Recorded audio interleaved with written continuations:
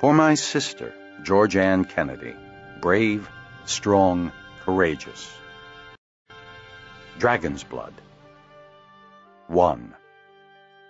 Red Star at night, firestone dig, harness rig, dragons take flight. Fort Weir at the end of the second interval after landing, AL 507. 4 men stood in a knot around the star stones of Fort Weir. The sun was just above the horizon, casting the harsh shadows of early dawn at winter's end. Each man wore the prestigious shoulder knots of Weir leader. Their warm warehide jackets proclaimed them the leaders of Bendon, Fort, Telgar, and Ista Weirs. Cleor, Fort's Weir leader, was host and the youngest present. He was also the newest Weir leader, having gained his position less than a turn before. He glanced back to the starstones, to the eye rock, which bracketed the finger rock, which itself was lit by the baleful red star. Thread was coming. Soon. The air was made more chilly by the steady breeze blowing across the plateau where Fort's starstones were placed. Cleor suppressed a shiver. Fort is still wing light. We've only had the one clutch. There's time yet, Cleor, Cryon, Ista's Weir leader, judged. He pointed at the red star and the eye rock. Thread won't fall until after the last frost. There's no doubt, then, that Thread is coming, Cleor said, wishing the other Weir leaders would disagree with him. For over 200 turns, the planet of Pern had been free of the threat of Thread falling from the sky. Now that peace would end. The red star's return would bring the thread that would try once more to devour all life on Pern. For the next 50 turns, the dragons would rise to the skies, flame Thread into lifeless char, or, failing, watch in horror as it burrowed into the rich soil of Pern to destroy all organic material with mindless voracity. Telgar's ready, Cleor, Dagon declared. He turned back from the starstones and the dawning light to gaze at the others, who were obscured by the sharp shadows of the early morning light. His words were firmly emphasized by the distant rumbling of his bronze, Keloth. My wings are at full strength, and I've 2 clutches on the hatching grounds. One of the other Weir leaders cleared his throat loudly, but Dagon's fierce glare could not pierce the shadows to identify the culprit. Yes, we were lucky, he continued, in answer to the unknown heckler. But the fact remains that Telgar will be wing-heavy when Thread falls, and our holders have tithed fully, so we've no lack of equipment or firestone.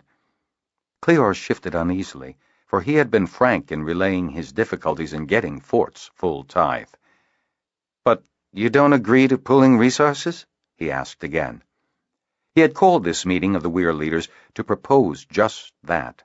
As none of them had ever fought Thread, Cleor felt that his notion of fly together, learn together had merit, and would promote communication among the Weirs. He was shocked when Devin of High Reaches had refused the invitation, and was even further shocked by Dagon's attitude. Telgar's Weir leader was Eigenbred, after all. Cleor had hoped that Dagon's experience would have made him more amenable to working together, not less. Dagon favored the wiry Fort Weir leader with a superior look. If you're still wing-light when Thread falls, Cleor, I'm sure I could spare some of my own. I'll bet they're all bronzes, a voice muttered dryly. It came from the direction of the Bendon and Istan Weir leaders.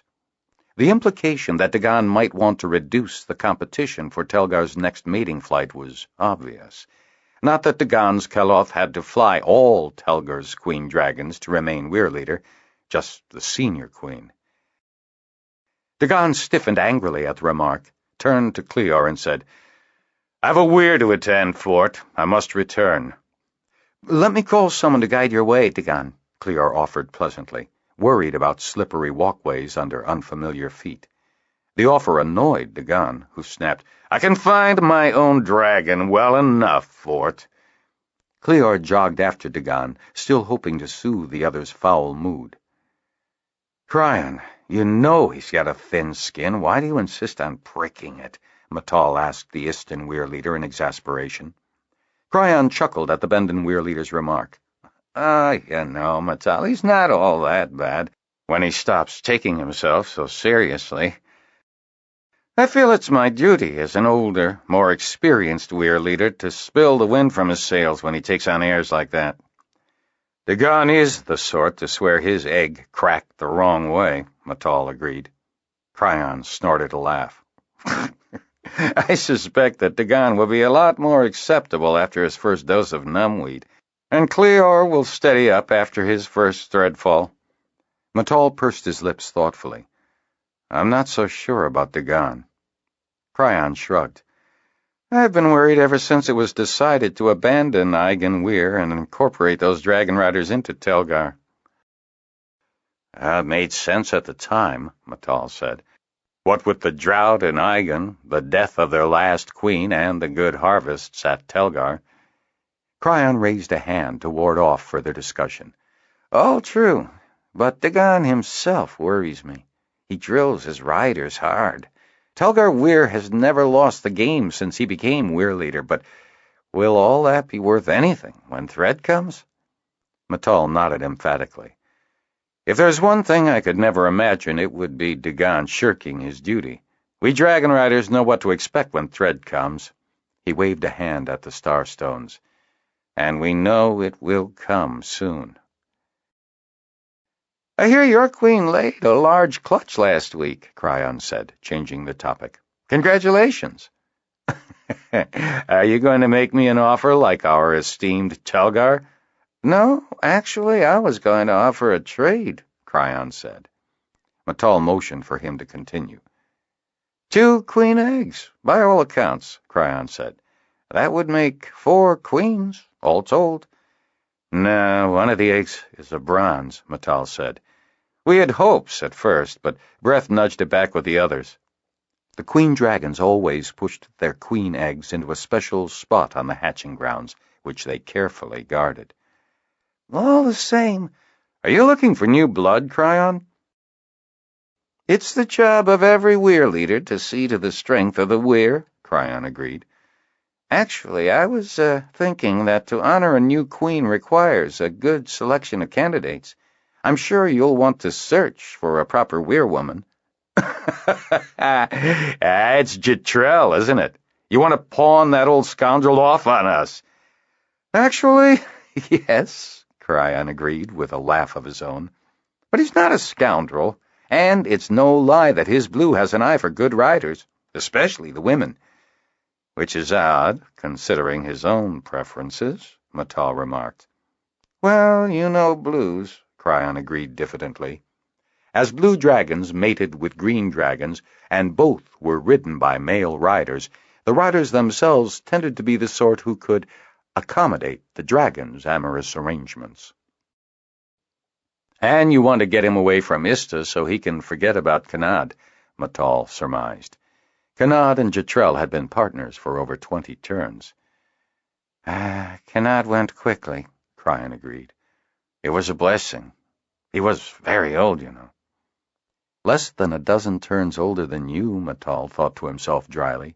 Somberly, he also realized, and only 15 turns older than me. Aloud, he said, So, you want Jetrel distracted by new duties? Cryon nodded. It would be easier for us at Ista, too. Thread is coming. It's going to be hard on the old-timers. There was an uneasy silence. Matal shook himself. I'll have to talk it over with Selena and the wing leaders. Of course, Cryon replied. There's no hurry. Curious, Matal asked. Where is Jetrel now? Cryon shrugged. I don't know. He and his blue took off after the ceremony for Kanad. He frowned. He had that look in his eyes, the one he usually gets just before Ista finds itself with a whole bunch of the biggest fresh fruit you've ever seen. He hasn't been going to the southern continent, has he? Matal asked, with a frown of his own. Dragonriders were discouraged from venturing to the southern continent with all its unknown dangers. I've made it a point never to ask, Cryon answered dryly. You really have to try the fruit.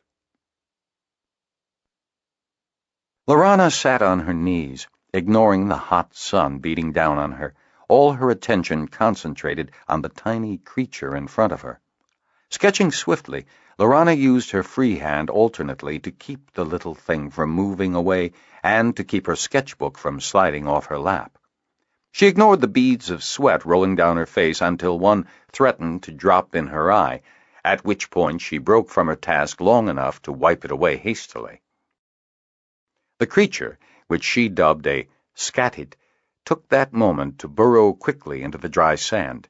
Lorana examined her sketch and frowned, trying to decide if she needed more details. The scatid was smaller than the tip of her thumb, and its 6 limbs had never stopped moving. Gren, the littler of Lorana's 2 fire lizards, cocked his head at the retreating insect and then looked back at Lorana with an inquiring chirp. "Of course it ran away," she said with a laugh in her voice. "You're 10 times its size."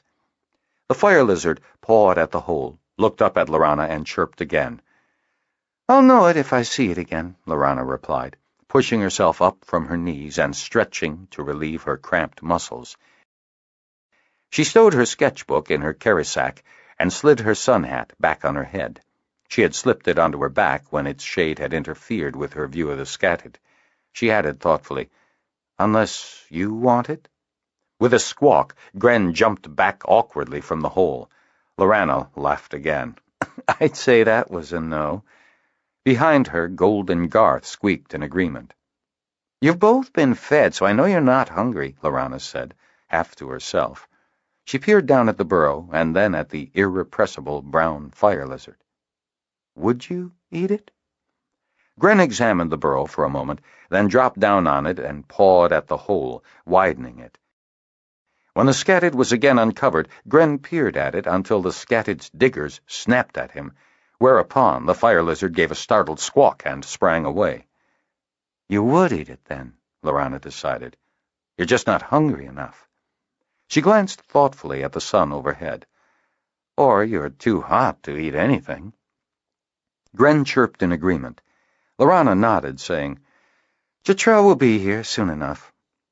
The little fire lizards, distant cousins to the huge, fire-breathing dragons of Pern, trilled happily at the thought of seeing their large friend again. "In the meantime, we can walk toward the beach again. There should be a breeze," Lorana told them. The fire lizards chorused happy assent and disappeared, leaving Lorana to traipse along after them on foot. She heard Garth formulating some plan as the little queen and her consort went between. Lorana felt them come out from between and got an impression of Garth's anxious searching for something. Deciding that the 2 fire lizards were not getting into too much trouble, Lorana stopped concentrating on them and focused her attention on the path she was following. Her clothing was not meant to cope with the hot Eigen sun, but Lorana had done the best she could with it, loosening her tunic and rolling up her sleeves and trouser legs. Her outfit would be perfect once aboard the ship, and was almost warm enough for the cold between. Halfway to the beach, she sensed a sudden exultation from Garth and felt the 2 fire lizards go between. In no time at all, they reappeared high above her, chirped a warning, and dropped what they had been holding between them. Lorana held out her hands and caught a good-sized round fruit. She laughed and waved at them. "Thank you." The fruit was delicious and moist, easing her dry throat. Energized, she picked up her pace to the shore. Gren swooped low over her and let out a querying squawk, curving back around toward her, eyes whirling hopefully. "No," Lorana said, "you may not perch on my shoulder. You need to stretch that wing now that it's healed. Besides, between the carry-sack and our gear, I'm carrying enough, thank you." Gren gave her a half-sad, half-wheedling chirp and beat his wings strongly to regain his lost altitude. High above him, Garth gave him an "I told you so" scolding. As he climbed sunward, Lorana noted that in his antics there was no residual sign at all of the broken left wing that had nearly cost his life, and had completely changed hers. With a frown, Lorana forced the memory away and continued on to the beach.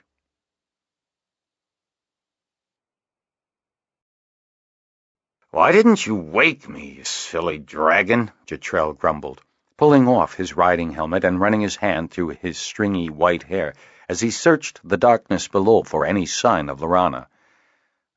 "You knew I'd had too much wine, but you went off sunning yourself on some rock and fell asleep, didn't you? Poor Lorana, waiting and waiting for us, only we were asleep." Talith took Jetrel's moaning in good part, knowing that the old Dragonrider was merely practicing his excuse on him. Talith had been tired, and the sun had been so warm. Jetrel had needed a rest himself, and the wine at Nerat Seahold had been so inviting, and they had worked hard all these many days helping Lorana with her explorations. "We were tired," Talith told his rider. "The sun, the wine were good." But while we were sunning ourselves, Lorana was doubtless being fried in the heat, or was bitten by one of her subjects, or... it's turned so cold, Talith," Jetrel said, putting his riding helmet back on. "Almost as cold as between. What if—" "She is down there," Talith said, tightening into a steeper dive. Jetrel craned his head out over Talith's neck and saw a small fire below on the beach. "She's probably half frozen," Jetrel chided. "This will never do." Lorana leapt from her place at the fire and rushed to greet the old rider as Talith settled. Gren and Garth chirped cheerful greetings to Talith, who rumbled back. "We fell asleep in the warm sun," the dragon told Lorana, "and now Jetrel is afraid that you are cold." "The fire's warm, Jetrel," Lorana said, beckoning eagerly, "and there should be enough light to see by." "See what?" Jetrel asked, his earlier excuses forgotten in the heat of Lorana's excitement. Lorana held up a hand. "I can't tell you. I have to show you." "Well, then let's get to that fire." When he was settled by the fire, angled so that its warmth was on his back and its light good for reading, Lorana opened her sketchbook and passed it to him. "Look at this one for a moment," she said, pointing to one of her earlier drawings. Jetrel took the book and peered at it. His eyes weren't good close up anymore. He moved the book farther away until the image came into focus. "Oh, ugly little beastie," he muttered to himself, then hastily added, "But you drew it well." With a polite nod, Lorana took the book, flipped the pages to one of her more recent drawings, and thrust it back in the Dragonrider's hands. "Now, look at this, please." Jetrel frowned and examined the drawing more carefully. Why, it's almost the same, but different. I can't quite see what, though." Lorana leaned forward and pointed. "Here, the back legs have none of the fur of the other ones." She flipped back to the first drawing. "But see how the front digger legs are much thinner on this one than on the other? I think that this northern one needs the thinner diggers to burrow in the wet earth, while this little beastie needs wider diggers to push the sand away, see?"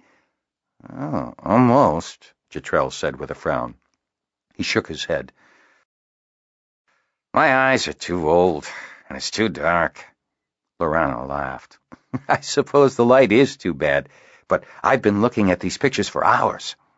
Catching Jetrel's grim face, she added hastily, "Oh, don't worry, Jetrel. I was quite safe. Garth and Gren kept watch." She glanced back at her drawing and then eagerly back to Jetrel. "Did you have any luck finding a ship? I'd love to see if there are any different sorts of scadids in Tilek, not to mention the other beasties I found." "A ship, she asks," Jetrel exclaimed. "Oh, Lorana, did I find the most beautiful vessel for you? Fit for a holder, this one is. In fact, it's meant for a holder. None other than the Lord Holder of Tilek, the master fisher himself, and it was built... It's just finished in the yards and will sail with the tide." His beaming smile suddenly vanished. "Jetrel? What's wrong?" Lorana asked. "The tide!" Jetrel wailed. "Oh, Lorana, that dratted dragon of mine, we've missed the tide!" He turned to the dragon. "Talith, why didn't you wake me?" "I'm sure you were both tired," Lorana said in a reasonable voice. "But, Jetrel, what does it matter that we've missed the tide? Wind Riders sailed with the tide, Lorana. The ship's gone.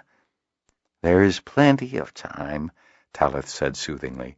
I know when we should meet the sailing master. You have given me a very clear image. Jetrel brightened. Of course, he agreed. Lorana, gather your gear, and I'll have you on the good ship Wind Rider before she sails.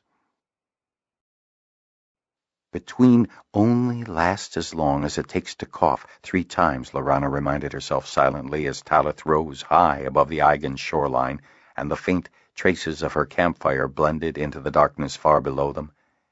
Since meeting Jetrel and his blue dragon, Lorana had been between several times as they had gone from their unmarked camp to various points on Pern. She had become mostly used to the chill and dead silence of the nothingness that was between one place and another. It may take a bit longer this time, Talith warned her, and then they were between. The warming comfort of Talith's presence steadied her. Lorana counted slowly to herself. 1, 2, 3, 4. The sun shone high in the sky as Talith appeared over Ista Seahold.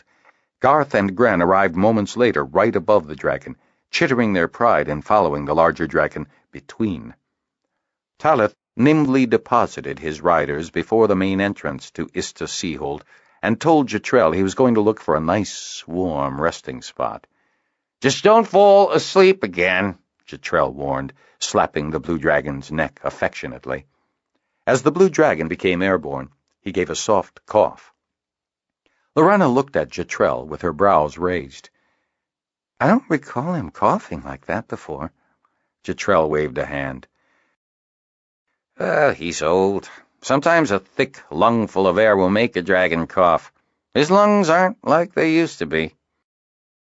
"Do dragons cough often?" Lorana asked, with natural curiosity. Her father had been a beast master and had even tended people in emergencies, and she had learned much of his craft. Jetrel shrugged. Dragons are very healthy. Sometimes they seem to get a bit of a bug, and sometimes they cough." He made a throwaway gesture, saying, "It doesn't last long." "What about the plague?" Lorana asked with a faint shudder. "The plague affected people, not dragons, and the Dragonriders were careful to keep safe." Jetrel's face took on a clouded look. "Some say we were too careful." Lorana shook her head emphatically. "We have to have dragons to fight Thread, and they have to have riders to help them." Jetrel smiled and wrapped an arm around her shoulder for a brief hug. "That's the spirit." Because she was with a dragon rider, Lorana was not jostled by the crowd. People cleared out of their path. Jetrel took this deference by the Seaholders as a dragon rider's just due, and set a brisk pace to make up for his earlier tardiness. Lorana struggled to keep up with him. Jetrel noticed and gave her a worried look. Are you all right?" Lorana flushed and waved his courteous inquiry aside. "I'm just a bit tired is all. Maybe I've been walking too long." "You have never gone between times before," Talith told her with a yawn of his own. "Between times?" Lorana asked aloud. "Shh!" Jetrel said suddenly, holding a hand up warningly.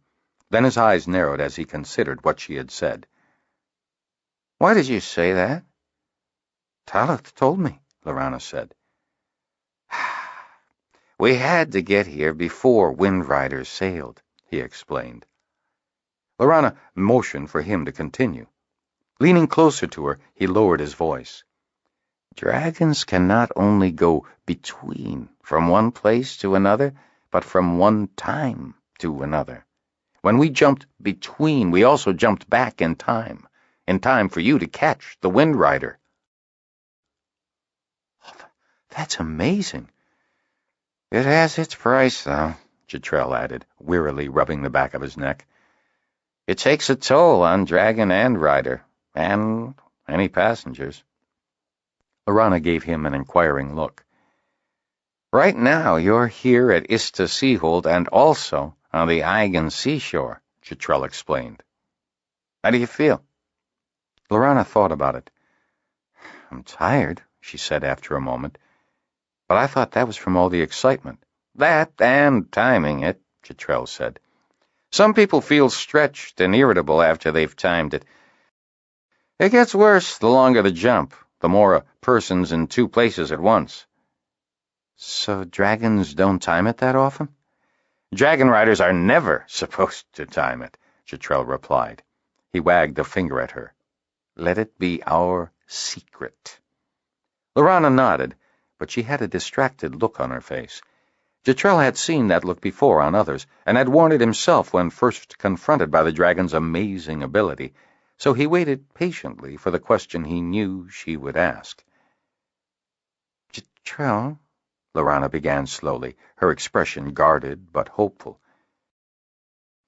Could we go between time to when my father was with that herd beast and warn him?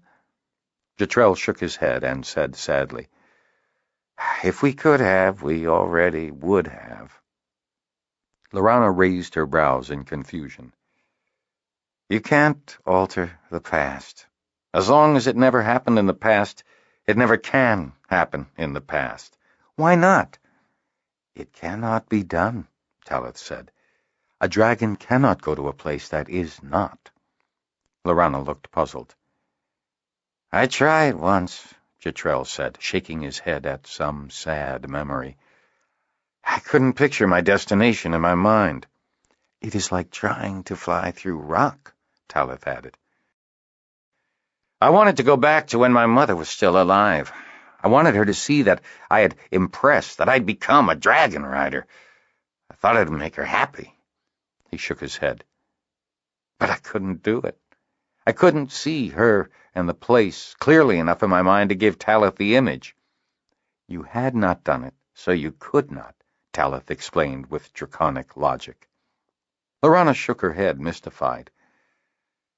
Maybe if I think about it long enough, it'll make sense, she said. But her attention was already caught by the tall masts of the ships docked just ahead. Swarms of seamen and landsmen bustled about, loading and unloading carts, ships, and conveyances. Which one is it? She asked Jetrel. The shiny new one, he told her, gesturing with a flourish. The good ship Windrider, readying for her maiden voyage. Eyes widening, Lorana grabbed her book and stylus from her carry-sack and began sketching furiously. A sea voyage would do her good, Jetrel mused, watching her draw. It would give her a chance to take stock, see more of the world, and maybe learn to see herself as she really was. She thought too poorly of herself. He remembered how he had first met Lorana. It had been late and dark, and he and Talith had been cold and feeling old, lost. His partner, Kanad, had succumbed to his ailment, and Kanad's green Nareth had departed forever between a 7 day before. Jetrel had summoned his courage and done everything to make Kanad's passing easier for everyone in the weir. Then he had gone to tell Kanad's kinsfolk at the hold where he had been born and raised. Karal, Lord Holder of Limos and Kanad's younger brother, took the news silently, inured to death from the great losses of the plague 12 turns before. After an uncomfortable dinner, Lady Munori saw Jetrel to the great hold doors. He has buried his grief so deep that it no longer shows, she said of her husband, as an apology to the dragon rider. She touched his arm consolingly. He was always proud of Kanad. Jetrel nodded and turned to leave. "Dragon rider, my lord!" someone called out of the night. "A moment, please!" There was a note of panic in the voice. Jetrel turned to see a young woman rushing toward him. She was tall, still gangly in her youth, and not very pretty. "Your pardon, my lord," she said. "I was hoping to speak with you before you left." "This is Lorana," Munori said to Jetrel, her voice tinged with sadness.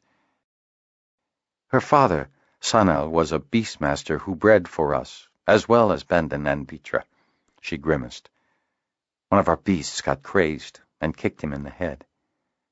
"To be in demand by 3 holds, your father must be sorely missed," Jetrel said, looking at Lorana more closely. He revised his first impression. Her dark hair and almond eyes were set in an expressive face that was, at the moment, quite somber. He wondered what she would look like when she smiled. Lorana nodded. "I was wondering if I could ask your advice," she said after a moment. "The beast that killed my father also snapped the wing on Gren, one of my fire lizards." "I'm sorry," Jetrel replied, guessing at the nature of her request. "I'm afraid I haven't heard of any new clutches recently. But if I do, I'll be sure to put your name in for a replacement egg." Lorana shook her head. "He still lives?" Jetrel was amazed. "Usually a fire lizard suffering such a wound will go between, often forever." A brilliant spark of determination flared in Lorana's eyes. "I wouldn't let him." "It was the most amazing sight," Lady Minori added. "You could even see them breathing together, her and her fire lizard, as she fought to keep him here." Intrigued, Jetrel said, "I should like to see this fire lizard." "Thank you," Lorana said, dipping a slight curtsy to the Dragonrider. Lady Minori accompanied them. "You should see her drawings, too, Jetrel. Lord Carl has 2 hanging in his chambers." Jetrel cocked an eye at the young woman. "A healer and a harper? Oh, you are a woman of many talents." Embarrassed, Lorana ducked her head. Silently, she led them to one of the guest rooms and gestured politely for Jetrel and Minori to precede her. A fire lizard's chirp challenged them as they entered. "They're friends, Garth," Lorana called out. "You've 2!"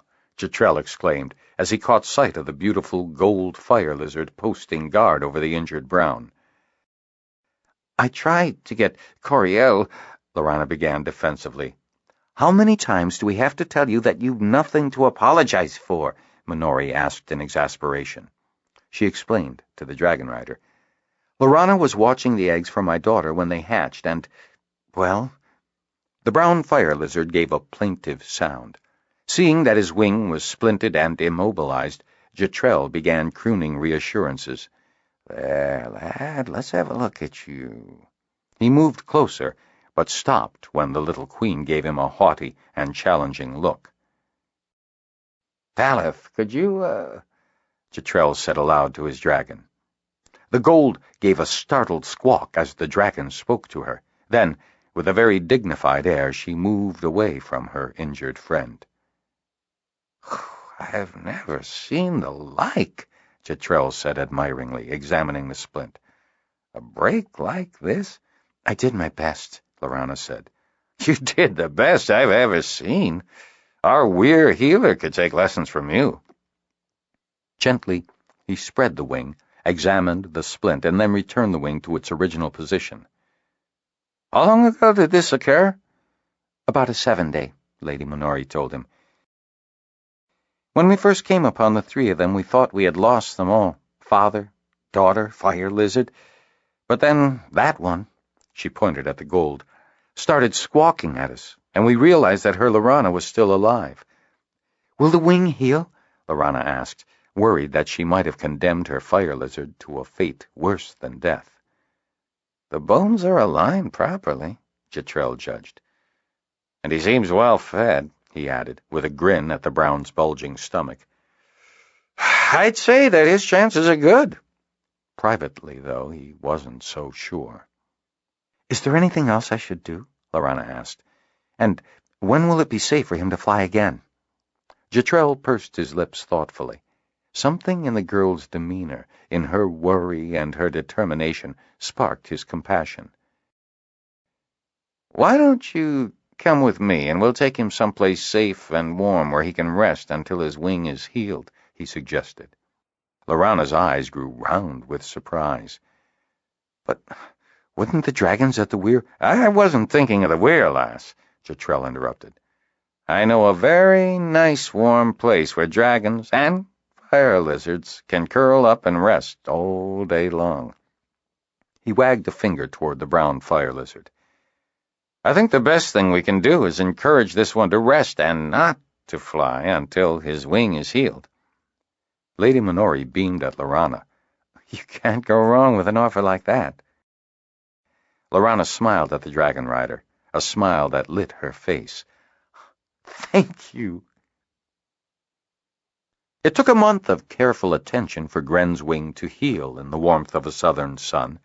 During that time, Jetrel was pleased to provide Lorana with pencil and paper to sketch upon, and amazed when he saw the results.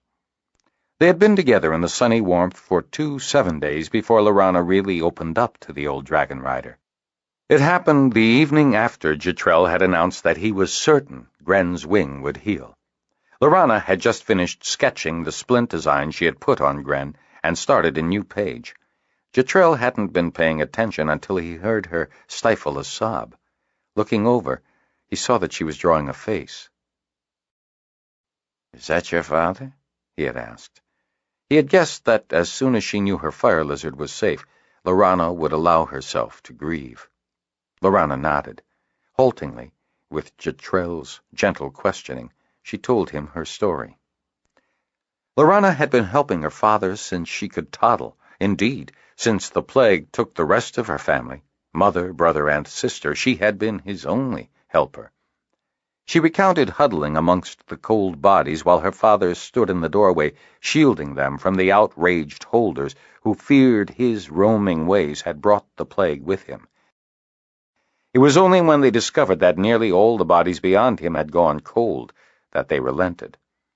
Lorana had used all her wits, particularly her skill at drawing, to bring her distraught father out of the despair that overtook him after that fateful day. Since then, Sanel had used her ability in drawing, tasking her with registering all the marks and conformations of their various breedings, and taking her everywhere he went. When he died, she had been devastated. When Jetrel looked over Gren that evening by the campfire, he was very pleased to be able to give Lorana some good news. "I think we should try to see if he can fly tomorrow morning," he announced, "when the air is cold." "Because the air is heavier then, right?" Lorana asked. "Exactly. And if he's all right, I'll take you back to the weir with me." Lorana's face fell. Jetrel gave her an inquiring look. "I don't know if I belong there," Lorana admitted. When Jetrel started to protest, she held up a restraining hand. "I don't know where I belong." Jetrel bit back a quick response. He gave her a long glance and nodded slowly. "I think I see. In fact, I feel somewhat the same myself." "You do?" Lorana asked, taken aback. "Not about you," he added hastily, pointing a finger toward his chest. "About myself." Lorana was surprised. Jetrel let out a long, slow sigh. "I'm old," he said at last. "I can't say that I'll be any credit when Thread falls again. And I'm tired." "Tired?" "Tired of hurting. Tired of the pain. Tired of memories. Tired of not being able to move the way I used to. Tired of making compromises. Tired of the looks the youngsters give me. Looks I used to give old people." "It was different with Kanad," he continued softly, almost to himself. "Then I had someone to share with. We would groan when our joints hurt and laugh about it together." He shook his head sadly. "I hadn't planned on anything beyond saying goodbye to Kanat's kin. And then I met you." Lorana shook her head, trying to think of something to say. Jetrel waved her unvoiced objections aside. "I'm not complaining. In fact, I'm glad to have met you." He grinned at her. "I've never met a woman more fit to lead a weir." "Lead a weir?" Lorana repeated, aghast. "Weir woman? Me?" No, you've more talent than I've ever seen," Jetrel told her. "Half the Eastern riders of the past 30 turns were searched by me and Talith." He smiled briefly in pride. "And you can talk to any dragon," he exclaimed. Lorana crinkled her forehead in confusion. "What makes you say that?" I've only talked with Talith." "Well, it's true that a dragon can talk to anyone he chooses. Only riders bonded to a dragon can address one, and usually only their own. No rider can talk to another dragon unless he can hear all dragons. Do you know how few can do that?" Lorana could only shake her head. "Taurine is the only one I can think of, and I don't think she had your way with them. It's more like you feel them than you talk to them." "You don't?" Lorana asked in surprise. She looked out to Talith and smiled fondly at the blue. I'm sorry. Lass, when are you going to stop apologizing for your gifts?" Jetrel interrupted her gently. "Oh, it's just... Lorana couldn't continue. "I see," Jetrel said, to stop her from tearing herself apart. He grimaced. He had seen this behavior in many of the survivors of the plague. The plague had come up suddenly 12 turns earlier. Some said it had started at Nerat Tip, others said Bendenhold, still others said Bayhead. Wherever it had started, it had spread quickly, if sporadically, across all of Pern, while the holds of Benden Weir, Petra, Limos, and Benden were hardest hit. No hold from southeasternmost Nerat Tip to northwesternmost Tilek Hold had been spared. In less than 6 months the plague had passed, leaving grieving holders and crafters to recover, and wonder why the Dragonriders hadn't helped out sooner. Help from the Weirs had come, but only when the worst of the plague had passed. Jetrel knew why. He had heard from his wing leader, Slantir, of the bitter arguments amongst the Weir leaders over whether to aid the holders or preserve their own numbers to fight the thread that was due to fall in the turns to come. In some places, 1 out of 3 holders had perished. In others, only the very youngest and the very oldest had been affected. Some outlying holds had been left empty, devoid of all life, and everyone had at least one close relative or friend who had succumbed to the plague. When the plague had passed, and the Dragonriders had come to help, they had found fields untended, men and women sitting listless and vacant-eyed. The few healers who hadn't themselves fallen to the plague explained that these people were in deep shock. It took days of comfort and caring for the survivors to recover. Everyone felt the same nagging loss, the same wonderment mixed with shame at their survival, the sense that they were not worthy of their existence. "What would you like to do?" Jetrel asked her. Lorana shook her head. I don't know. I just don't think that I'm ready. "Perhaps you aren't. You could always go back to Limos." "No!" Lorana exclaimed. She took a deep breath and continued more calmly. "Please. Limos holds too many sad memories. I don't want to go back there." "Very well," Jetrel said. He pursed his lips. "Perhaps we should look at your skills?" "Well, I guess I'm not bad with broken wings," Lorana allowed, with a glance toward the sleeping Gren. "And you can draw very well," Jetrel said. Perhaps we should sleep on it." When the sun woke him the next morning, Jetrel was struck with an inspiration.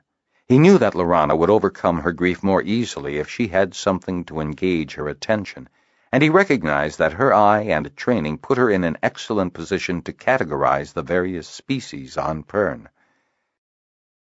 "No one's ever drawn all the different creatures of Pern," he told her. "You could be the first." Lorana was intrigued. "But how can I get all over Pern? I couldn't ask you to take me everywhere." "I shall have to ponder that," Jetrel said, admitting, "at some point I'll have to get back to my own affairs." Then he stood up, slapping his legs with his hands.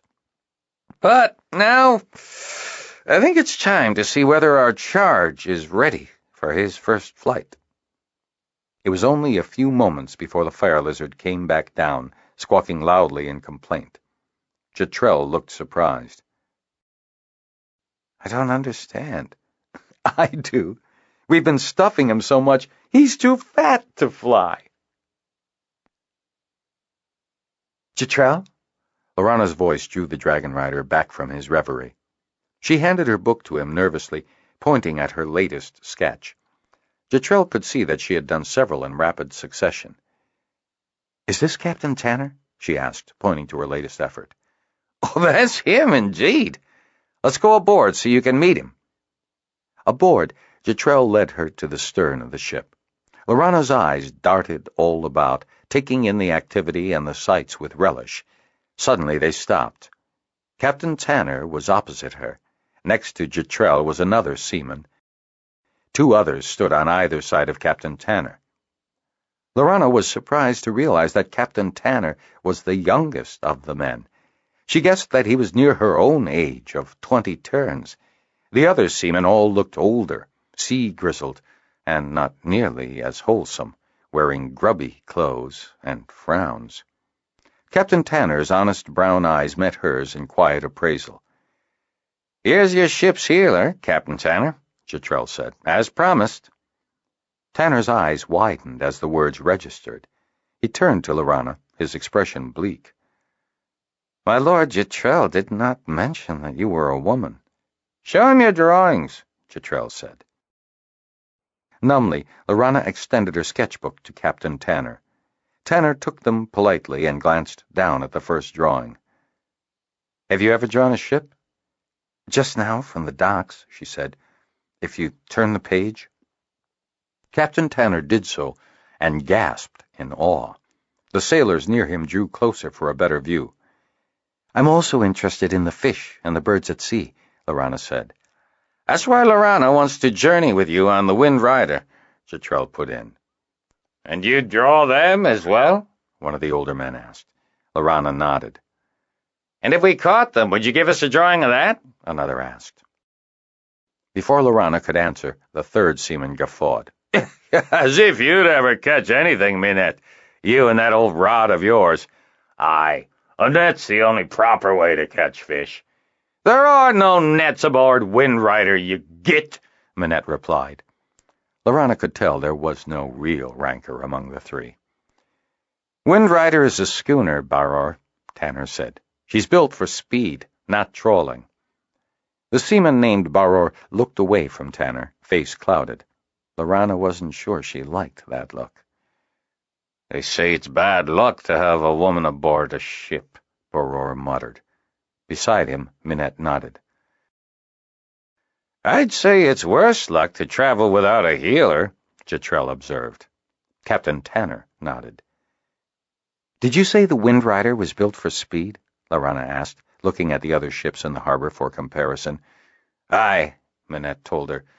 "Lord Holder Tillich, the master fisher himself, had her built here special for fast runs between thread."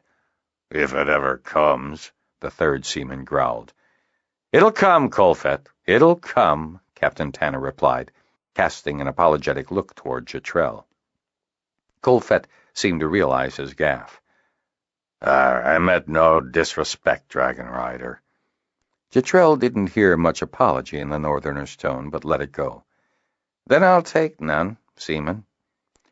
Tanner decided to change the subject. "Jetrel says you've also got a way with beasts." "My father worked with them, yes," Lorana replied. "Do you suppose you could splint an arm or tend a scrape for a person?" Lorana shrugged. "It's not much different. More than a scrape or a break, and you'd want to get a proper healer." The seamen all nodded in agreement. "None of the lads are likely to get themselves hurt on a milk run like this," Colfett growled. "Just down to that new sea-hold and back here." Captain Tanner told Lorana, "I'm only captain for Wind Rider's shakedown cruise. After these 3 get the feel of her rigging, they'll be taking her on up to Tillich." "But I'd like to go to Tillich," Lorana said. Colfett glanced at the other Tillich men, then said, "For that, you'll have to get my approval." He took a long, thoughtful breath. "Let's see how you are on this run down to this new hold first." "We'd better be moving, then," Tanner said, turning to the others. "The tide doesn't wait." Jetrel shook her hand and then grabbed her in a hug. You watch out for yourself, youngster. I want to know how you get along." Lorana gave him a smile. "I'll do that, Jetrel." The Wind Rider was everything Captain Tanner had said it would be. Lorana stowed her gear in the healer's cabin and then joined the crew on deck as the ship was nimbly warped out of Ista Harbor. The schooner heeled as the wind caught her quarter, and the helmsman cursed as he struggled to control the wheel. As the ship heeled into a new wave and burst through the other side, Captain Tanner said to Colfett, "What do you think of her now, Mr. Colfett? Is she fit for your master's fleet?"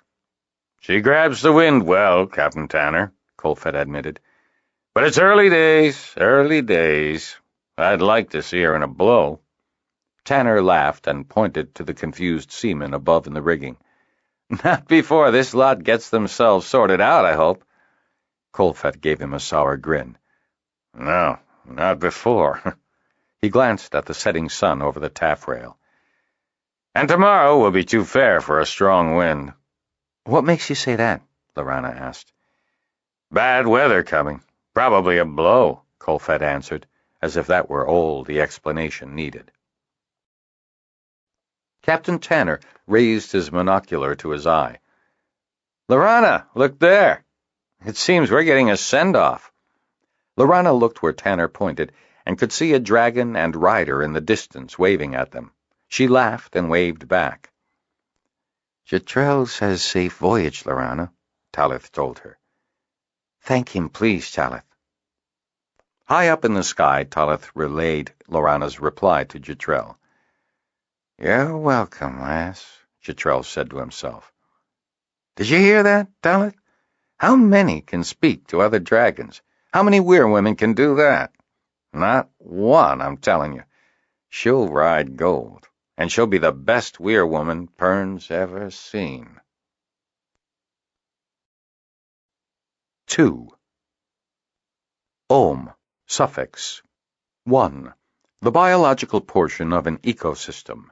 2. The material and genetic information required to recreate the biological portion of an ecosystem. Examples: the terome refers to the biological portion of the Terran ecosystem. The cetome refers to the biological portion of the Cetus III ecosystem. The eridanome refers to the biological portion of the Eridani ecosystem. Glossary of Terms, Ecosystems, From Ohm to Planet, 24th edition. Fort Hold, First Pass Year 42, AL 50. With another wordless cry, Wind Blossom rolled out of her dreams into the new day.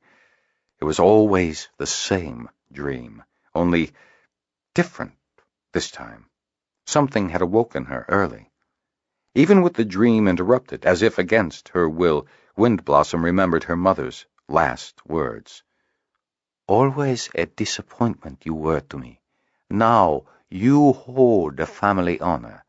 Fail not, Wind Blossom." Wind Blossom had had the same dreams for the last 40 years. The sound repeated itself, a dragon bugling in the sky above. Her mother, Kitty Ping, had created the dragons. Kitty Ping, famed Eridani adept who had saved Cetus III from the ravages of the Nathi War, was also Pern's savior with the creation of the great, fire-breathing, telepathic dragons. Wind Blossom was credited with, blamed for, the creation, through similar genetic manipulation, of the photophobic watchwares.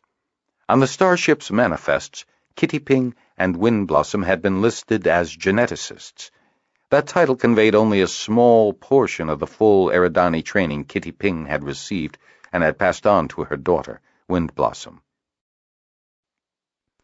"Always a disappointment you were to me." Her mother's calm, controlled voice came to Wind Blossom's mind, a memory over 40 years old. They had come to Pern 50 years earlier. Thousands of war-weary people seeking an idyllic world beyond the knowledge of human and Nathi alike. They had been led by such luminaries as Emily Bowl, famed governor of Tau Ceti and heroic leader of Cetus III, and Admiral Paul Bendon, the victor of the Nazi wars. Instead of finding rest and a pastoral, agricultural world, they discovered that their lush planet Pern had an evil stepsister, the Red Star. Its orbit was wildly erratic, coming through the solar system on a cometary 250-year cycle, dragging with it the mysterious peril of Thread. 8 years after the colonists landed on Pern, the Red Star came close enough to unload its burden on its sister planet. The Thread, mindless, voracious, space-traveling spores, ate anything organic. Plastics, woods, flesh. The first threadfall on the unsuspecting colony was devastating. Galvanized by this new threat, Kitty Ping, Windblossom, and all the biologists on Pern dropped their work in adopting Terran life forms to life on Pern, to concentrate instead on creating a defense against Thread. From the native flying fire lizards, barely longer from nose to tail than a person's arm, Kitty Ping created the huge, fire-breathing dragons, able to carry a rider telepathically bound to his mount into a flaming battle against Thread, and so humankind on Pern was saved. It was the sound of a dragon's bugle that had disturbed Windblossom's dreams. Through the unshuttered windows, she could make out the beat of the dragon's wings and heard it land in the courtyard outside the college. Shouts and cries reached her window with emotions intact but words incomprehensible. The dragon alone was indication enough of something extraordinary, and the voices confirmed that there was some sort of emergency. The voices in the courtyard moved inside. Her room smelled of lavender. Windblossom took a long, deep lungful of the smell and turned to look at the fresh cutting on her bedside table.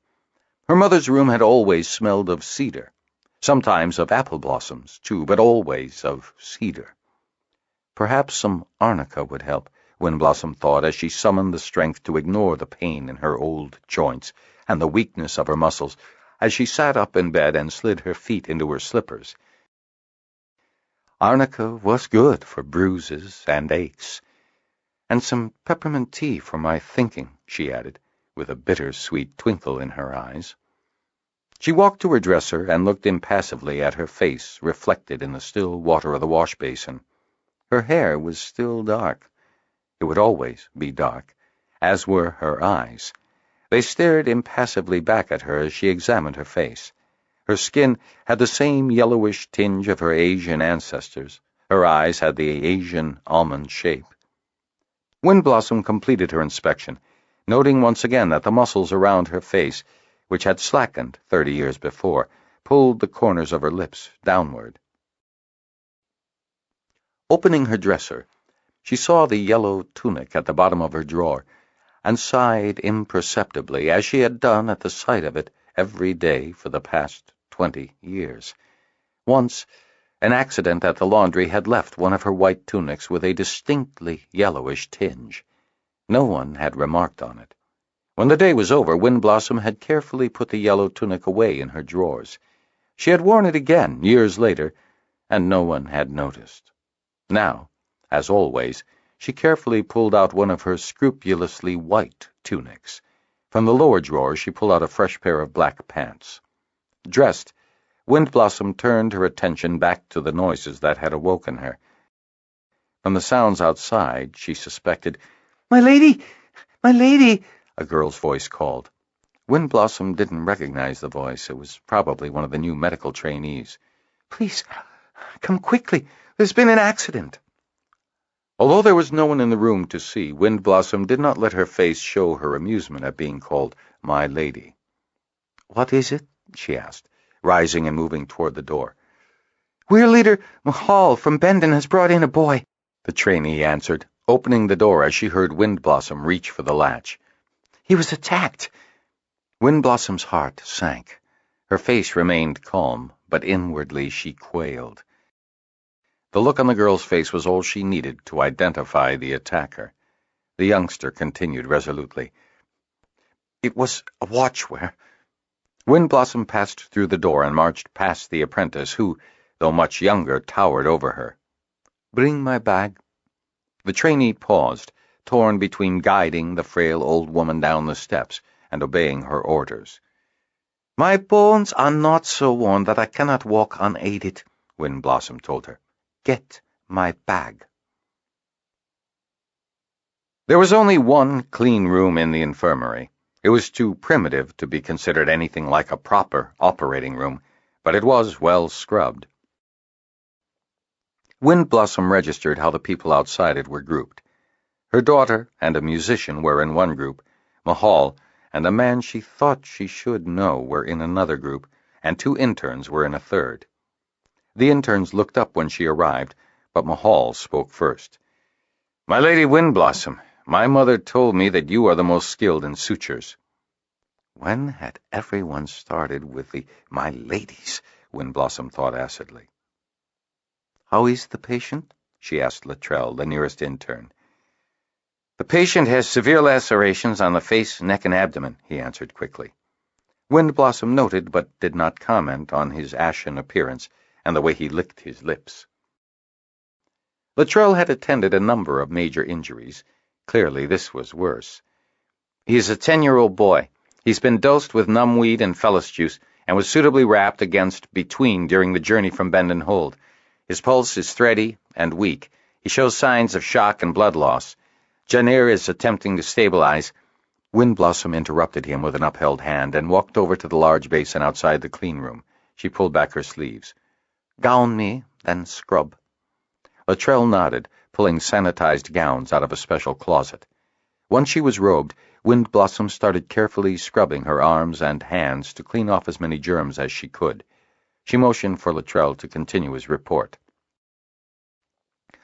"We cannot type his blood.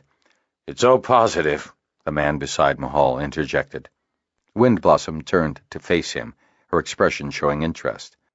"I've been keeping track of our bloodlines. It can only be O positive," he repeated. Windblossom matched his face to her memory of a young boy she had spoken with long ago. "Peter Tubberman." The man winced at the name. "I'm called Pern now," he corrected. "The boy is my son." A crease formed on Windblossom's brows. Ted Tubberman had been considered a dangerous renegade in the early days of the Pern colony at Landing. He had stolen equipment to conduct biology experiments, one of which had killed him and orphaned young Peter at an early age. Windblossom could understand why Peter Tubberman would want to remove himself from memories of his father. "Perman, Bendon wines," she said to herself. "Modified vines, no?" She waited only long enough for his body language to answer her before she said to the other intern, "Perman scrubs with us." She turned her attention back to Luttrell. "The old needles, you kept them, right?" When the intern nodded, she said, "Have them sterilized and bring them in. What about sutures?" The young trainee, Corelli, Windblossom finally put a name to her, arrived, breathless, with Windblossom's medical bag. "My lady," she gasped, and gathered in another breath to say, "There are no more in stores." Windblossom grunted acknowledgement. She looked at the Bendon Weir leader. "Mahal?" Mahal approached the diminutive geneticist. He bent over her when she beckoned him closer. "I have one set of sutures left. If I use them on this boy, others will die later. Probably Dragonriders," she said, in a voice that carried only to his ears. Mahal nodded his understanding. "I saw this day coming," she added. "We are losing our tech base. These sorts of wounds are rare enough that soon no one will even know how to treat them." "Then let us use these sutures now," Mahal said, "while there is still someone with your skills." Windblossom nodded. She turned to Corelli. "Go back to my room, girl, and bring down the orange bag." As the girl ran off, Windblossom turned to Perman. "The last of the sutures and antibiotics are in my orange bag. Your son will be the last one treated with such medicines on Pern." "For how long?" Perman wondered, as if to himself. "A long time, I fear," Windblossom answered. There are so few of us who have the skill and the knowledge, and now, without supplies, the skills will become useless. In the clean room, Wind Blossom found that the boy's injuries were every bit as awful as she had feared. His right forehead, nose, and left cheek had been opened by the 3-clawed paw of the watchwearer. The claw marks continued down the top left side of the boy's chest, near the shoulder, and into the biceps of the upper left arm. Wind Blossom leaned closer to the boy's face. Before the incident, he had been as handsome as his father at the same age. Now, she shook herself and checked his pulse. "He is in shock," she announced. Janir nodded, saying, "I've been keeping him warm, but he has lost a lot of blood, and going between." The doors to the ready room swung open as Luttrell, Corelli, and Pern entered. "He will need blood," Wind Blossom announced. She looked at Luttrell. "Get the other bed set up close by." She turned to Pern. "He will need at least 3 units. You can only donate 1. She patted the bed that Luttrell brought up. "Get on it, you'll be first." "Corelli, find Amora and tell her we have need of her," Wind Blossom ordered. "And have someone make me some peppermint tea with a dash of arnica." The young apprentice waved an arm over her shoulder in acknowledgement as she sped off on her mission. Pern's face was clouded with fear. Wind Blossom explained, "We need to stabilize him and irrigate the wounds to prevent infection." She looked closely at the boy's nose. "He has lost a lot of cartilage. Rebuilding the nose will be difficult." She gestured for a probe from Janir. Gently, she examined the boy's cheek. "The damage to the left cheek is severe. Immobilizing it while it heals will be a major concern." She continued her examination, adding, "Fortunately, there is no sign of damage to the underlying bone." She sighed and looked at the boy's chest wound. "The chest cavity is intact. That's good. It is a flesh wound. We will have to leave it open and irrigate it to ensure that there is no infection." She turned her attention to the boy's arm. "Some of the muscle has been removed here," she said. She looked at Janir. "You will irrigate with saline solution and bandage here, too." "Him? What about you?" Pern asked, sitting up on his bed. "We need 3 units of blood," Wind Blossom repeated in answer. "You will give the first." The door opened, and a competent-looking young woman entered the clean room, bringing with her the faint smell of starsuckle, the Pernese hybrid of honeysuckle. "Amora?" Wind Blossom nodded to the woman, and Pern was struck by their resemblance. "We'll donate the 2nd unit, and I the 3rd. But," Pern objected. Wind Blossom silenced him with her upheld hand. "I will stitch his facial wounds before I give the blood." Her lips curved up in a shadowy grin. "It is fitting. Kitty Ping's daughter and granddaughter should help Tuberman's son and grandson. And," she added, as Pern started another objection, "she and I are the only other 2 suitable blood donors available." "You are too old, Mother," Amora objected. "I shall donate 2 units." "Who is too old?" Wind Blossom snorted. "What do you know? You never studied medicine." "You know better," Amora corrected. Corelli arrived with a tray and a cup of tea. "That was genetics, not medicine," Wind Blossom said. Amora's eyes flashed. Pern and Janir looked askance at the 2 women. "Please," Pern said anxiously, "my son." Wind Blossom spared one more moment to glare at her daughter. "Always a disappointment you were to me," she muttered before she bent over the boy. She worked quickly, starting with the lacerations of the forehead. Gently she teased the open wounds together. She stitched the dermis and subcutaneous fat together with polydioxanone, a synthetic absorbable suture, and closed the epidermis with synthetic polyester sutures. She made her stitches small and as few as she could. There was even less suture material than she had feared. Janir monitored the boy's vital signs while Luttrell supervised the direct transfusion of first Pern's and then Amora's blood. When both units had been transferred to the boy, Wind Blossom said, without looking up from her work, Corelli, take Pern and Amora out of here. Make sure they both have wine and cheese, and take some rest." An hour later, Windblossom laid aside her tools and walked wearily to the other bed. "My turn now, Luttrell?" Janir and Luttrell exchanged worried looks. "The boys," Janir began. Windblossom cut him off.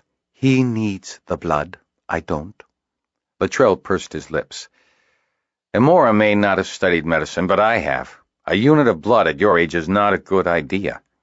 Windblossom looked up at the young intern. "Luttrell, there is nothing more I can teach you to do with the supplies we have left. The boy's wounds came from a watchware. My mistake. If it's to be, then nothing would suit me more than for my blood to redeem my error." When she saw that the intern still looked unconvinced, she added, "And it's my choice, Luttrell." "Very well," he replied, his tone resigned, but his face showing his worry. Windblossom winced as he inserted the needle into her vein. As her blood began to flow into the mutilated boy, she sighed and remembered nothing more. It was always the same dream. How could you say that the multichord songbird of Cetus 3 is my greatest success? That honors had been heaped upon Kitty Ping for her work in developing the hybrid, which had so neatly averted the worst ecological disaster of the Nazi wars, was not answer enough. "When are we done?" Kitty Ping prodded, when Windblossom would not answer her first question. "Never," Windblossom heard herself dully repeating. "Why is that?" "Because today is the mother of tomorrow," Windblossom said, spouting another of her mother's sayings. Kitty Ping's eyes narrowed. "And what does that mean, child?" "It means, my mother, that our work today will be changed by what happens tomorrow. And only those who anticipate tomorrow will find rest in their labors," Kitty Ping concluded. She sighed, her symbol of utmost despair in her daughter. "The multichord was nothing compared to the leechworm." Windblossom schooled her face carefully to hide any trace of her thoughts. "Here it comes again." Aloud, she said, "I consider the multichord the obvious representative of the entire symbiotic solution you created, my mother." Kitty Ping allowed her gaze to soften a little. "You are in error. The leechworm, the ugly eater of unwanted radiation, was the true solution to the problem. The multichord was a felicitous symbiont embodying both a guardian for Cetus 3's pollen-spreading systems and a suitable predator for the leechworms, allowing us to quickly concentrate the deleterious radioactives in a controlled sector of the biosphere." Windblossom nodded dutifully. Behind her eyes, she remembered the awards citing the multichord of Cetus 3 as the first wonder of the universe. They had been such an elegant solution to the radiation left by the nuclear horror that the alien Nazi had rained down upon Cetus 3 in their attempt to eradicate all humanity, an attempt that would have succeeded if not for Admiral Bendon. Windblossom remembered the marvelous multitonal choruses that had thrilled the night air and brought smiles to all the survivors of that horrible war. The sheer beauty of the rainbow-colored birds, built upon the original hummingbird genotype, as they flitted like the little bees they protected from one plant to another, pausing occasionally to eat any stray leechworm that threatened to transport radioactives into those areas already reclaimed. The dream changed. "Why did you make the watchwares?" "Mother," Windblossom thought, "you know why I made the watchwares. They were part of the original plan." "Why did you make the watchwares, Windblossom?" The voice was not Kitty Ping's, it was deeper. Windblossom opened her eyes. Sitting beside her was Ted Tuberman's son, Pern. She sat up slowly. She was in her room. Pern was seated beside her bed, looking intently at her.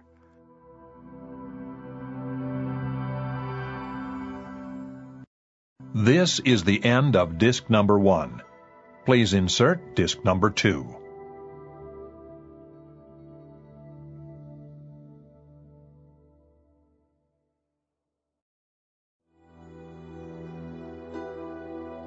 This is disc number 2.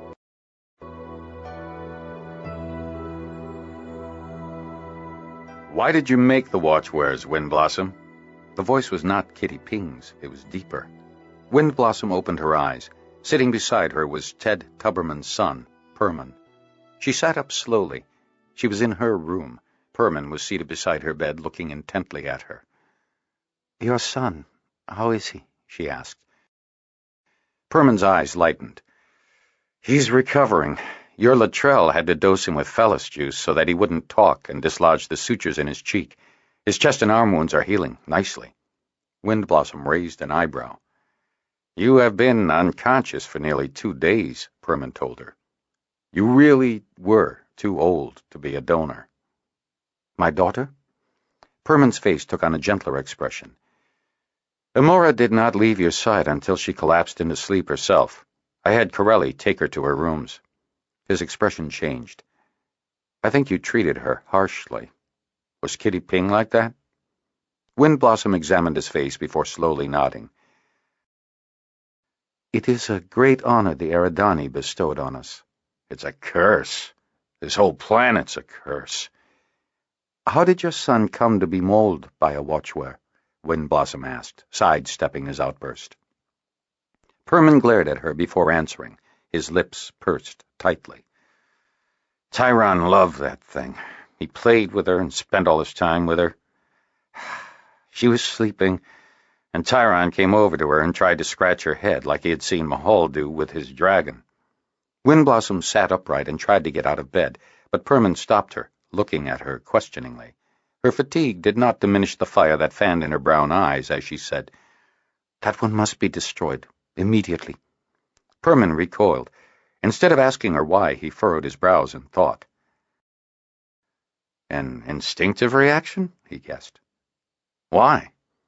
The door to her room opened, and Mahal and Amora entered. "An instinctive reaction," Windblossom agreed. "I thought I had bred it out." She turned to Mahal.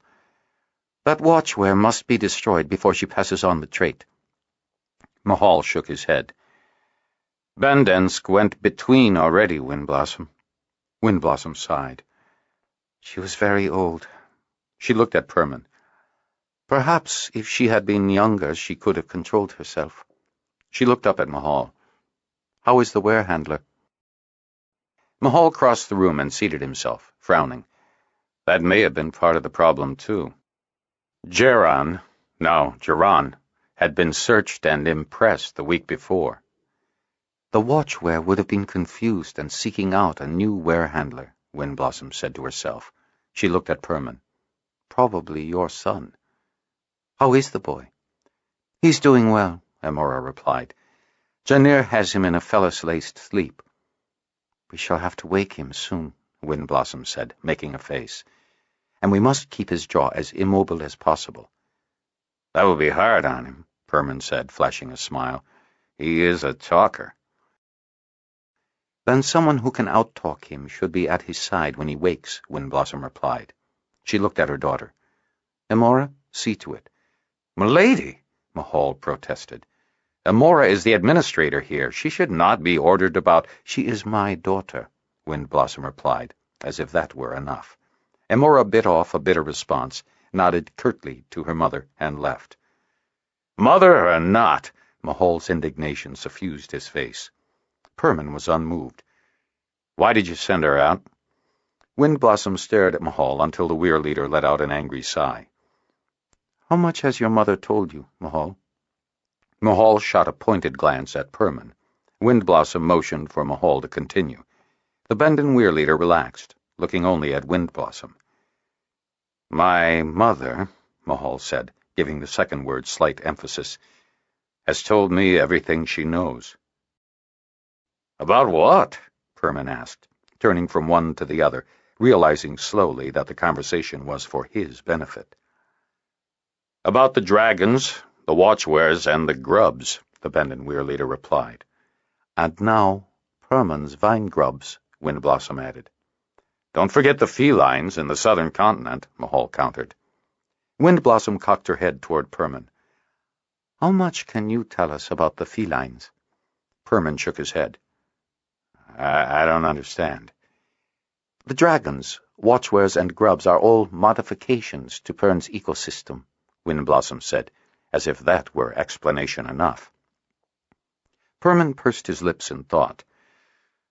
"The dragons fight thread from on high, and the grubs catch it down low," he said after a moment. "But the grubs do more than that, don't they?" Windblossom prompted. Perman nodded slowly. "My mother made the dragons, and I made the watchwares," Windblossom said. Mahal snorted derisively at her, but she held up a restraining hand. "That is what everyone has been told, Mahal." Perman cocked an eyebrow at this exchange. "My father bred the felines and the grubs," he said after a moment. "The grubs protect Pern, so you were wondering if I knew the purpose of the felines?" Windblossom nodded. Perman shook his head sadly. "My father never said. He was very excited with them, said that he would show everyone, but I was too little and he never tried to talk to me."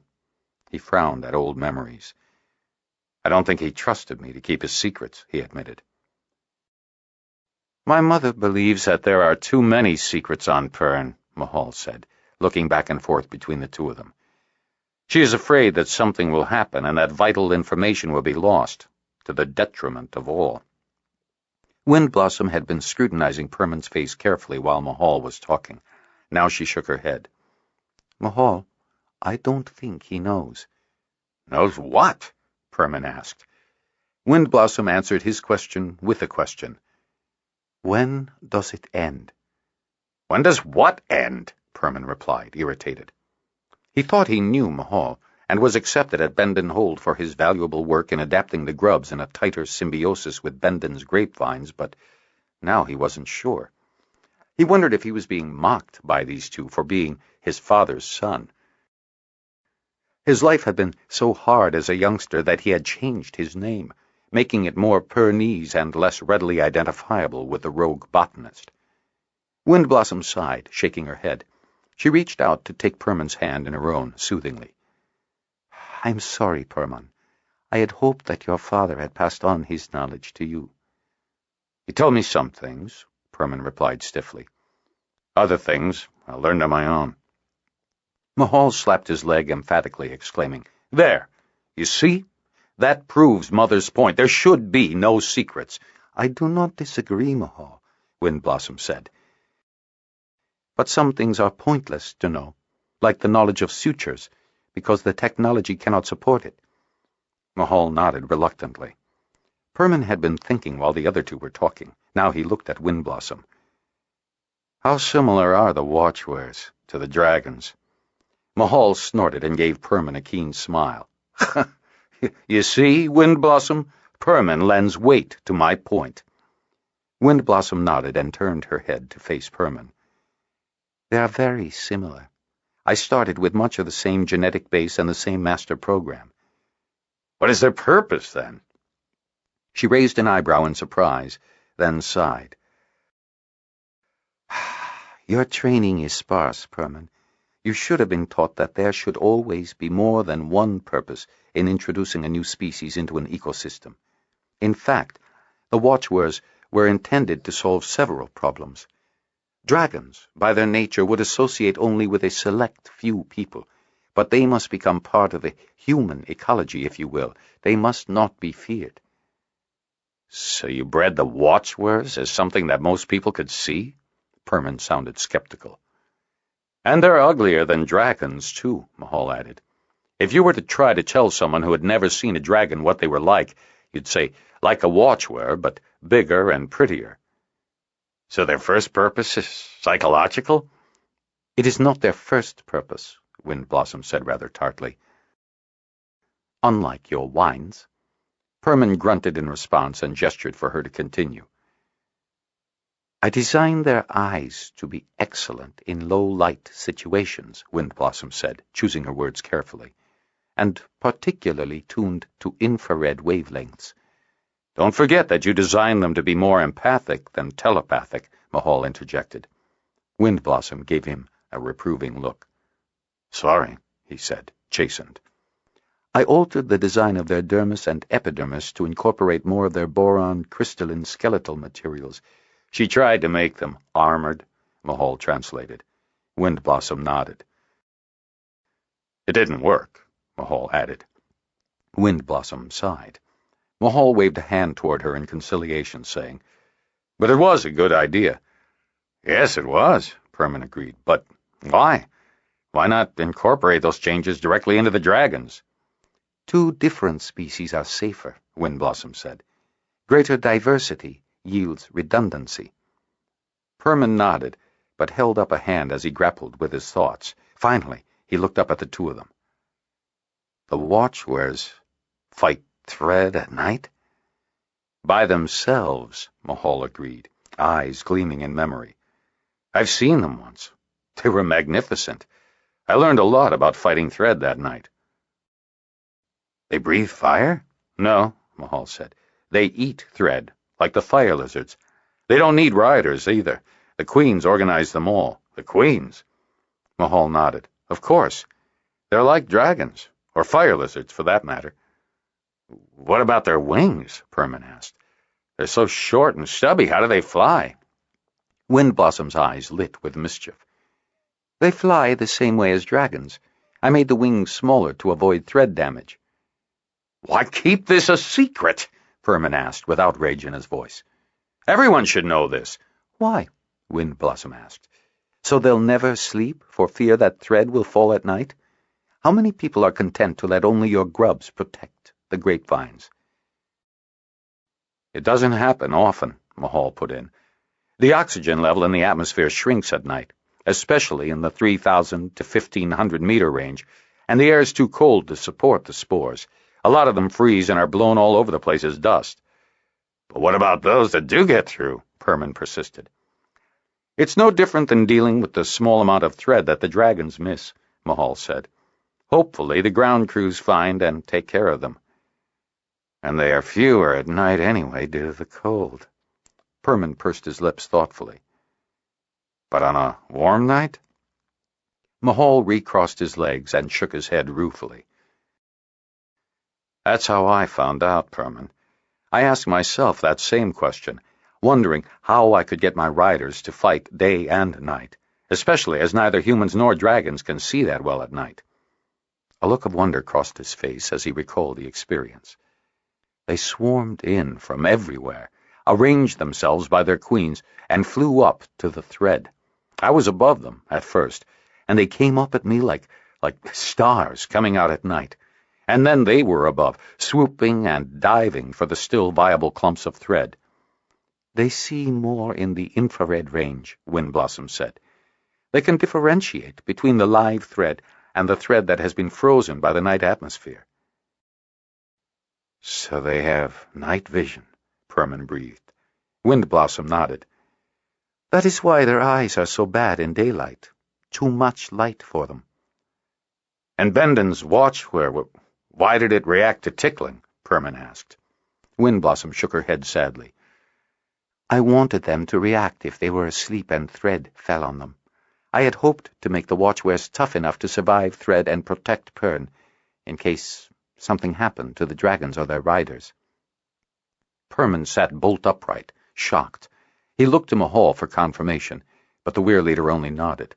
Pern asked him, Do you think this could happen?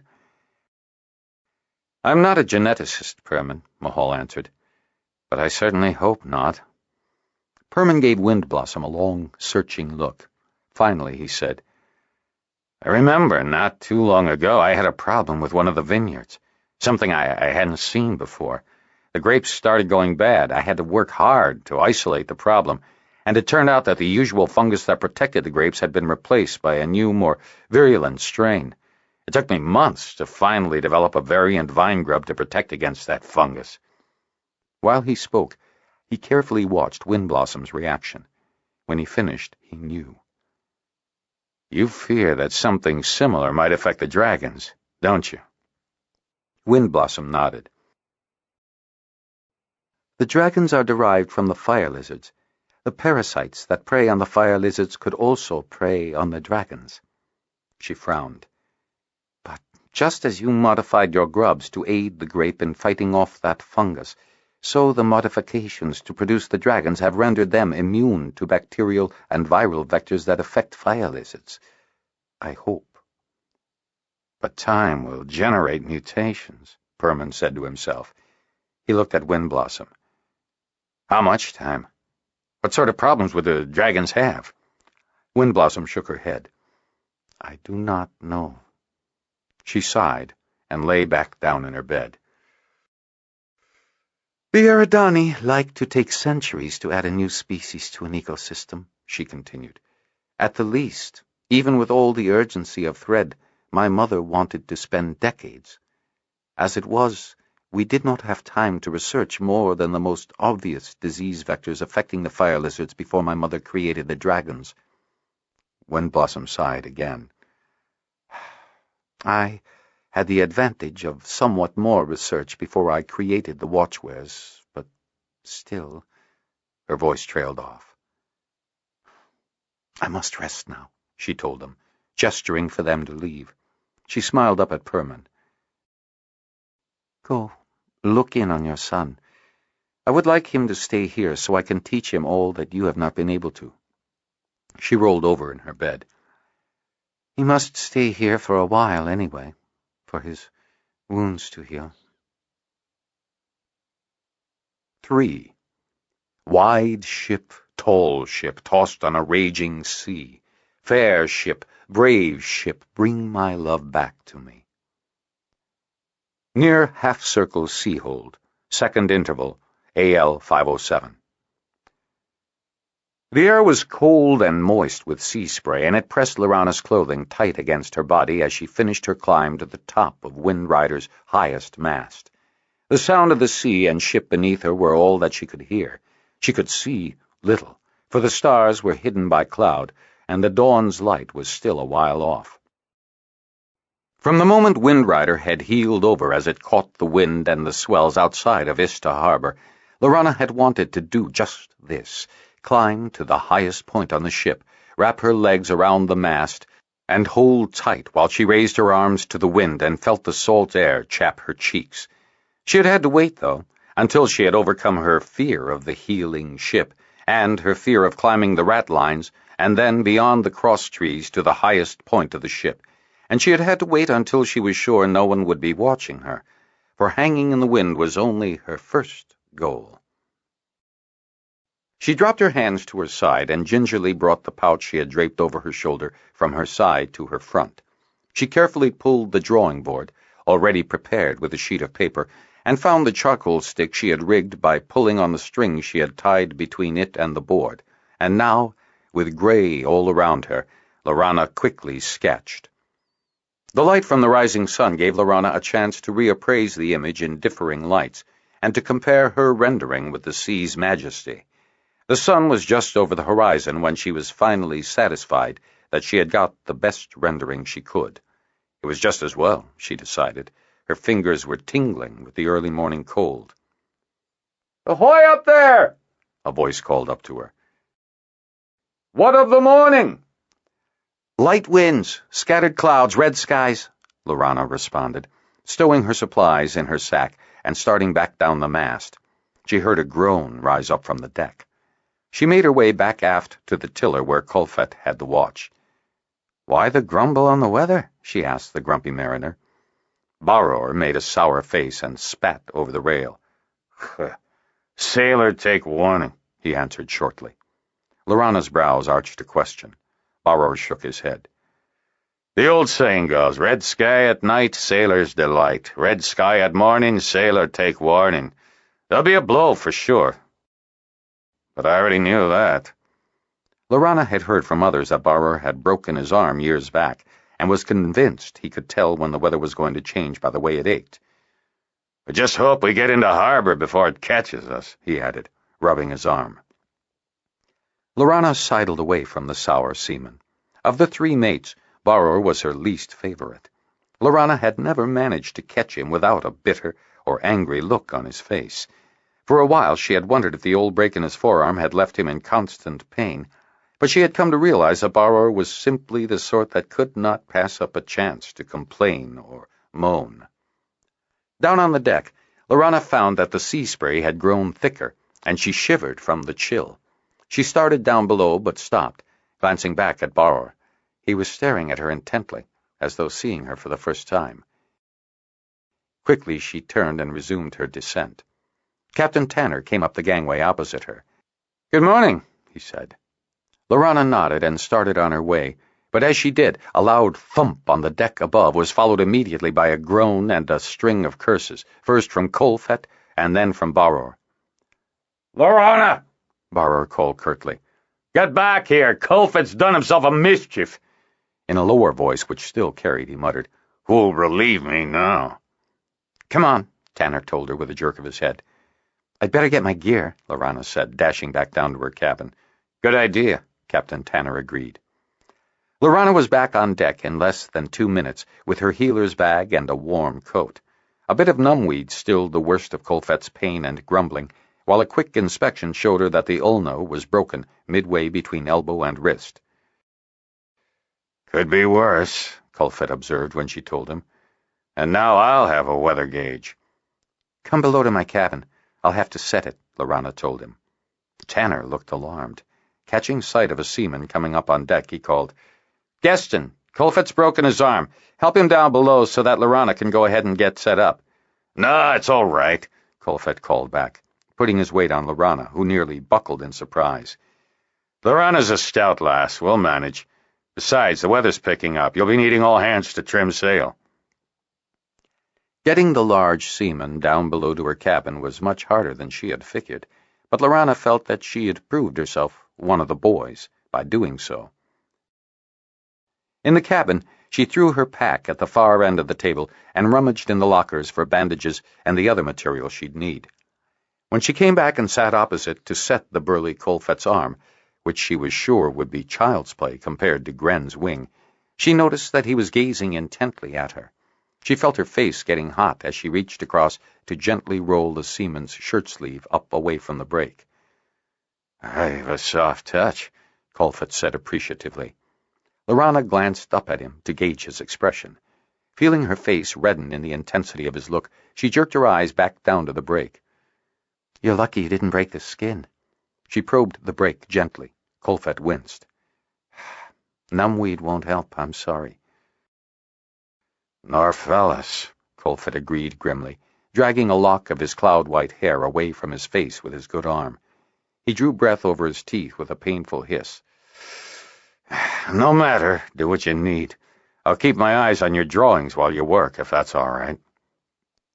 Lorana had forgotten the drawings she had hung in the cabin to dry out from the sea's damp.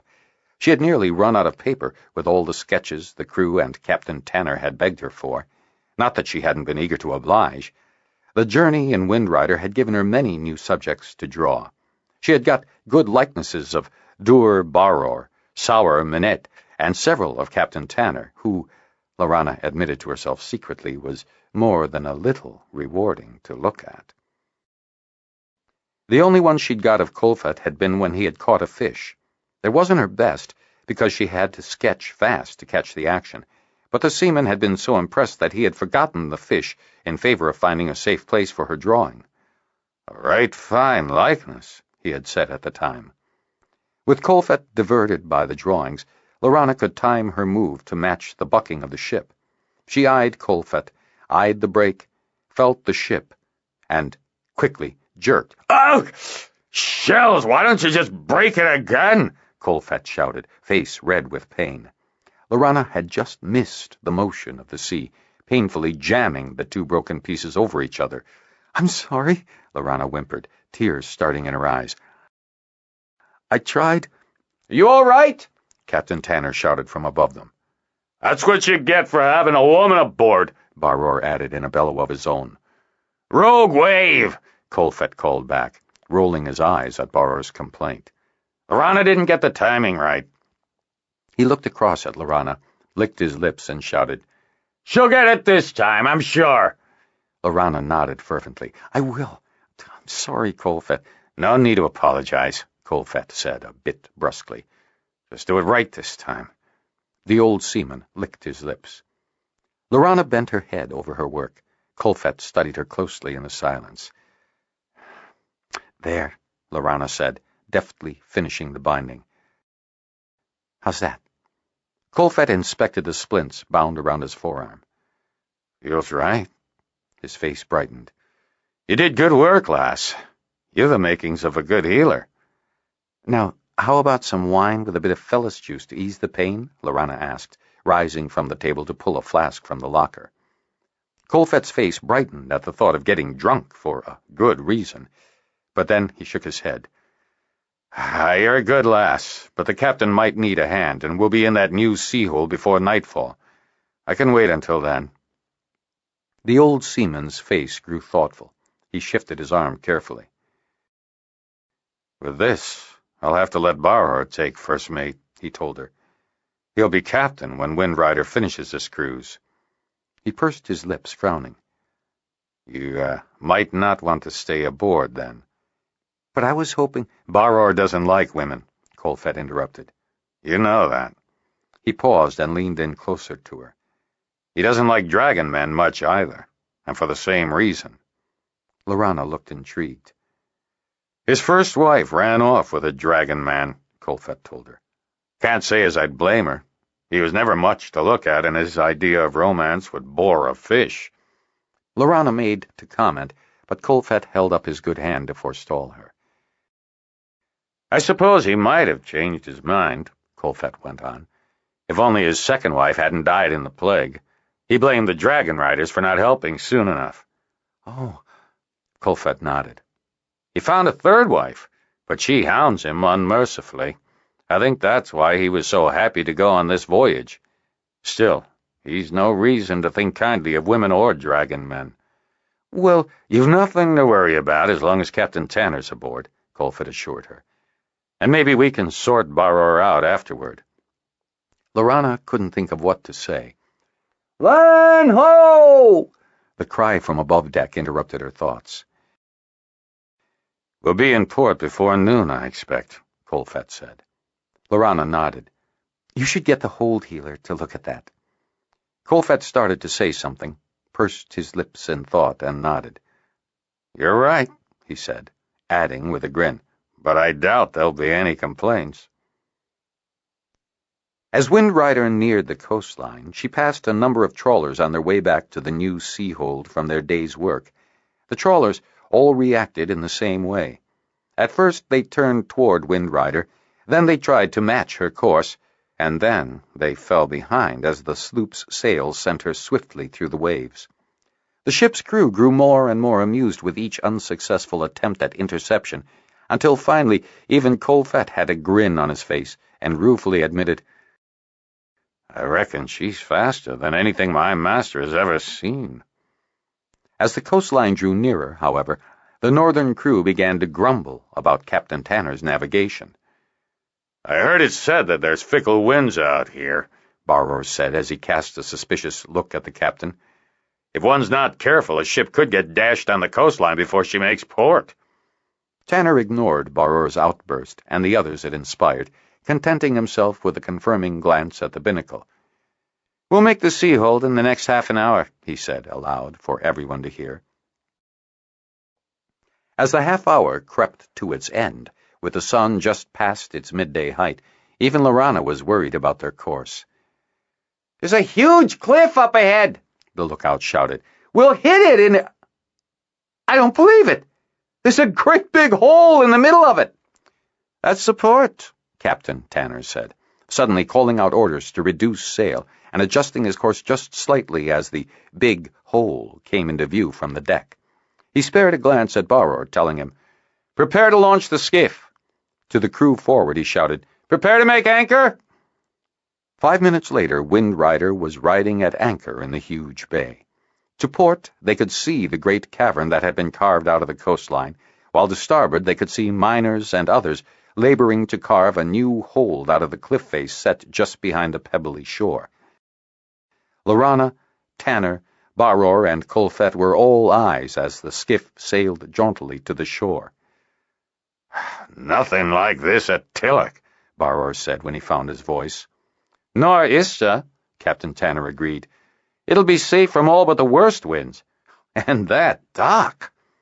A tall, thin man met them as they reached the shore. "I'm Trinar," he said shortly. "Dockmaster here. That your ship?" "It is," Captain Tanner replied. "She's the Wind Rider, commissioned for the Master Fisher at Tillich and on trials from Ista Seahold." Trinar was impressed. "I heard about it. She looks very pretty, very fast. Much room for fish?" Colfett snickered. "She's built for fast runs of valuable cargo, not fish." Trinar looked less impressed. "Well, if you want to stay the night, you'll have to unstep her topmasts and bring to dock here in the cavern." "That won't be necessary. We'll be leaving with the evening tide," Tanner replied. "Very well, then. I'll get someone to moor your skiff. See me when you're ready to depart," Trinar answered. "The mooring fee is 2 marks. 2 marks? Colfett hissed. "Didn't you hear the man say this is the Master Fisher's ship?" "It's still 2 marks," Trinar said. He waved his hand, and 2 burly seamen approached. "Jailor will take your skiff out, and Marset will show you up to the hold." Tanner held up his hand in an arresting gesture. "How much to put an anchor watch on Wind Rider?" Trinar pursed his lips thoughtfully. "Reckon we could do that for 4 marks." "Very well," Tanner said, passing over the marks. He turned to the skiff's crew. "This is the dockmaster, Trinar. He's going to supply an anchor watch for the ship. You go back, work it out with the others, and you can all come ashore until the evening tide. How's that sound?" Baror tapped Tanner's shoulder. In a hoarse whisper, the grumpy seaman asked, "What's to stop them from taking her?" "She's one of a kind. Where would they take her?" Tanner replied. "Besides, she's not your master's ship yet. Until we've completed the trials, if anything happens to her, it'll be on my head." Baror grunted acknowledgement, still looking doubtful. Tanner turned to Marset. "We'd be glad to see your new hold." "I'd like to see a nice glass of cold wine," Baror muttered. Lorna spoke up for the first time. "And Colfett needs to see your hold, Healer?" Tanner looked chagrined. "To the healer first, then we'll see." Healer Bordan was a short, elderly man with thick, bushy eyebrows and long, white hair worn in a queue. He sniffed the cast carefully for any signs of infection, checked the bindings, spoke curtly to Lorana about the break, and finally pronounced himself well satisfied with the current cast. "You were wise not to try a solid cast," Bordan told her. "We didn't have the supplies to make it," Lorana replied. "But wouldn't it have been better?" Bordan nodded. "Yes, a solid cast keeps the bones in place better, but on the sea, where everything gets wet, you'd soon have nothing more than a mass of soggy wrappings. No, a well-wrapped set of splints will do fine." He gave Lorana a searching look. "Ever thought of turning healer?" Lorana was stunned at the implied compliment, and confused as she tried to construct an answer. Tanner saved her. "I'd say that Lorana has her work cut out with her drawings." Bordan's bushy eyebrows rose to greater heights. "You draw as well? Have you ever considered drawing for the healer hall? Have you a good eye?" "Her drawings look so real I'm afraid of falling into them," Colfett told him. "Well, if you ever think so, I'll be happy to write the master healer," Bordan said. Lorana's eyes widened in delight. "Thank you. Thank you very much, Healer Bordan." Colfett grumbled. "Didn't I tell you there is no need to see the healer? But I'm parched from all that poking about. Begging your pardon, Healer Bordan." Bordan snorted, smiling. "We've got some good Bendon wine down in the cellars that would probably do wonders for your pains." He raised a cautioning finger. "But, mind you, drink enough water with it or your bones will feel it when the wine dries them out." The entire hold smelled of stone dust, a dry, acrid smell. The main hall was large enough, but there were few in it, as even here the sound of miners carving out stone could be heard ringing through the air. "You're off that foreign ship, is it?" a sturdily built woman asked as they entered. "Here for some wine and a bit of food, I'd imagine?" "If we could, please," Lorana asked. Lorana's politeness startled the woman, who reappraised the group. "Well, you'd probably be as bothered as the rest of us with all that hammering," she said, and leaned closer to them. In a whisper she added, "Most of the lads are out in the valley where the noise is less. You'll find food and wine out there, too. It's a bit like a gather." The walk from the new hold to the valley inland was not long, but Lorana found the going difficult. "You've still got your sea legs," Tanner informed her. "You'll be a bit wobbly for the rest of the day, probably." Colfett looked at the sun and frowned. "Won't be much of that left soon." He asked Tanner, "When did you plan to head out?" Tanner considered the question and looked at the sky. "The offshore breeze won't start until after sundown," he replied. He held up a hand to forestall Colfett's protest. "I know it will be a rough night, but the winds in Nerat Bay can be fickle, particularly near the shore, and I'd rather get away while we can." "You want to ride a storm out of here?" Barrow asked in shock. Tanner nodded. "After the storm, there'll be days of windless dead calm and thick morning fogs," he told the northern sailors. "I don't want us caught in either." Colfett considered what Tanner had said for a moment and nodded firmly. "Don't get much windlessness up north, but we know all about fog." Barrow shuddered. "I couldn't stand being stuck in the same place for days on end, praying for a wind." Tanner nodded in agreement. "Then let's be off, get our gather, and get gone with the night airs." "There it is, Talith," Jetrel called as they burst into the afternoon sunshine at the new sea-hold. "Look down there, see it? That must be their dock cavern, and you can see all the tents. Practically a gather of the people waiting to move in the new hold. And look, there's the Wind Rider." Jetrel asked his dragon to bank sharply to the right on their way down, craning his head over the dragon's neck to get a better view of the hold. In his earlier conversation with Captain Tanner, he had heard a lot about the new sea-hold. It was all any of the seafolk would talk about, and some of what he had heard had disturbed him. Oh, he was sure that the Bendon Weir leader must have been told that Nerat was settling a new hold, and from what he had heard about Matal, he knew that Weir leader would insist on all the proper procedures being followed in building and founding the new hold. But where were the shutters for the windows? And didn't that main hold door look a bit too wide? What if the wind blew thread up against the hold doors and someone opened them too early? Jetrel shuddered at the thought. "Talith, put me down on the sand, please," Jetrel requested. Talith, who had heard more of Jetrel's ruminations than the old Dragonrider realized, rumbled in agreement and turned toward the widest part of the shore. "I want to see this hold and talk with its holder before I find Lorana." At the hold entrance, Jetrel was nearly bowled over by a group of lads trudging through with wheelbarrows full of chipped rock. "Out of my way, you old git!" the first one yelled as he swerved to dodge Jetrel. The second one, following, went wide-eyed as he recognized Jetrel's distinctive garb. "Jenin, you fool! That was a Dragonrider!" Jenin spared a backward glance at the Dragonrider and said loudly, "So? He's too old to do any useful work. Probably doesn't even know how." Talith bugled angrily from the shore, and Jenin jumped, tripped over his feet, and toppled his wheelbarrow over. His face turned livid with rage as he sprang up, shouting at Jetrel, "This is all your fault, old man. Why don't you go back to your weir?" Jetrel stopped and turned back angrily. He sized up Jenin as he approached. The lad was burly and muscled from years working nets and hauling sail. Cropped blonde hair topped a beefy face with eyes set with the look of a bully.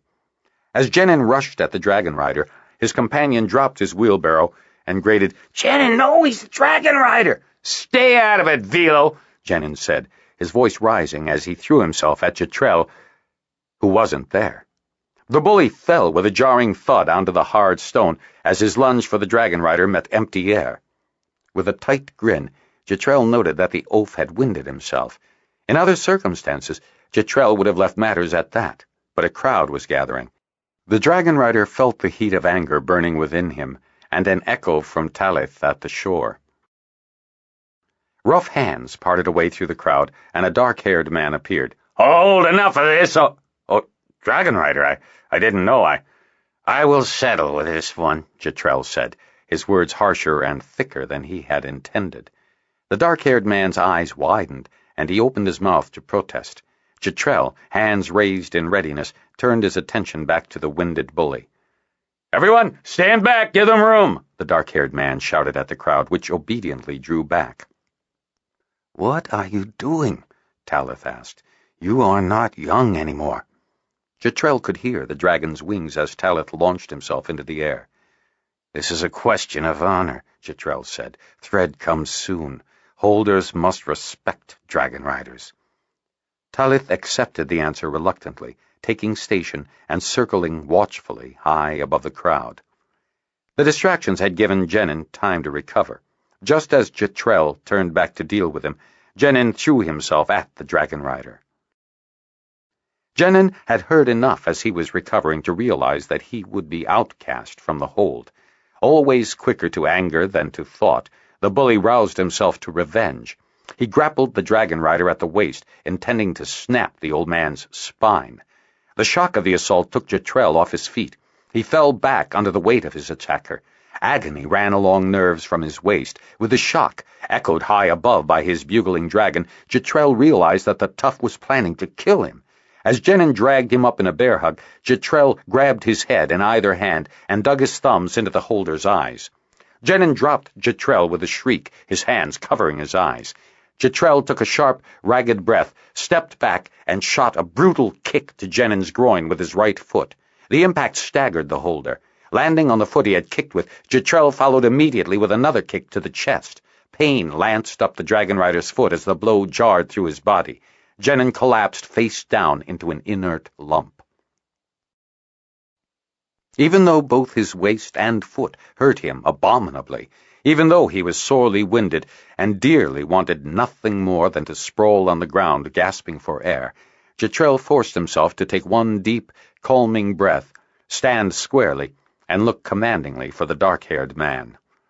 I am Jetrel, rider of Talith, he said, turning slowly to catch the eyes of everyone in the crowd. I request the courtesy of this hold. I am Rinir, my lord, the dark-haired man said instantly, bowing. He frowned at Genin and continued nervously. I assure you. Jetrel cut him off with a wave of his hand. I am looking for someone off that ship. Where's the crew? I met them earlier, my lord, a woman said, coming forward to stand next to Rinir. They've gone over to the tents. Jetrel glanced skyward and ignored the crowd as Talith responded to his silent request. The crowd followed his glance and ran out of the dragon's way as Talith landed daintily beside his Dragonrider. With a final curt nod to Rinir, Jetrel mounted and signaled Talith to take them to the meadow. You're hurt, Talith complained. You need numbweed and Fellis. Let me take you back to the weir. No, I promised Lorana that I'd see her, Jetrel replied. If I go now, I don't know when I'll be able to return. Talith rumbled anxiously, but flew on to the meadow. It's not right for a woman to be aboard a ship, Baror grumbled into his cup. He and Minette sat under an awning at the crowded vintner's tent.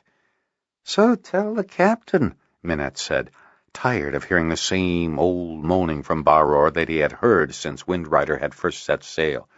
Captain, Baror snorted. He's only the captain until we're finished our trials.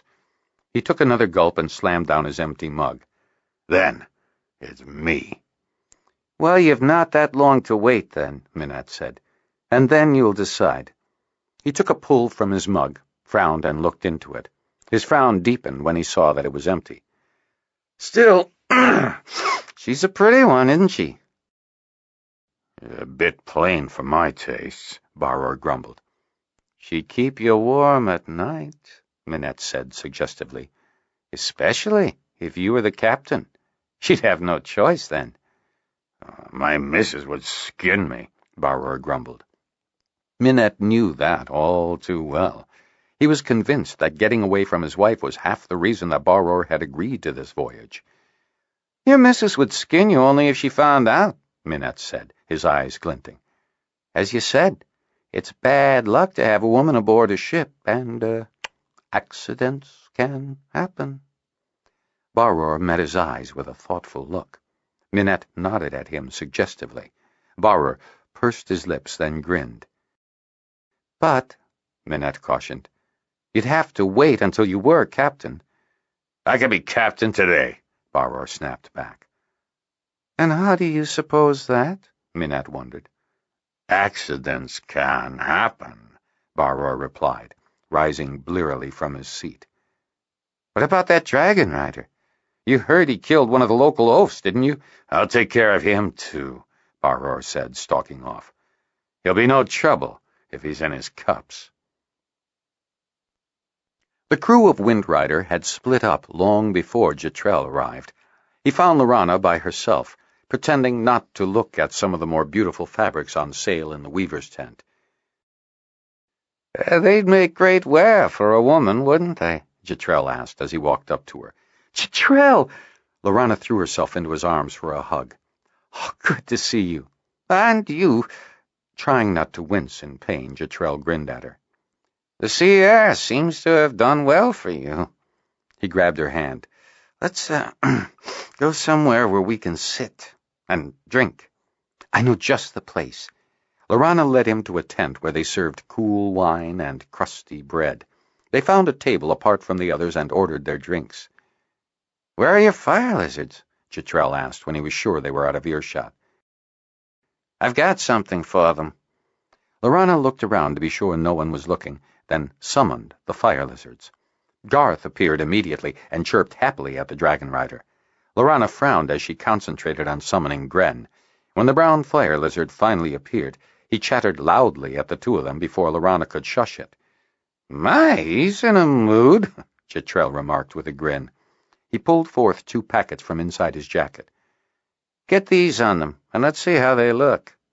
The packets turned out to contain beautifully strung bead harnesses. Lorana gasped as she saw the markings. "What's this?" Jetrel waved dismissively. "It was the beater's idea. I told her about Gren's wing." Lorana gave him an incredulous look. "Well, all right, I did make some suggestions." "Animal healer in training?" Lorana asked as she deciphered the patterns in the beadwork. She got Garth's harness on easily and smoothed it out, but Gren insisted upon fluttering about her. "What's got him so worked up?" Lorana held out a hand to the fire lizard and coaxed him close to her. She concentrated, focusing to sort through his confused images.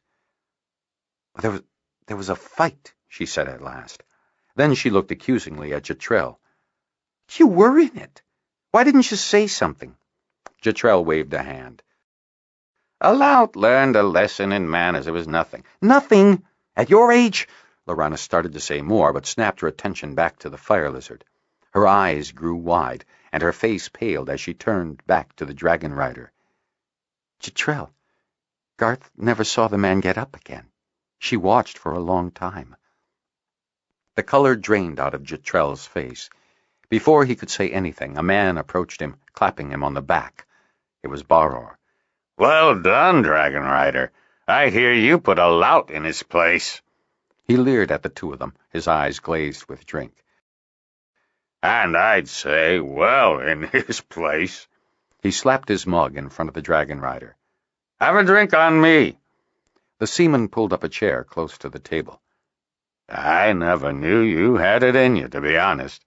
Of course, I knew you Dragonriders are a tough lot, but I figured at your age. Well, drink up." Ashen-faced, Jetrel took a deep gulp from the cup Barrour proffered. Barrour turned quickly away from the Dragonrider toward his friend, hiding a smirk. "So, Lorana, I'll have to watch out for you as well, I'm sure. You keep sharp company, and that's no lie. Another round here," he called to the barman. "Drink up, Dragonrider. This one's on me." Barrow continued to ply the Dragonrider with wine and offer commiseration. You wasn't to know. And he did have it coming, didn't he, Dragonrider? Until even Lorana, who had been careful with her drink, began to feel bleary. Jetrel was still upset over the fight and its outcome, but was finding it harder and harder to raise his glass. I should be going. Barrow gave a grunt and stood bolt upright. I think I see Captain Tanner over there. He looked at the two of them. I'll be right back.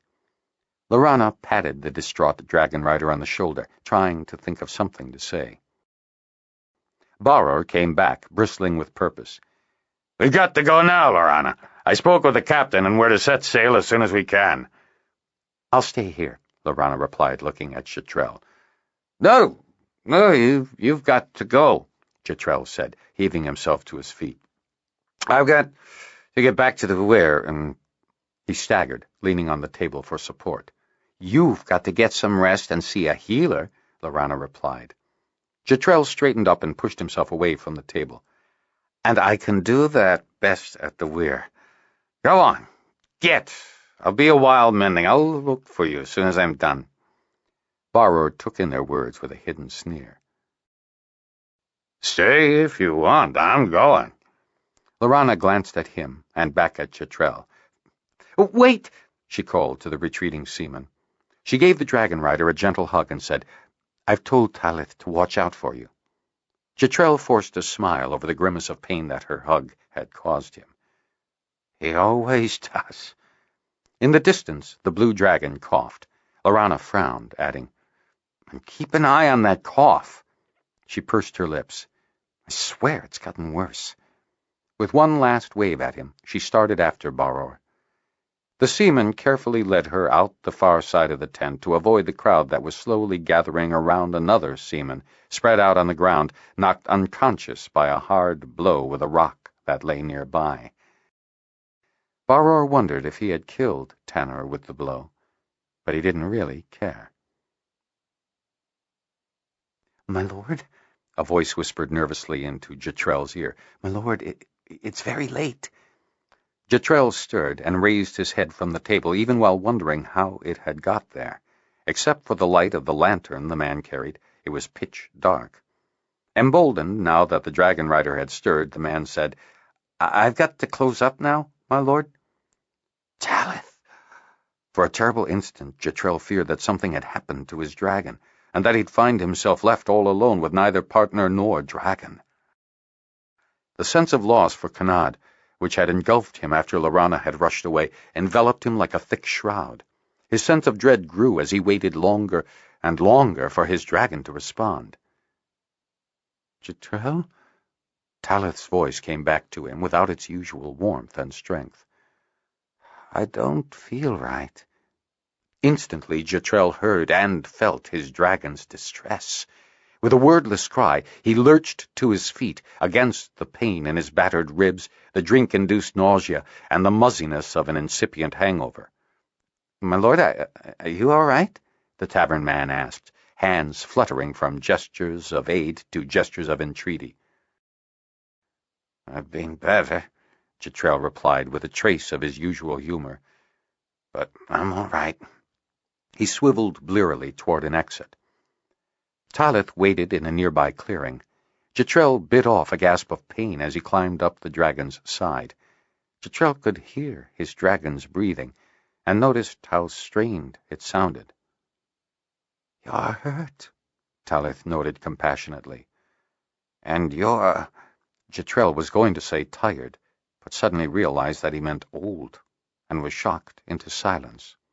But Talith, from turns of intimacy, guessed both the original and substitute words Jetrel had not thought. The dragon rumbled softly in gentle agreement, and the rumble turned into a sharp cough. As the blue launched into the cold night air, Jetrel reminisced on the past several months. He had only planned to notify Kanad's next of kin. The pain of his partner's loss and age itself had taken too much of a toll on the old Dragonrider. There was too much pain, and his duties had been discharged. Some dissenting thought crossed his mind, but he couldn't focus on it. Talith coughed again, painfully. I have made you tarry too long, old friend, Jetrel said kindly to his lifelong mate. You are tired. I am tired. Talith rumbled soft agreement. It is time. For a moment longer, Jetrel reflected on his life. Give Lorana my love, old friend. She will carry on without us, I'm sure. After a moment, the blue dragon responded. I have told her. Jetrel nodded. Good. I am tired, and it's time to rest. Together, dragon and rider flashed one moment in the pale moonlight, and were gone.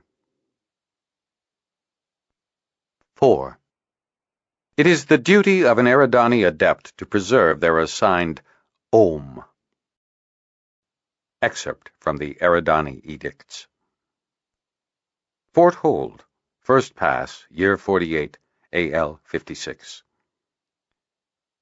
As the sound of breaking glass reached her ears over the booming of the message drums, Wind Blossom paused in her slow, steady hunt. She sighed and bid silent farewell to yet more precious glassware.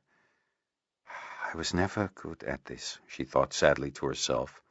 The boy was worse than Amora had ever been. Wind Blossom took a deep breath and turned toward the noise. Resolutely she overrode the creaks of her joints and the complaints of her muscles. Time and medicine on Pern were not what they had been. At 79, she felt more like a doddering 90. The sounds of the drums died as the message was completed, and the noise of breaking glass diminished, but not before Wind Blossom had located its source. It came from her own room. She opened the door, but did not enter. Hunched over the remains of a cabinet at one end of the room, Tyran panted. Tears streamed down his face. Wind Blossom noticed with sadness that his hands were bleeding in several places. Again. Tyran? Somehow she managed to modulate her voice to more than a croak. For such small things are we grateful, she thought to herself. The lad, rangy and awkward in the midst of adolescence, turned away from her, but he did not continue in his destruction. Instead, he started picking his way across the shard-strewn floor toward the door. Wind Blossom sighed inwardly with relief as she noticed that he at least had his boots on. The damage to his hands looked minor as well, she noted clinically. As always, almost instinctively, he kept the right side of his face, the good side, toward her, and tilted his neck in such a way that the lacerations on his nose looked their best. Of all his injuries, the damage to the nose was the worst, at least for a 16-year-old boy who had to endure the pitying stares of his elders and the taunts or the silent shunning of his peers. Wind Blossom knew that it was possible to repair the damage once his face had finished growing, if she could learn the necessary skills, if she could find the necessary materials, if she could keep the necessary medicines, if she lived long enough. They were in a three-legged race, waiting for him to grow up, striving to keep the medical supplies necessary, and hoping that she didn't grow too feeble to perform the surgery. And they both knew they were losing. Luttrell could have done it, but that lab accident had cost him the use of his left thumb, and without it he couldn't operate. Corelli had never progressed beyond competent nurse. Wind Blossom felt that she could train Tyran to do it. He had the skill, but he could not be both surgeon and patient. "Where is it?" Tyran demanded, in a rough, torn voice. Wind Blossom raised an eyebrow. "Where is the antibiotic?" He glared at her. "It is safe," Wind Blossom said. "I want it," Tyran told her. He held out a hand. "Give it to me, now." "Why now?" Tyran's face crumpled. He was under that rock slide for 2 days. The sepsis had set in long before they found him. The fever took him before I got there." Wind Blossom shuddered. "He was a good man." Tyran glared at her. "Give it to me! I'm going to find someone, Mahal, someone, and we'll time it. Don't think I don't know, and we'll save him. I need that medicine." "You cannot break time, Tyran," Wind Blossom said softly. "Not even for your father. There is no way." Wind Blossom had taught Tyran that dragons could not only go instantaneously between places, but also between times. The paradoxes and rules of time travel applied to dragons as much as to anything else that existed in the space-time continuum. It was impossible to go back in time in a manner that could alter events that had already occurred. "You can't alter the past," Wind Blossom said. Tyran's face crumpled, and he leaned over and onto Wind Blossom. "You said he'd always be there. You said we'd always see each other. You said... And I wasn't there. I couldn't help him. I wasn't there." Drawing on her inner strength, Wind Blossom straightened her spine and held the lad while his sorrow and anger poured out. "I shall miss him too," Wind Blossom said after a while. "He was a good man, a good botanist, too, with more training." "Training? Is that how you measure a man?" Tyran demanded. "Is that how you see me? No scars, only an apt student? And what am I learning? A lost art, a dying way of doing things, all for your pleasure?" "Your father wanted you to—" "My father's dead, and now it's only you who wants me to learn all this genetic foolery, splicing genes we can't see. The last electron microscope failed last year, or don't you remember? For ends we don't know. We could introduce mutations without knowing about it, and for what? For nothing. A might be." Brutally, he pushed away from her and stormed off down the corridor. Over his shoulder from his left side, he called back, "You can get Amora to clean that up. After all, you treat her like your slave." Wind Blossom straightened up slowly. With an eye to the glass on the floor, she walked over to her cot and sat upon it. With eyes that would admit no tears, she muttered bitterly, "Such a way you have with children, Wind Blossom." "Mother, what are you doing?" Amora demanded as she strode into her mother's quarters. "I am cleaning up," Wind Blossom replied from her position on the floor where she was delicately picking up individual shards of glass and depositing them into a recycling container. "What happened? Where's Tyran?" Amora asked. "Tyran happened, and I do not know," Wind Blossom answered. She looked up at her tall daughter, careful not to let any pride show in her expression. "His father was dead before he arrived. He wanted to time it with some antibiotic to save him." Amora gasped, eyes wide. "That can't be done, can it?" Wind Blossom sighed, using one of her better sighs. "It cannot, as you should well know." "At least not in any literature," Amora replied, her face heating as she caught her mother's implied rebuke. "Mother, what's the use of learning about temporal paradoxes when they can't occur? It's more important to pass on a good fundamental knowledge than to deal with such esoteric issues." Amora found herself harping on her favorite issue and discovered, as always, that she couldn't help it with her mother. "Songs that people will sing and remember, an oral tradition, that's what we have to rely on." "What's wrong with books?" Wind Blossom quipped. Amora frowned. "Mother, you know I love books, but find me someone who's got the time to make them. Bookmaking is a labor-intensive industry, from the felling of trees to the making of inks and the binding of the pages, things that are impossible to do when thread is falling." "So easy it is to blame thread," Wind Blossom said. "Nothing can be done, so we'll sing about it." Amora stifled a groan and waved her hands in submission. "Let's not go through this again, please." Wind Blossom nodded. She gestured to the recycling container. "This one's full. Get me another." Amora frowned and leaned down to pick up the bucket. After she left, Wind Blossom pursed her lips tightly and held back a heartfelt sigh. "Pain," she thought to herself. "Pain is how we grow. Is this how it was for you, Mother?" "Is there anything else I can get you?" Emora asked, as she heaved herself up from the floor and grabbed the last bucketful of broken glass. She surveyed the floor carefully, looking for the reflection of any last shards. "No, thank you," Wind Blossom said. Emora's nostrils flared at her mother's dismissive tone, but she said nothing, nodded curtly, and left, closing the door quietly. "Well trained," Wind Blossom muttered to herself. She kept her gaze on the door for a few moments, assuring herself that Emora had indeed departed. Then, a subtle shift, a slight relaxation, and the merest hint of a smile played on her lips.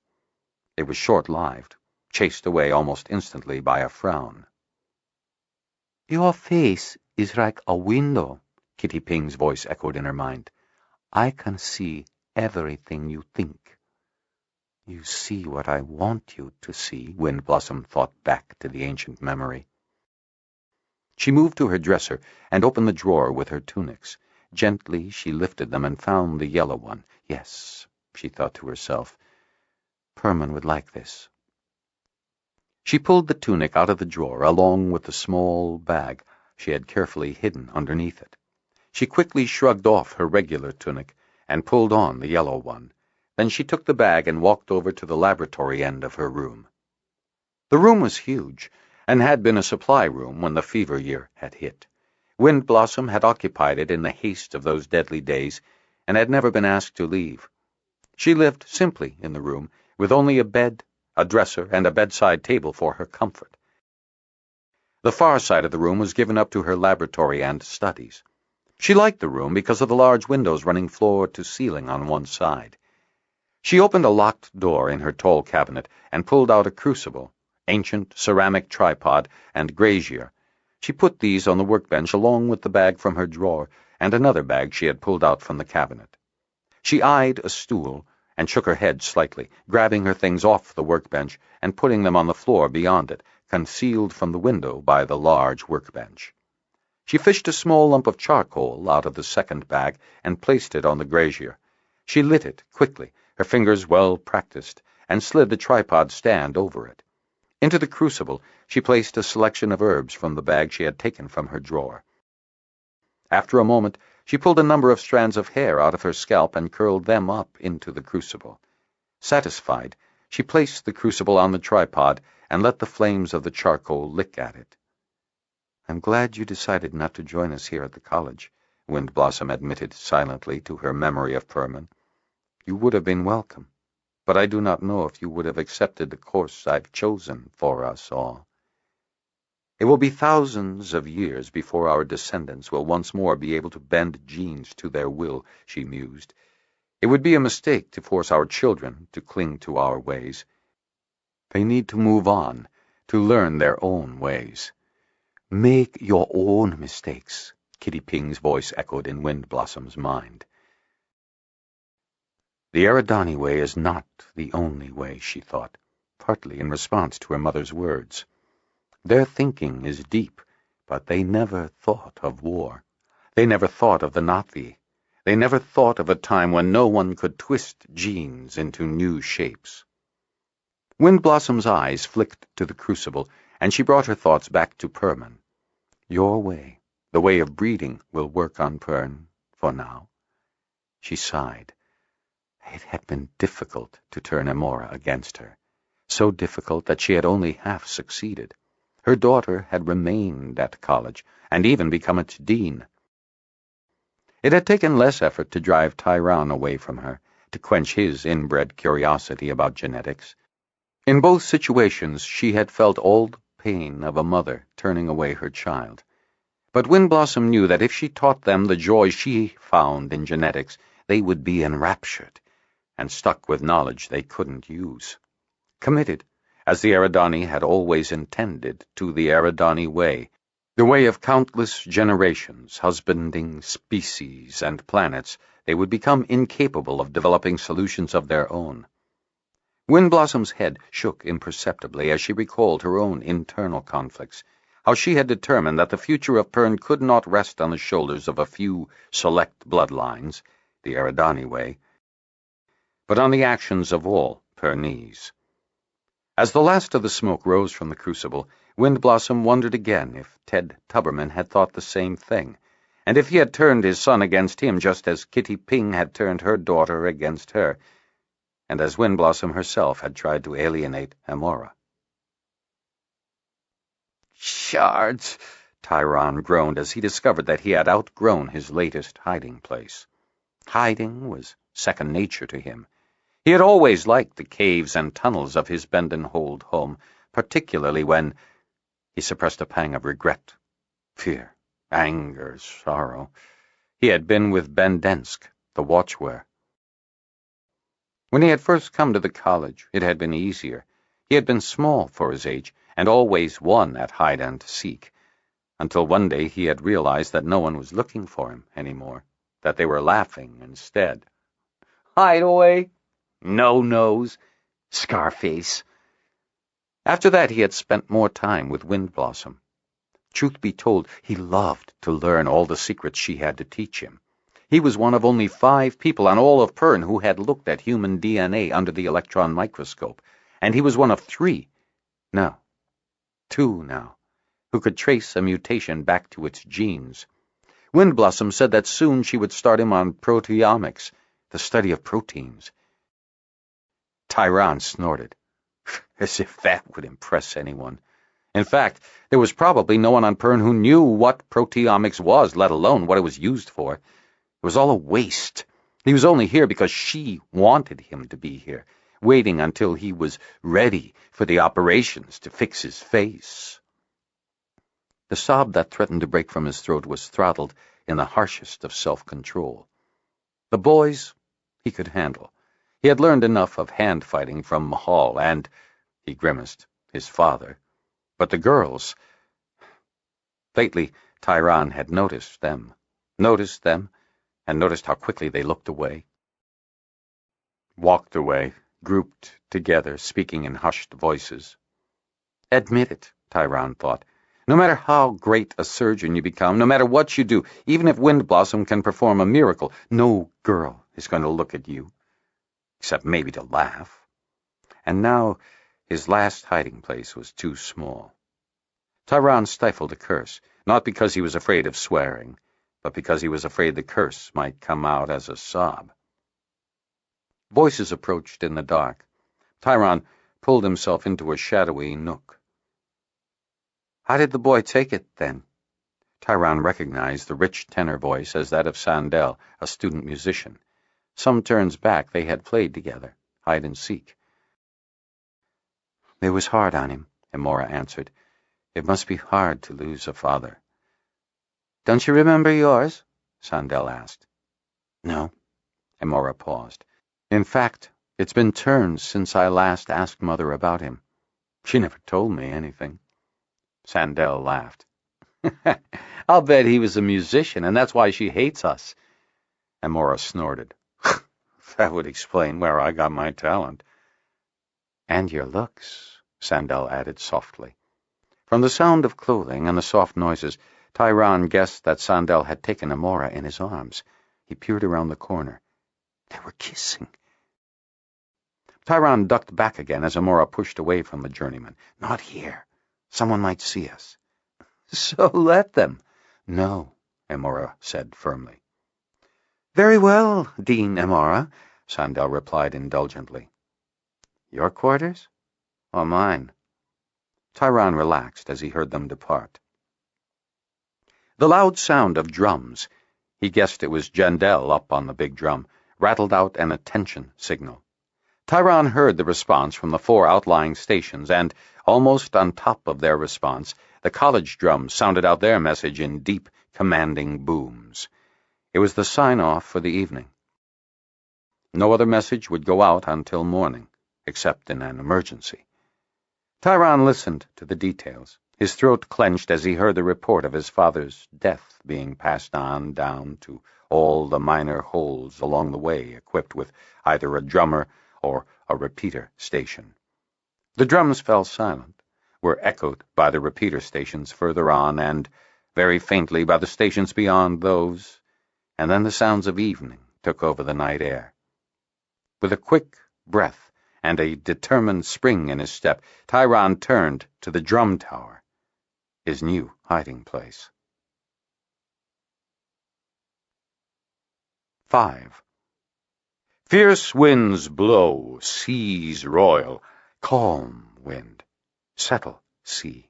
Let my loved return to me. On the Wind Rider at sea. Second interval, AL 507. The wind was gusting as they weighed anchor. When they cleared the harbor, Wind Rider heeled so much that Baror called for them to reduce sail.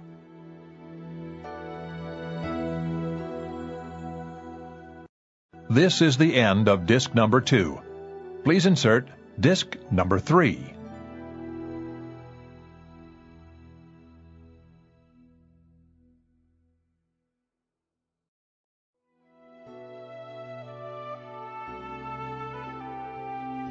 This is disc number 3.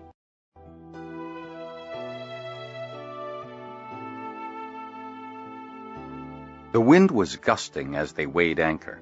When they cleared the harbor, Wind Rider heeled so much that Baror called for them to reduce sail. With the sail reset, Wind Rider still heeled over at a fierce angle, her bow breaking through the waves as she sped into the moonlit night. Within an hour, the offshore breeze had been supplanted by gusting winds, and the moons were lost in a haze of clouds. 5 minutes after that, the first of the rain fell upon them. An hour later, the ship was in a full gale, heeling hard over with 2 men fighting the helm and 4 men struggling to furl sail. Colfett found Baror at the wheel with another man he had never seen before. He shouted over the roar of the wind, "Where's the captain? This sail's all wrong for this weather. We're heeling too hard. We need to alter course, too. See how she's digging into the waves? We'll broach to if we don't." "The captain's not here," Baror replied, teeth wide in a grin. "I can see that," Colfett responded irritably. "Where is he?" He looked forward. "Is he forward with the sails?" "No, you git. He's not here," Baror responded, his grin disappearing in a frown. "Left me in charge, seeing as you've got that bum wing." Another gust spun the ship, and Baror gripped the wheel, calling to the other man to help out. Colfett gestured at the new man. "Who's he?" Baror grinned. "New man I signed on at Half Circle." He waved at the new man. "Vilo's his name." Another gust heeled the ship over as Wind Rider plowed into a wave. "We've got to let her have her head," Colfett called. "Get the sails off. Put out a storm anchor and ride it out." Baror shook his head. "No, we'll keep our course. I'll show that pansy Istan how real men sail." Colfett started to argue, but at that moment 2 men climbed up the hatchway. Both looked green and unseamanly. He started to make a rude comment to Baror, but stopped as he got a good sight of the second man. "Who's on the pumps?" he asked. "You might want to check on that," Baror replied, keeping his eyes on the 2 landlubbers as they made their way toward him. "All right," Colfett said, heading for the hatchway.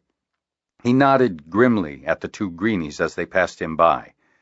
"Gentle night, isn't it?" he asked with wry humor. The 2 made no attempt to respond. Once they were out of sight, Colfett's expression hardened.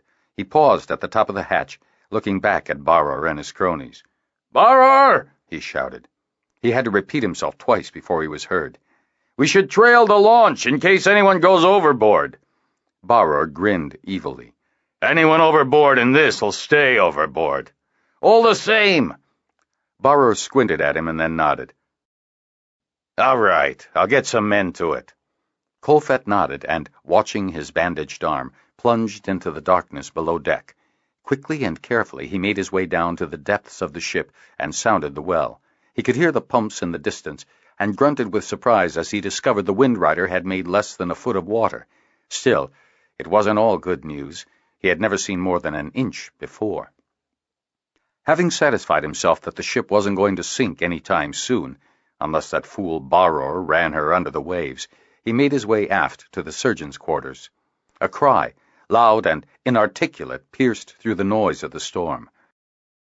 Colfett raced back to the surgeon's quarters. Inside, he found Lorana, sprawled across her desk. 2 fire lizards chittered inside, their tone changing to anger as he entered. "There's trouble," Colfett said. Lorana looked up at him. Her eyes were full of tears. "Lass, What's wrong?" "He's gone," she replied. "Jetrel and Talith have gone between, forever." Windrider bucked abruptly as it plowed into a wave and rolled sharply as it paid off, throwing Lorana across the table and Colfett out of the cabin. Colfett let out a curse as his full weight crashed against his broken arm. "You're hurt!" Lorana exclaimed, trying to reach him. "No time for that," Colfett said. "We've got to get to the captain's cabin." "Why?" "We've got to get you off this ship. Barrow's left Captain Tanner behind, and I can't think he means you well." He made a face. "Barrow's got a nasty way with women. If you don't leave now while he's distracted, you may not leave at all." He looked at the fire lizards. "Can you make them wait by the launch?" "What's that?" Lorana asked. "That's the boat we used today to get to shore," Colfett explained. "Barrow's going to lower it astern." "Why would he do that?" "I asked him," Colfett said, grinning, "in case anyone fell overboard in this blow." His grin widened. "We'll just fall overboard right now." "Oh." "Can you make them wait?" Colfett asked again. "I can try," Lorana said, turning to the two fire lizards.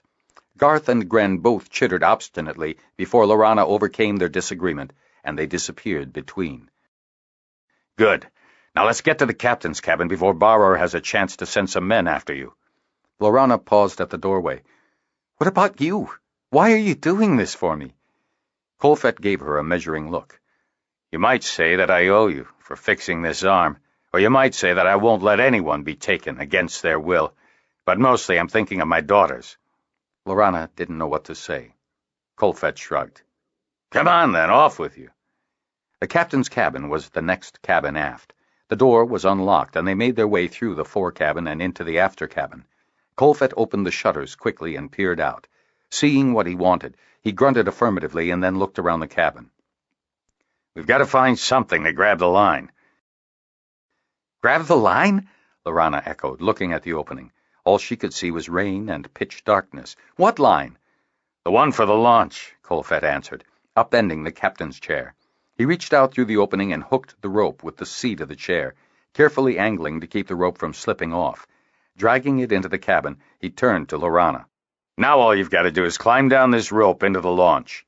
Lorana eyed the bucking rope. "All?" Colfett nodded. "It's that, or wait until Barrow and his mates have time to deal with you. You can't stay on this ship. They'll turn it upside down looking for you." He saw her blanch and added, "Look, all you have to do is grab it with your feet in your arms and scale on down. Don't let go until you're in the launch. The wind's fierce enough that it won't drop you in the water, I hope." "And if it does?" "Keep hold of the rope and climb aboard the launch, but don't capsize it." "All right, and then what? What about you?" Colfett thought about that. "It'll be too tricky with my bad arm." Lorana shook her head. "I don't know where we are, how to get back, anything." She looked frantically around the cabin, finally coming back to him. "Your belt. How about you try on with that and come on down after me? It'd help when you have trouble with your arm." Colfett smiled. "It would at that. You're right, it could work. Very well, then, you first." Lorana swallowed and reached for the rope. She climbed out the opening and jumped up, looping her feet desperately around the rope. For one sick moment she hung there, suspended by hands and feet on a wildly swinging rope, and then she gripped it tighter and started climbing down into the darkening sea. It seemed to take forever. Suddenly, a wave swept up at her, dousing her backside with frigid water. She clenched the rope tightly for fear of being pulled off. Then the wave was gone and she started down again. Beyond her legs she caught sight of a blob in the distance. The launch. It seemed dragon lengths away. Another gust came, and a wave crashed around her, burying her in water. She held her breath, frantically hoping that she could hold on. Finally, the water parted around her. Her feet felt the hard wood of the launch. Colfett's glib description of how she would get in the launch turned out to be completely inaccurate. Lorana had to pull her feet over the gunwales and into the cockpit of the launch, and then she had to grapple with the prow with her hands and turn herself over before she could kneel into the launch. It was a hideous maneuver, and she nearly lost her last meal as her stomach roiled from the exertion and her fear. 2 encouraging chirps told her that she had made it, and that the fire lizards were nearby. She waited for what seemed forever before she realized that she and Colfett had not agreed on any way to let him know that she was safely aboard. Hastily, she grabbed the rope and gave it 2 sharp tugs. She waited and felt 2 answering tugs. Kolfet must have got the signal. Or was Kolfet still there? What if Baror had gone searching for her and had found out their plan? What if it wasn't Kolfet but someone else coming down the rope? Lorana eyed the rope and studied how it was tied to the launch. She looked around and found a knife in the store's locker. If she had to, she could cut the rope in a moment. Looking across the bucking sea to the high stern of Windrider, she saw the outline of a form climbing down toward her. Was it Kolfet? She thought she saw his bandage, now hopelessly soaked. She peered forward, squinting. With a sigh of relief, she realized it was Kolfet. A wave crashed over him, and he lost his grip on the rope. Lorana stifled a cry as he hung by his feet and his belt. In an instant, Garth and Gren launched themselves toward him, each grabbing an arm and flapping frantically to help him reach the rope again. A wave engulfed them. For a long, terrible instant, Lorana was afraid all 3 had been swept away. She imagined countless days adrift in the small launch with only that horrid memory to dwell upon. And then the wave broke, and Kolfet had his good hand back on the rope, and the 2 fire lizards were circling above him, chirping encouragingly. Lorana bit her lip as Kolfet's legs came within reach. Belatedly, she found some rope and tied herself to the launch. Then she moved forward and did all she could to help Kolfet clamber aboard. "There, that wasn't hard, was it?" Kolfet said through gasps as he finally righted himself in the bow of the launch. "Have you got a knife?" When Lorana nodded, he said, "And cut that line and let's be out of here." Cryon turned at the sound of feet entering the meeting room. The dragons had only finished their keening. Gelantir, ashen-faced, stood in the entranceway. Silently, Cryon gestured him in. "Cryon, I'm sorry." Cryon shook his head. "He was old," he said. "I'm sure he wanted the rest." Gelantir pursed his lips, still shaken. "If I'd kept a better eye on him—" "You did the right thing," Cryon said. "Jetrel made his choice." Gelantir shook his head sadly. "I'm surprised, though," the wing leader said after a moment. He was quite enamored of his current project. Cryon looked puzzled and made a go-on gesture. Apparently he'd met some young lady, rescued her, in fact, and had taken a great interest in her drawing abilities. Cryon raised an eyebrow. Jetrel always appreciated women, Gelantir explained, even if he didn't appreciate women. Justice Talith was the best on search, Cryon agreed. Just so, Gelantir said, nodding. Apparently he took this one under his wing and set her aboard that new ship, Windrider. Why? From what I've gathered at the Seahold, the girl was planning on drawing all the plant and animal life she could find from Nerat Tip to Tilak Head, Gelantir replied. The Istan Weir leader pursed his lips in a silent whistle. That would be quite something, he said appreciatively. And she's good, too, Gelantir continued. One of her drawings is on display at Istahold. Someone should find her and give her the news, Cryon said. Gelantir nodded. I'll take care of that. Good. And I'm sorry.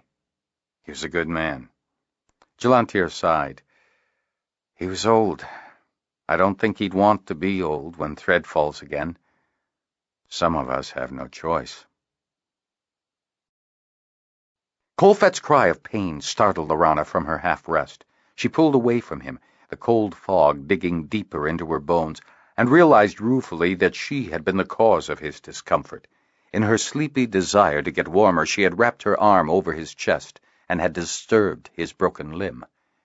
The cold dug deeper into her, but Lorana forced herself to search out the fire lizards before she settled carefully once more against Kolfet.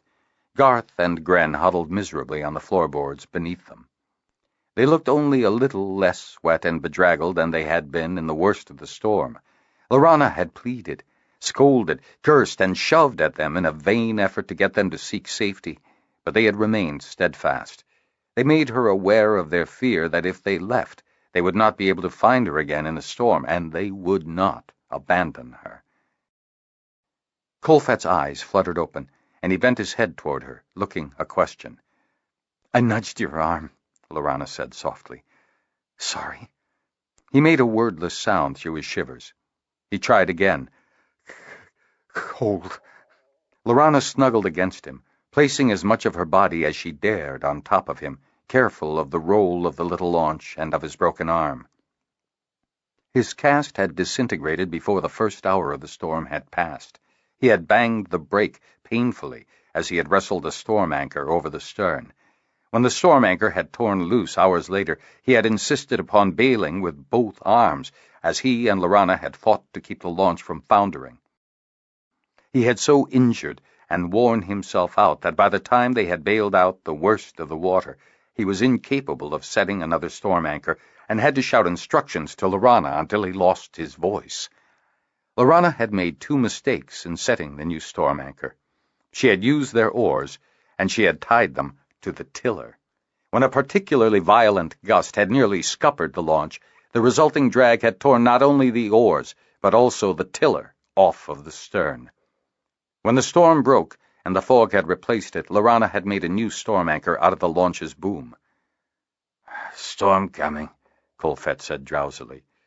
2, maybe 3 hours away. Lorana glanced about.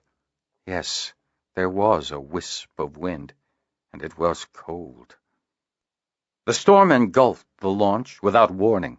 Lorana found herself grabbing the fire lizards and shoving them down behind Colfett in a hectic instant, blinded by the sea spray and drenching rain. She barely had time to brace herself in the bottom of the launch before the little boat was whipped violently around by the fierce winds of the new storm. After that, time ceased to exist. Lorana was tossed about, frozen, inundated with freezing rain and roiling sea. When the water level got too high in the boat, she started bailing, desperately fighting the incoming rain and sea, all the while terrified that one more wave would sink them. When Garth and Gren tried to help her, she cursed them. "Go! Go!" she wailed at them. Garth's mouth opened in response, but her voice was lost on the wind. Lorana didn't need to hear the fire lizard to recognize her stubborn resolve. Gren hadn't even bothered to slow down in his efforts. Nor did Lorana. Still bailing, she grieved at the thought of her fire lizards needlessly sacrificing themselves for her. Numbly, she tried to organize new arguments to convince them to leave her. "Lorana!" Colfett's hoarse voice barely rose above the howl of the storm, and the warning came too late for her to do anything. The launch heeled horribly, nearly capsizing as it was tossed by a sudden swell. Lorana knew instantly that the sea anchor had torn loose. She dropped the bailer. The only thing left to use was the launch's mast. She bent down and started untying the stays that had kept it secure, all the while tossed horribly as the launch lurched on the sea. Finally, she got the mast secured to the stern of the launch and was ready to place it overboard. As she kneeled to push the mast out over the stern, another wave hit the bow of the launch and Lorana tumbled overboard. In an instant, the launch was lost from her sight. A wave crashed over her, submerging her. She returned to the surface, gasping for breath, frozen to the core. "Lorana!" Colfett shouted from the distance. "No!" Lorana shouted back, but the wind whipped her words away. Flitters of brown and gold appeared above her, battling the wind to avoid being slammed into the sea. "Go away!" Lorana shouted at them. "Save yourselves!" Garth and Gren ignored her, diving to grab at her hair and yanking painfully on it. The pain was nothing compared to Lorana's outraged grieving that her 2 fire lizards would waste themselves for her. "Go!" she shouted again, trying to bat away their hold on her hair.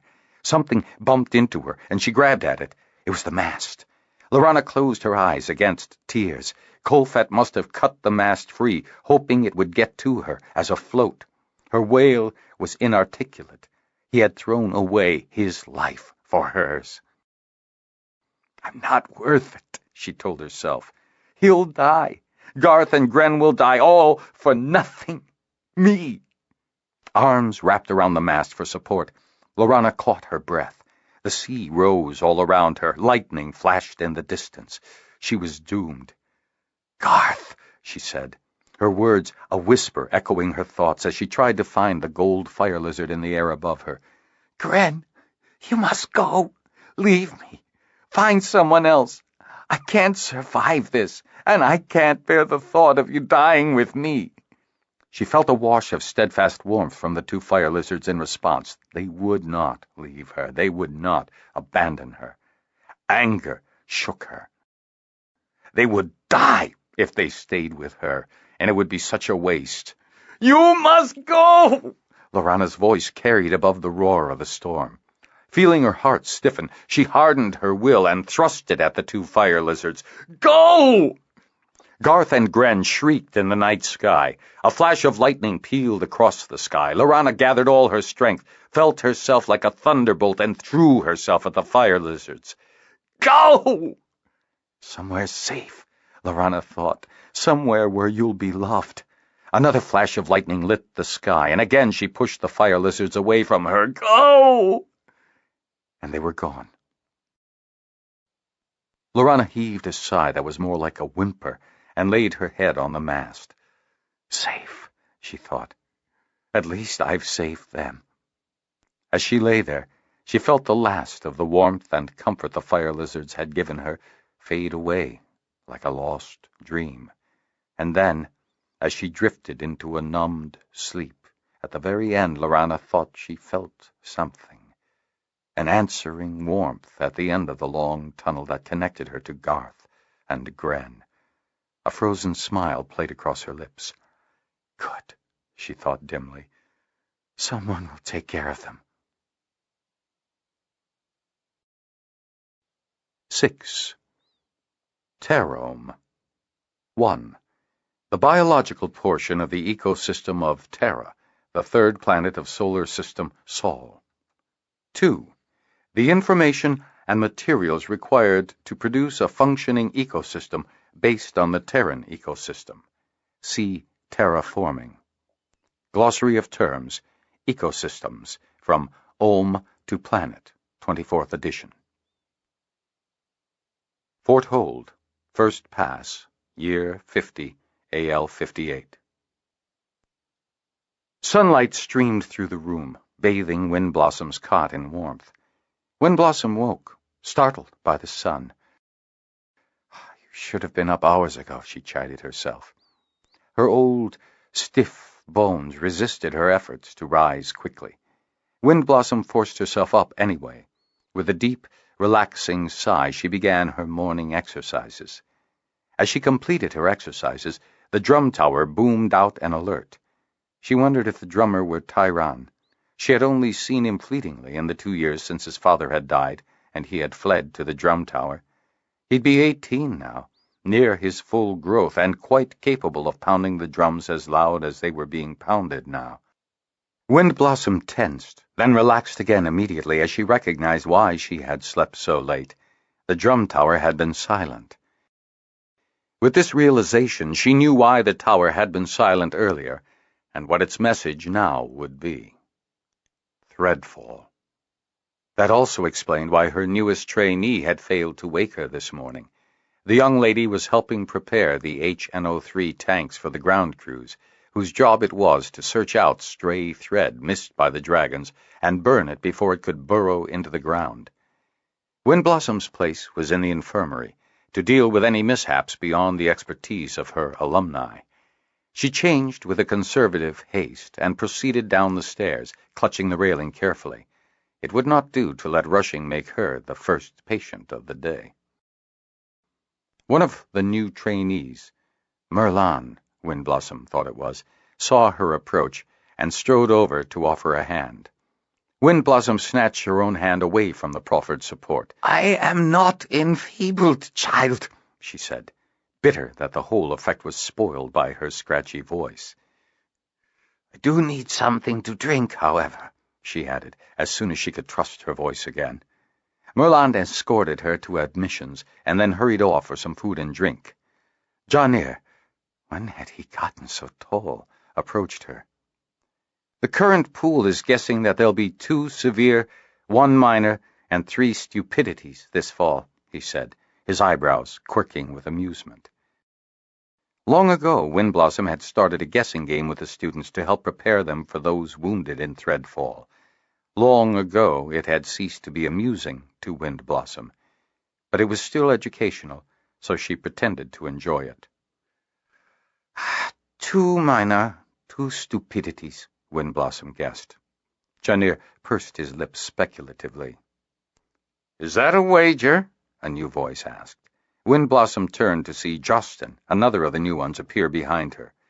If it is between myself and the senior surgeon, Windblossom replied. She noticed that the room had fallen silent. Milan returned with some food.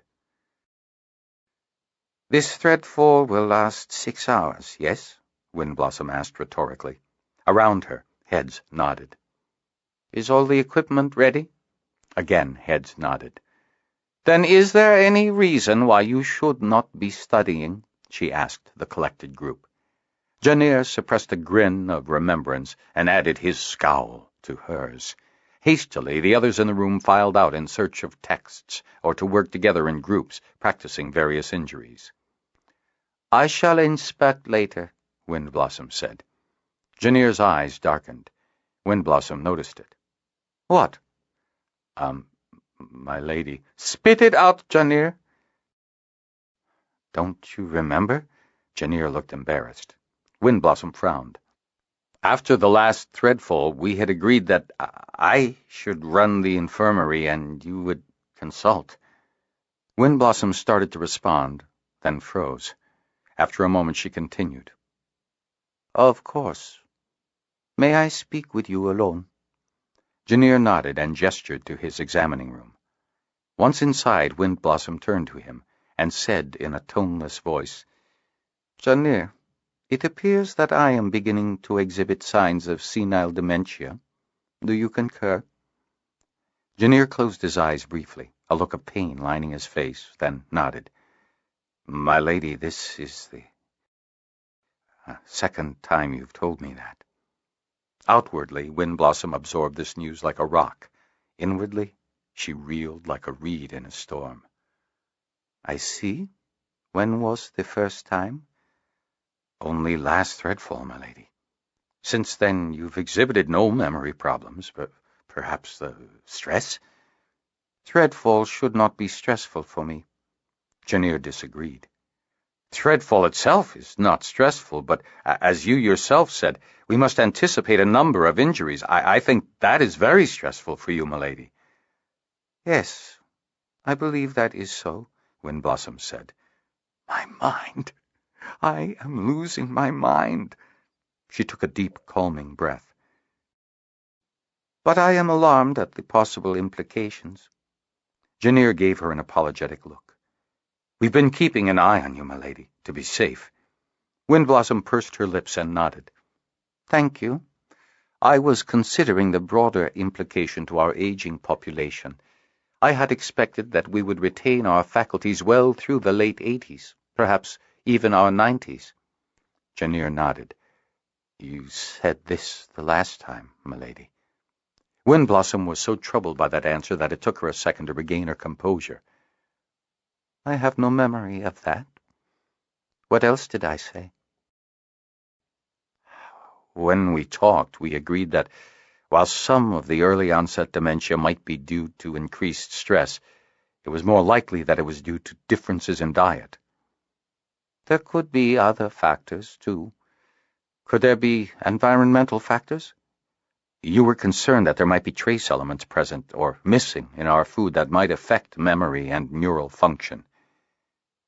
We should perform some biopsies on any new cadavers, Windblossom said. Janir gave her a long, discerning look, and she shook her head. I do remember that we do not have the facilities to maintain a morgue, but if we could get to a corpse early enough, we could obtain some samples. I agree, milady, Janir replied.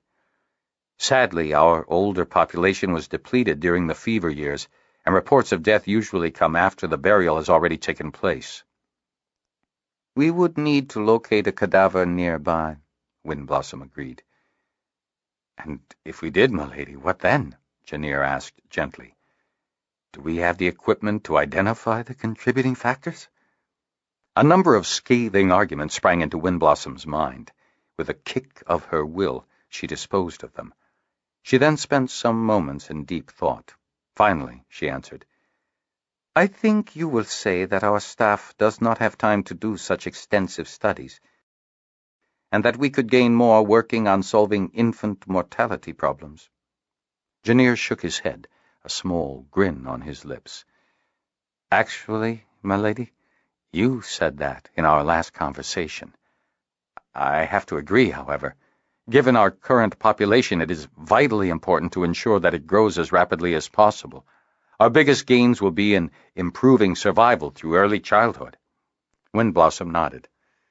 And while the young represent new cultural capital, the elderly increasingly become a drain on our precious resources. You said that, too. But I would like to disagree with you on that score. I have always admired you and wished that I could learn more from you. Windblossom smiled and patted his hand. You are a good student, Janir. Thank you, my lady, Janir said, gripping her hand with his. Windblossom turned to leave. I think I'll review my notes in my room. As Janir nodded understanding, she added, If you need me, I will be sure to send someone for you, my lady. Janir bit his lip reflectively. I hope you are not too concerned about the memory loss. It's concentrated in your short-term and recent memories. Windblossom turned back to face him as he continued. Your knowledge of genetics is as good as it ever was, and should remain so. Yes, Windblossom replied, turning back to the door. But I am trying to learn reconstructive facial surgery, Janir. She left before the embarrassed healer could form any reply. Tyron leaned into his stroke as he beat out the all clear. He had filled out and muscled up from the awkward 16-year-old he had been when he first joined the tower. Now, at 18, his body was lean and tightly muscled from daily work. He grinned as he heard his drum beats echoing back along the cliff wall that housed Fort Hold. The echo didn't mask the responses from the higher-pitched, walking drummers in the surrounding minor holds and fields. Jendel had been right to argue for siting the drum tower built between Fort Hold and the college. The shape of the cliffs made a natural reflector that concentrated the sound of his drum. Because the location left the large drum exposed to all elements, and particularly susceptible to thread, it was secured in one of the rooms beside the drum tower during threadfall. Jendel had made a habit of drilling his drummers in disassembling and reassembling the large drum. Tyron and Rodar, working as a team, had set the best time. Tyron had come to the drum tower at a propitious time. The tower had only been completed a month before, and Jendel had still been experimenting with the best way to use the drums. Tyron had quickly learned the original code, mastered it, and developed a second, superior set of drum codes that Jendel and the rest of the drummers had enthusiastically adopted. When Tyron had first escaped to the drum tower, he had expected to be unceremoniously hauled back to Windblossom. It had been half a year before he had allowed himself to believe that he had been left to fend for himself. It had taken him much longer to recognize that his place within the college was secure. Tyron took advantage of his lofty and panoramic position to drink in the sights and sounds below him. When he was up here, 2 stories high, and several dragon lengths from both the college and the hold, no one could really see his face. From the heights of the drum tower, Tyron felt master of all he surveyed. He saw Lord Holder Mendin on his way to the college. So soon after a fall? Shifting his gaze, he saw Mendin's eldest son, Liros, hot and weary, trudging in from the field surrounded by flamethrower crews, apparently doing the job that his father should have been doing. Studying the two, he failed to notice Jendel's jaunty step until the head drummer was halfway up the stairs to the tower. Tyron! Jendel called out as he crested the stairs. Without pausing for breath, he continued. You're needed back at the college. See Dean Amora. Tyron raised his eyebrows momentarily in surprise, then placed the huge drumsticks back on their hooks and reached for his shirt. Bring lunch for us when you come back, Jendel added as Tyron started down the stairs. And Casa, you two will relieve us. "All right," Tyron called back unheard over his shoulder with an acknowledging wave of his hand. There were always 2 on the drum tower. Classes, Tyron guessed to himself as he crossed under the archway into the college. He made his way to the small classroom reserved for the drummers. Amora was waiting for him outside the door. "I want you to teach some of the youngsters drum code." Tyron cocked an eyebrow at her. When he had first been asked to teach, just after he had proved the value of his new codes to Jandel, he had been afraid of standing in front of a group of people with his scarred face and gangly body. But the first group had all been older students, in their 20s, and they had all been intent on one thing: learning the new codes. Once he realized that, Tyron had thrown himself with enthusiasm and creativity into the job of imparting the new codes to them. After several classes, Tyron had realized that some of the drummers weren't learning the codes to work in the drum tower or in Menden's outlying minor holds. Some of the older students had left the college, taking their knowledge of the drum codes with them. Others had been even more enterprising. They had taken their knowledge of the drum codes and brought them back to the music that many considered to be the life and the soul of the college.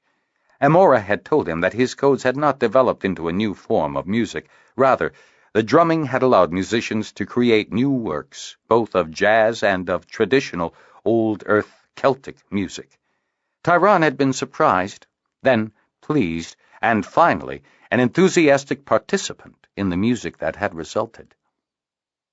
Amora recognized Tyron's raised eyebrow with a nod. "I was wondering if working with drums and the drum codes might be a good way to teach musical beat." Tyron nodded, trying to hide his hesitation, but Amora noticed it. "They're a good group. I just had them," she told him, handing him a small drum. Tyron's heart sank as Amora left. He hefted the drum, placed it under one arm, and absently beat out a quick tattoo. Trouble. Inspiration struck, and he quickly amplified the beat and modified it. He entered the room, still drumming, and took his place at the front of the class. There were 11 students in the class. All of them were young. The eldest hardly looked 11, and the youngest was close to 7 years old.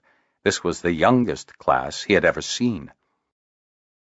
He switched the beat, changed the rhythm, and started a new message, still while watching his students. 2 or 3 were unconsciously trying to imitate his beat on their drums, and all of them were attentive. With a flourish, Tyron finished his message and set the drum down on the teacher's table. He looked at the youngsters. "Now that I've said all that, are there any questions?" The eyes of the youngsters widened, and there was silence in the classroom until one of the older girls raised her hand. Tyron grinned and nodded at her. "What did you say?" she asked. "I told you my name and welcomed you to the class on drumming and asked you why you were here," he answered. "Would you like to learn how?" Every head in the class nodded, eyes wide. Tyron kept his smile to himself and started teaching the basics of drum, beat, and rhythm. He was pleased to finish the lesson on a high note, having the class drum out the message, "It's lunchtime," just in time with the sounding of the hour. "And with that, class, I take my leave," he told them. The youngsters were very polite. Most of them came up to him and thanked him for the class and told him that they hoped he'd be teaching them again. Amora was waiting outside the class. She fell in with him as he walked towards the kitchen. "I take it you survived, then?" Tyron nodded. "Nice kids. Would you be willing to teach them again?" "Sure." With a frustrated groan, Amora whirled around in front of him, forcing him to stop. "And?" Startled, Tyron's first thought was to realize suddenly that he was taller than Amora, and that he liked that. "What?"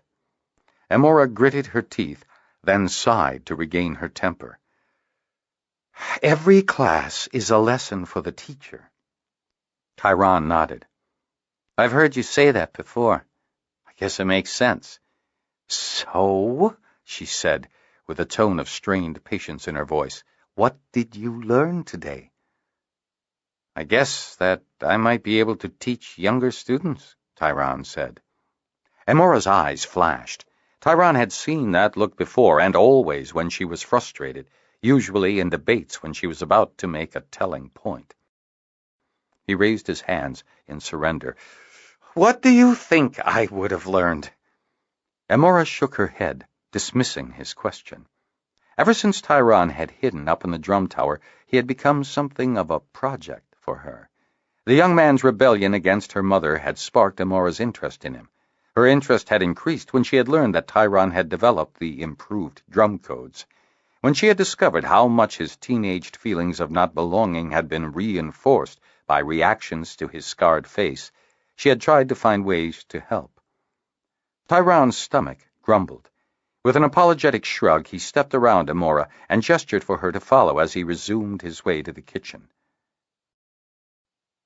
"You're worried about me," he said after a moment's silence. Amora nodded. "I worry about everyone." Tyron snorted. "Then you worry too much. It's my job. Like everything else on Pern, the college has to earn its keep. So the students pay tuition and the teachers are paid for their research, and any profits are put into new projects." "Like the drum tower, I know," Tyron said. They reached the kitchen. "I've got to get food for Jendel and the others and bring it to the tower." "I'll help," Amora offered. "Thanks," Tyron said, surprised that the dean of the college would offer to do such a menial task. Happily, Alondro and Moira were working in the kitchen that day. Alondro had been a fixture in the college's kitchen since the fever year, when he had arrived as a sick orphan. As soon as he recovered, he gravitated toward the kitchen, willing to do any job cheerfully. Now, in his 4th decade, he was no less cheerful and not much slower in the kitchen than he had been when he first arrived. Moira was a more recent arrival. She had started with the college as a fosterling, but had refused to leave when she reached her majority 2 years ago. She said that nowhere could she find as good a kitchen as at the college, and she refused to work with second best, even though every major holder had tried to lure her away. "I need 4 lunches for the drum tower," Tyron told them as he stepped into the kitchen. Moira's scowl, she was a fierce guardian of her domain, cleared when she identified him. "And in return, you'll—" Tyron grinned and bowed low. "I shall sing your praises to each and every one of my fellow drummers." Moira quirked an eyebrow at him and pursed her lips humorously.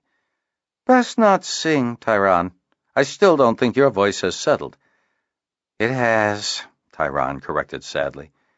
"It's just that that's all there is to it." She gave him a judicious look. "In that case, an hour's sculling after dinner." Tyron considered the counteroffer for a moment before nodding. "Done, but only if you'll let me make meringues." Moira's face brightened at the prospect. "Deal!" She turned to her kitchen partner. "Did you hear that, Alondro? Tyron's doing the yucky dishes this evening." The large helper looked down thoughtfully at the small cook, then over at Tyron, who waved, and asked, "Meringues, too?" "Yes," Moira agreed. "He'll make meringues." She found a soup ladle and waved it at Tyron threateningly. "Only no rose extract this time. Costs a fortune, and you haven't learned restraint." Amora smiled as she took in the byplay. She liked the way Moira went to the trouble of actually finding something to wave threateningly at Tyron. She was also relieved to see that Tyron was so warmly welcomed in the kitchen. Of course, he'd be a fool to get on the bad side of the college's best cook, and it was becoming clear to Amora that Tyron was no fool. "Wait a minute," she said aloud. "Those are your meringues?" Tyron nodded. "They're good." Amora gave him a longer, more appraising look. "You can cook? Clean? Teach?" "No more hot boxes," Alondro interrupted her, pointing to 2 trays. "Yes, the last of the thermal units cracked yesterday," Moira agreed sadly. "That's why I've put your soup in small bowls and made sandwiches. If you lot want hot food from now on, you'll have to eat in the hall." "Are there any of the thermos flasks left?" Tyron asked. "It gets very cold on the top of the drum tower at night." "I imagine it does," Moira agreed. "There are 2, but they're both reserved." She smiled at Amora. "One's for you, Dean, and the other's for your mother." Tyron nodded as he picked up a tray. Amora picked up the second one. "Maybe you could rig up a fire," Amora suggested as they made their way out of the college toward the drum tower. "There's no place for it," Tyron replied. "Besides, I think it would be a fair bit of work to haul wood up every evening." "Lazy," Amora teased. "Well, it's your bones that'll freeze." The tower grew in Amora's eyes as they approached it. She was always used to seeing it from the distance of the college. They walked and climbed in companionable silence until they were halfway up the steps wrapped around the outside of the tower, and Amora paused, gasping for breath. "And this is why I'll keep my bones cold, thank you," Tyron said, pointing at the stairway and grinning as he waited for her to recover her breath. "Yes, I can see that it would be a chore," Amora agreed at last. Much more slowly they completed their ascent. "Rodar, Jandel, we're here," Tyron called as he crested the stairs. "You're late," Jandel retorted. "I just hope the food's good." "It's cold," Amora said as she set the tray down on the only table available. "That's nothing new," Rodar said, jumping up to help her. "Where's Casa?" Jandel asked. Tyron groaned and slapped his forehead. "Ah! I knew I was forgetting something." "It's my fault I distracted him," Amora said. "Never mind, at least you brought food," Rodar exclaimed. "Poor Rodar's been up here since first watch," Tyron told Amora. "What's the soup?" Rodar asked, lifting a bowl and sniffing it. "The last of the hot boxes failed, so it's all cold," Tyron warned. Rodar had already dipped a finger into his bowl of the whitish soup and licked it. "Potato leek, excellent!" Further investigation revealed a number of cold cuts, plenty of fresh sliced bread, honey, mustard, and Alondro's own special invention, a sage vinaigrette that doubled as a dressing for the greens and as a condiment for the sandwiches. There were no chairs at the top of the drum tower, but the lower parts of the crenellations were wide enough to offer comfortable, if sometimes windy, seating. "Alondro's dressing is superb, as always," Rodar said to no one in particular. "We're lucky to have it," Amora agreed. Jandel raised an eyebrow at her, so she expanded her comment. "The botanists had a very hard time getting the sage to take." "Why was that?" Rodar asked. Amora shrugged. "Mother said something about the boron uptake rates. In the end, they finally got it to go by grafting it onto a native plant. Mother says it doesn't taste quite the same as the original." "She's one of the few left who'd know," Jandel said. "I like the flavor," Tyron declared. "What's the difference?" Rodar asked Amora. Amora shrugged. "I never asked her." "The dean of the college not asking?" Rodar was amazed. Amora shook her head. "I was a student of my mother's at the time." "Ah," Tyron said. He and Amora exchanged looks of understanding.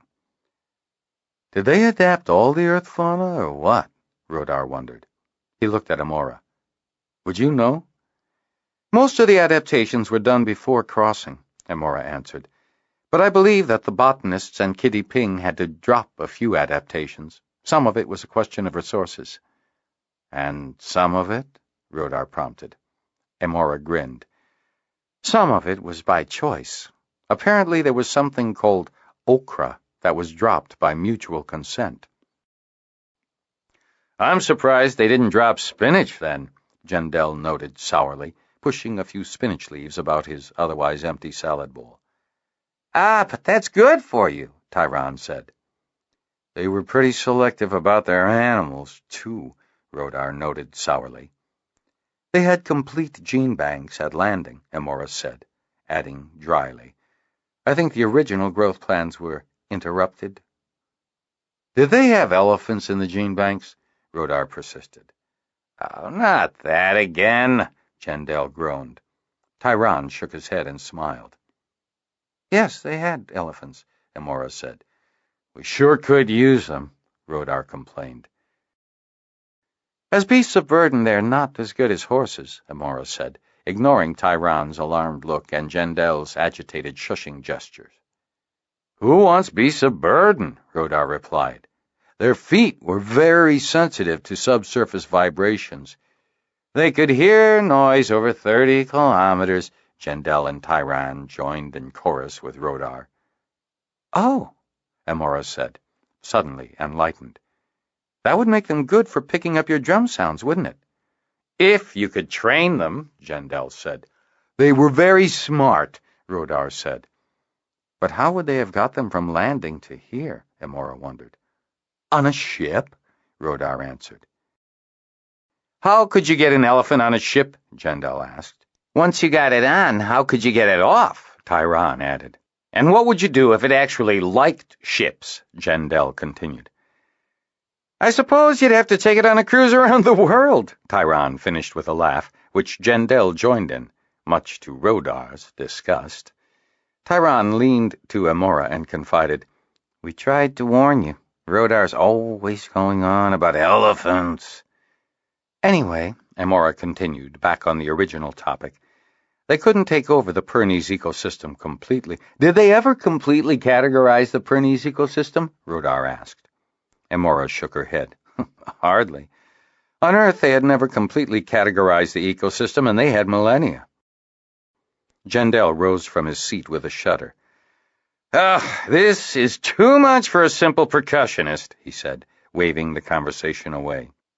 Tyron, seeing as you forgot to bring along your partner, how do you plan to run your watch? I'll stay, Amora offered. You two can bring the trays back and send the other replacement over. Jendel pursed his lips consideringly. She knows the sequences, Jendel, Tyron said. She does? Rodar was surprised. Sure, Tyron said. They're a fairly basic set of sequences, many of them modeled on genetic sequences. Genetic sequences, Jendel repeated. You never told me that. He grabbed the tray, passed it to Rodar, and grabbed the other for himself, gesturing for Rodar to precede him down the tower stairs. All right, he said from the top step. Tyron, you can use the small drum to drill around some of the basic sequences just to be sure. You know, attention, emergency, stuff like that. Will do, Tyron said, throwing the chief drummer a mock salute. Jendel returned it with a nod of his head and began his descent. Tyron dutifully drilled Amora on the drum sequences, gave her a quick test, and pronounced her fit to take watch with him. The whole procedure took less than a quarter of an hour. That's twice in one day you've taught a class, Amora remarked dryly. Keep it up and we'll have to put you on the faculty. Tyron didn't respond to her comment. Instead, he carefully hung the small drum by its harness on one of the small hooks pounded into the wall nearest the stairs. Then he peered out into Fort's lush main valley, watching people tending the fields. Finally, he turned back to Amora. What did they have, the settlers, before the first thread fell? 8 years? Less than that? And then they had to abandon everything and come here to the north? Amora nodded. With a sigh, she rose and walked over to him. They didn't have any time to do a proper survey, did they?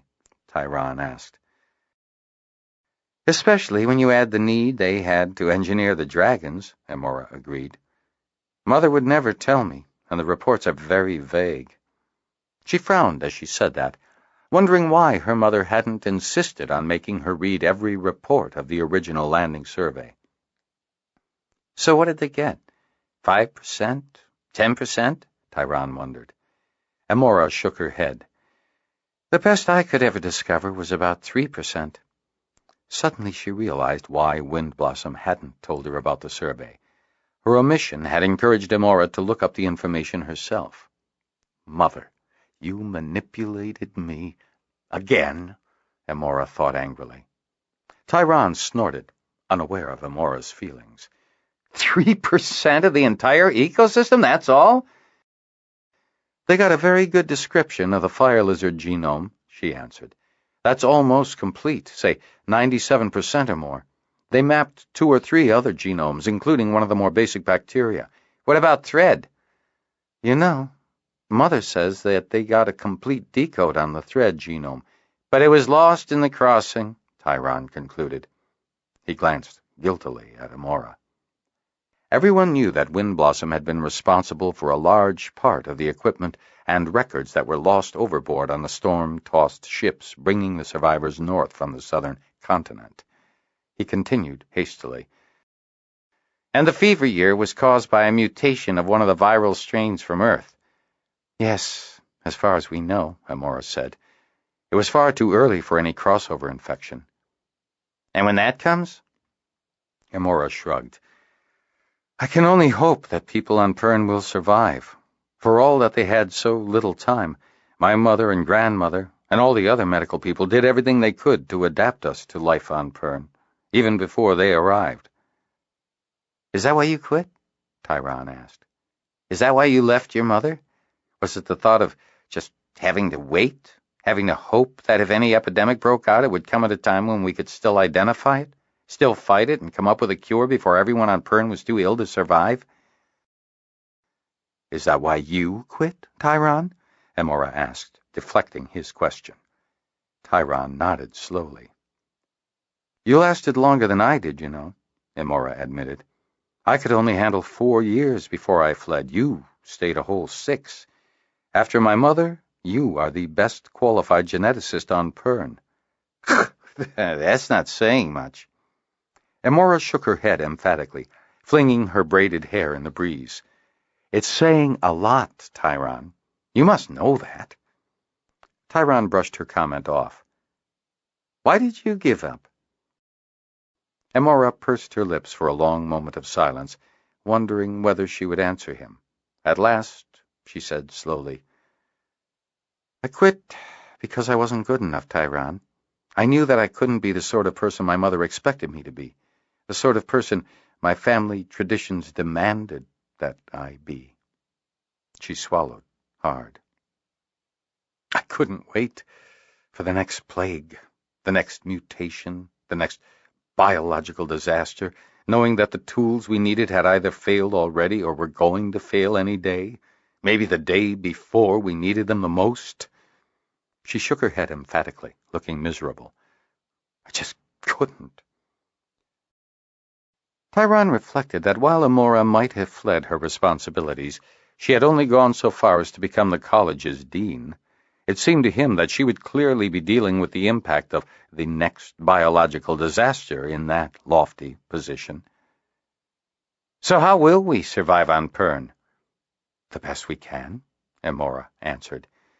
When this pass ends, and that will be very soon, people will spread to every livable corner on the continent. And they'll have children, lots of children, and those children will eat things they're told not to. Tyron snorted in agreement. And some of those children will get sick, Amora went on. Some will die, and others will get better. Over time, people will learn what Pernese plants and animals they can eat, and what they have to avoid. With enough time, they'll be able to develop a whole new list of ills and a pharmacopoeia of the herbals to cure them. And if worst comes to worst, then perhaps some isolated group of people will not get infected, and the disease will run its course, and the isolated ones will survive and repopulate the planet. And that's what we hope for. Tyron looked doubtful. Amora looked away out toward the college. Is that person my replacement? She asked, pointing to a woman walking briskly in their direction from the entrance of the college. Tyron peered out, following her finger. Yes, that's Casa. She's pretty, Amora said suggestively. She's seeing someone, Tyron agreed sadly. Amora reached up and ruffled his hair affectionately. You'll find someone. Tyron sneered, running a finger over the scar from the top of his right forehead to his left cheek. Not with this. Amora held back a quick retort with a shake of her head. The sound of someone climbing the stairs alerted them to Casa's approach. Then Casa arrived, breathless. Sorry, Dean. I put my head down for a nap and completely lost track of time. No problem, Amora said, taking her place on the steps. I had a lot of fun. She gave Tyron a cheerful wave as she left. The trouble with this job is that it's either very boring or very exciting, Casa grumbled hours later as she and Tyron lounged under the waning sun. We've got only a few more hours to go, Tyron said. The last message they had handled had come in over an hour earlier, and had only been a simple inquiry from the southern Ruatha Valley, just a communications check. Casa had impishly drummed back, What? You woke us up for that? Tyron had groaned when she sent the message, hoping that Vedrick wasn't on duty at the South Tower or she'd get a scathing. Vedrick had no sense of humor and didn't appreciate levity when engaged in official duties, as Tyron could attest with well-remembered chagrin. She had been lucky, and there had been no further response. They both agreed that the drummer was likely Fella, who still had problems with some of the more complex roles, which explained why her message was so simple, and also why she had made no reply. After that, they had been reduced to gossiping. Naturally, the first topic of conversation was what would happen with the drum towers at the end of the pass, only a few months away. Casa hoped that with no thread falling, it would be possible to link up the various towers established at the holds into a Pern-wide network. Tyron wasn't so sure, and wondered if the Dragonriders wouldn't fill in the gaps. Casa thought that the Dragonriders would be too busy with their own issues to be bothered. They both agreed that it would be far easier to set up drum towers than it would be to lay telegraph lines across the continent. Besides, there are better uses for the metal, Casa pointed out. The conversation moved on to more intimate topics. Casa admitted that she wouldn't mind being placed in one of the newer holds after the pass. She was hoping to marry soon. She blushed in embarrassment, before she was considered a spinster. Mind you, she had said, she wasn't sure she could handle 6 kids as well as her mother had. Maybe 4 or 5, but not 6.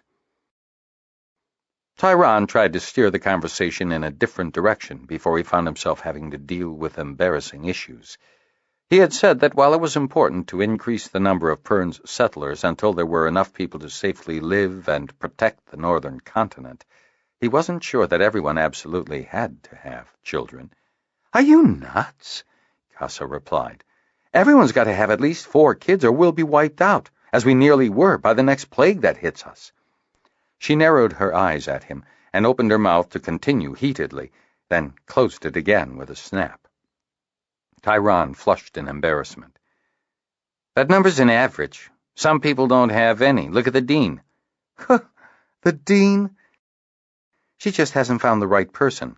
I'm sure she'll have 6 or more when she gets the chance. Tyron was shocked.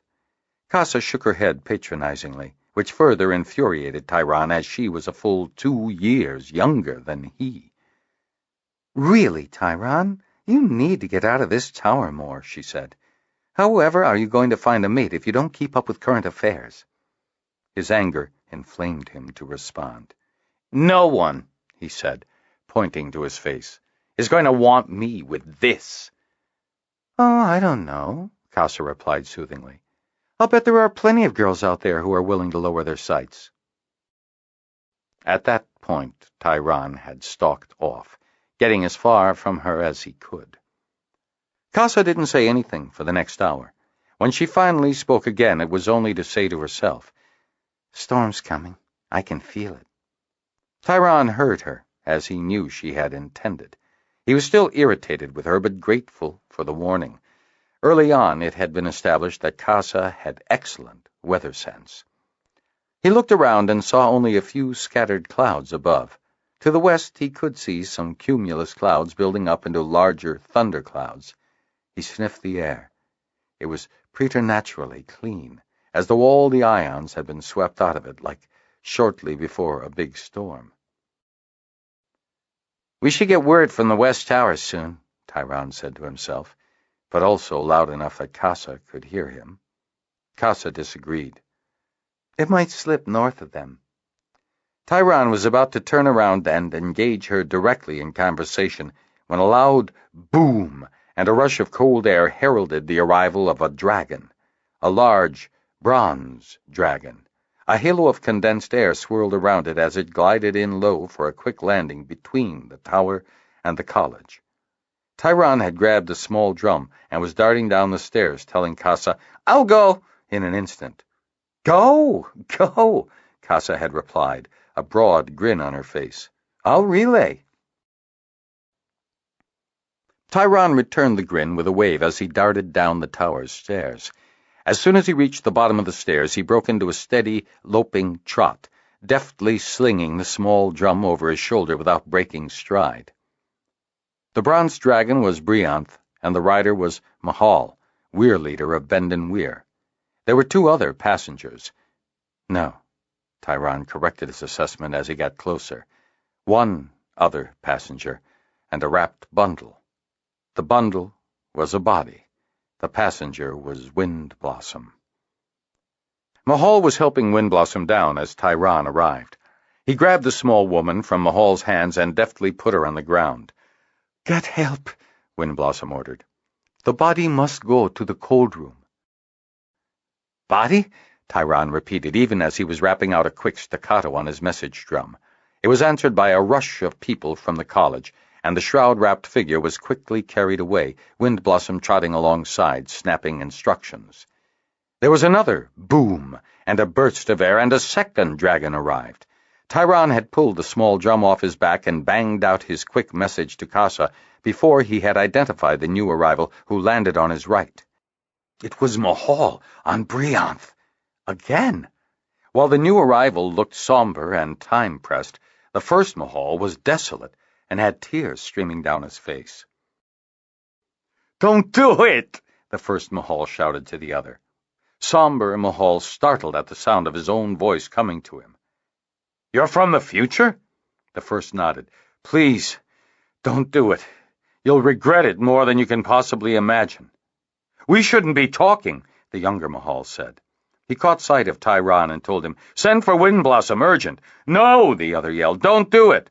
"You would make a time paradox?" Younger Mahal's eyes were wide with terror and incomprehension that his future self would even consider such a dangerous suggestion. The older Mahal's jaw worked, but he was voiceless.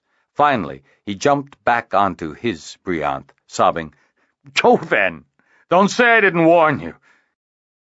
The older Brianth gave a leap, one powerful downbeat of his wings, and vanished between. "Tyron!" the younger Mahal called to him. Tyron looked up. Mahal was clearly overwhelmed by his future self and dizzy with worry. "Don't say anything about this until I get back." Stunned, Tyron could only nod. Wind Blossom returned, escorted by a medical trainee.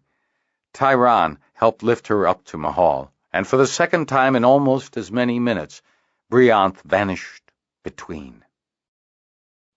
As though the dragon's disappearance had been a signal, rain started falling. It went from a trickle to a torrent in no time. Lightning flickered across the sky, and the thunder boomed repeatedly. Tyron was surprised to realize how dark it had gotten. Dimly, he wondered if time-jumping acted like a lightning rod. He was drenched in seconds. 7. Genomics. The study of genetic material and the functions it encodes. See DNA, deoxyribonucleic acid. Glossary of Terms, Elementary Biological Systems, 18th edition. Fort Weir, First Pass, Year 50, AL 58. The cold of between was still deep in Wind Blossom's bones as she and Mahal were escorted to the Queen's quarters at Fort Weir. "My mother asked for you," Mahal told her as he helped her into Sorka's quarters. "Is it her time?" Wind Blossom's voice was calm, flat. She had seen all her friends die, save this one. Mahal's lips trembled as he nodded, and a deep, anguished sigh passed his lips. Wind Blossom reached to take his arm reassuringly, but her grip was so weak that Mahal misinterpreted the gesture as need for support. He grabbed her and helped her to a chair. "How did you know?" she asked. Then, taking in Mahal's exhausted pallor, she answered herself. "You timed it." Mahal nodded. It drained you, Wind Blossom said. More than you can imagine. And please, don't ask, the Weir leader said, forestalling further questions. He turned to Sorka, lying half asleep in her bed. His mother must have felt his presence, for her eyelids fluttered open. Did you bring her? I'm here, Wind Blossom answered, rising from her chair and kneeling beside Sorka's bed. The old Weir woman reached out a hand and clasped Wind Blossom's as she offered it. Mahal dragged Wind Blossom's chair over to her. Thankfully, Wind Blossom sat. Your son brought me. He's a good lad, Sorka agreed with a small smile. He does as he's told. The two elder women shared a secret pause, then smiled as the expected comment from Benden's Weir leader failed to materialize. He has learned wisdom, Wind Blossom said. It was her highest praise, words she had never before uttered to or about anyone. He is a good man, like his brothers and sisters. Blood tells. You and Sean have everything to be proud of. Behind her, Wind Blossom felt Mahal stiffen at the mention of his late father, who had led the colony's original Dragonriders through their first and so many other threadfalls with an iron will. Even at the hale age of 62, Sean O'Connell had retained his position as the first Weir leader, and Weir leader of Fort Weir, despite every argument to the contrary. But he was too old. Badly scored when they failed to dodge an oddly clumped bunch of thread, Sean and Karanath had gone between and never returned. That had been over 8 years ago. In all that time, Faranth had never again risen to mate. No one had commented on it, considering it merely due to Faranth's age. Only Wind Blossom knew differently. The reason was one of many secrets that she and Sorka had shared over the years, and a part of one of Wind Blossom's few true friendships. As the first Queen Dragonrider and the most experienced geneticist, Sorka and Wind Blossom had maintained a working relationship during the years after the first fall at Landing. But the creation of the Watchwares had soured most of the Dragonriders on Wind Blossom, Sean in particular, and Sorka's dealings with her had become businesslike. Wind Blossom maintained detailed records of all the original dragons and their hatchlings, tracking growth and watching for any signs of genetic defects. When the colony reestablished itself in the north, and Admiral Benden redirected the technical staff away from her studies, Wind Blossom found herself without specific duties. Admiral Benden had suggested publicly that she consider diversifying into the medical profession, perhaps considering nursing or technical lab work. And, the Admiral had added with a smile, Wind Blossom should remember her duty to the colony and her genome. Had she considered how she would fill her child-rearing obligations? Wind Blossom's meek response was taken for acquiescence, and perhaps a tacit admission that her loss of valuable technical gear during the crossing had made her a pariah. She dutifully left her lab and took on a trainee role with one of Fort Hold's doctors, working hard to achieve her eventual rating as a general practitioner. Still, Wind Blossom kept track not only of dragon bloodlines, but also of the Watchwares and their progress. She was often asked for advice on the handling of Wind Blossom's uglies, as they were called. Emily Bowl, in particular, expressed interest in the Watchwares. I saw them fly the other night, she told Wind Blossom once in private. She smiled at the smaller woman. Wind Blossom nodded. I, too, she replied, suffused with pleasure at the memory. Emily grabbed her hand. It must be hard for you, she said with warm sympathy. It is my job, Wind Blossom replied with only the hint of a shrug. I do what you and the Admiral ask of me. I carry the burden my mother has left me. Well, it seems damned unfair to me, Emily declared, scowling fiercely. Wind Blossom made no response.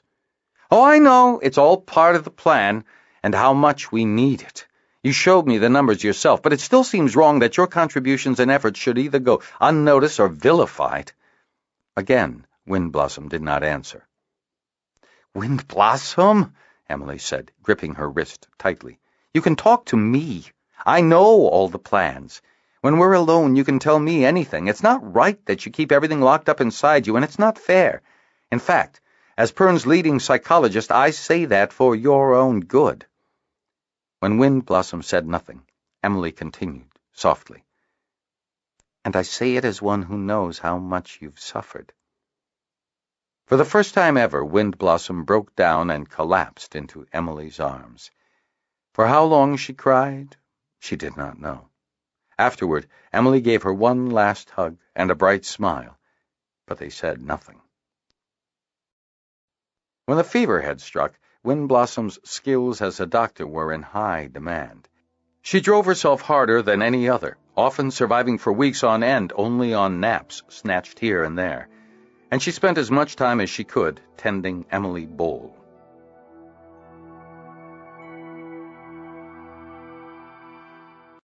This is the end of disc number 3.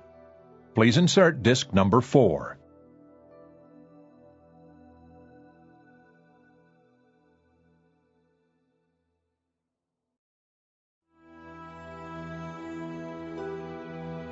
This is disc number 4.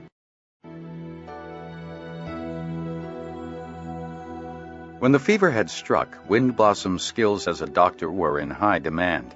She drove herself harder than any other, often surviving for weeks on end only on naps snatched here and there, and she spent as much time as she could tending Emily Bowl. Windblossom and Emily were both too honest to deny that the old governor of Towel City would not survive this infectious siege. Windblossom prescribed what palliatives she could, and did everything in her power to make the older woman's passing as painless as possible. Late in the night, when Windblossom and Emily had convinced poor Pierre de Courcy, Emily's husband, to take some rest, Emily tossed fitfully on her bed.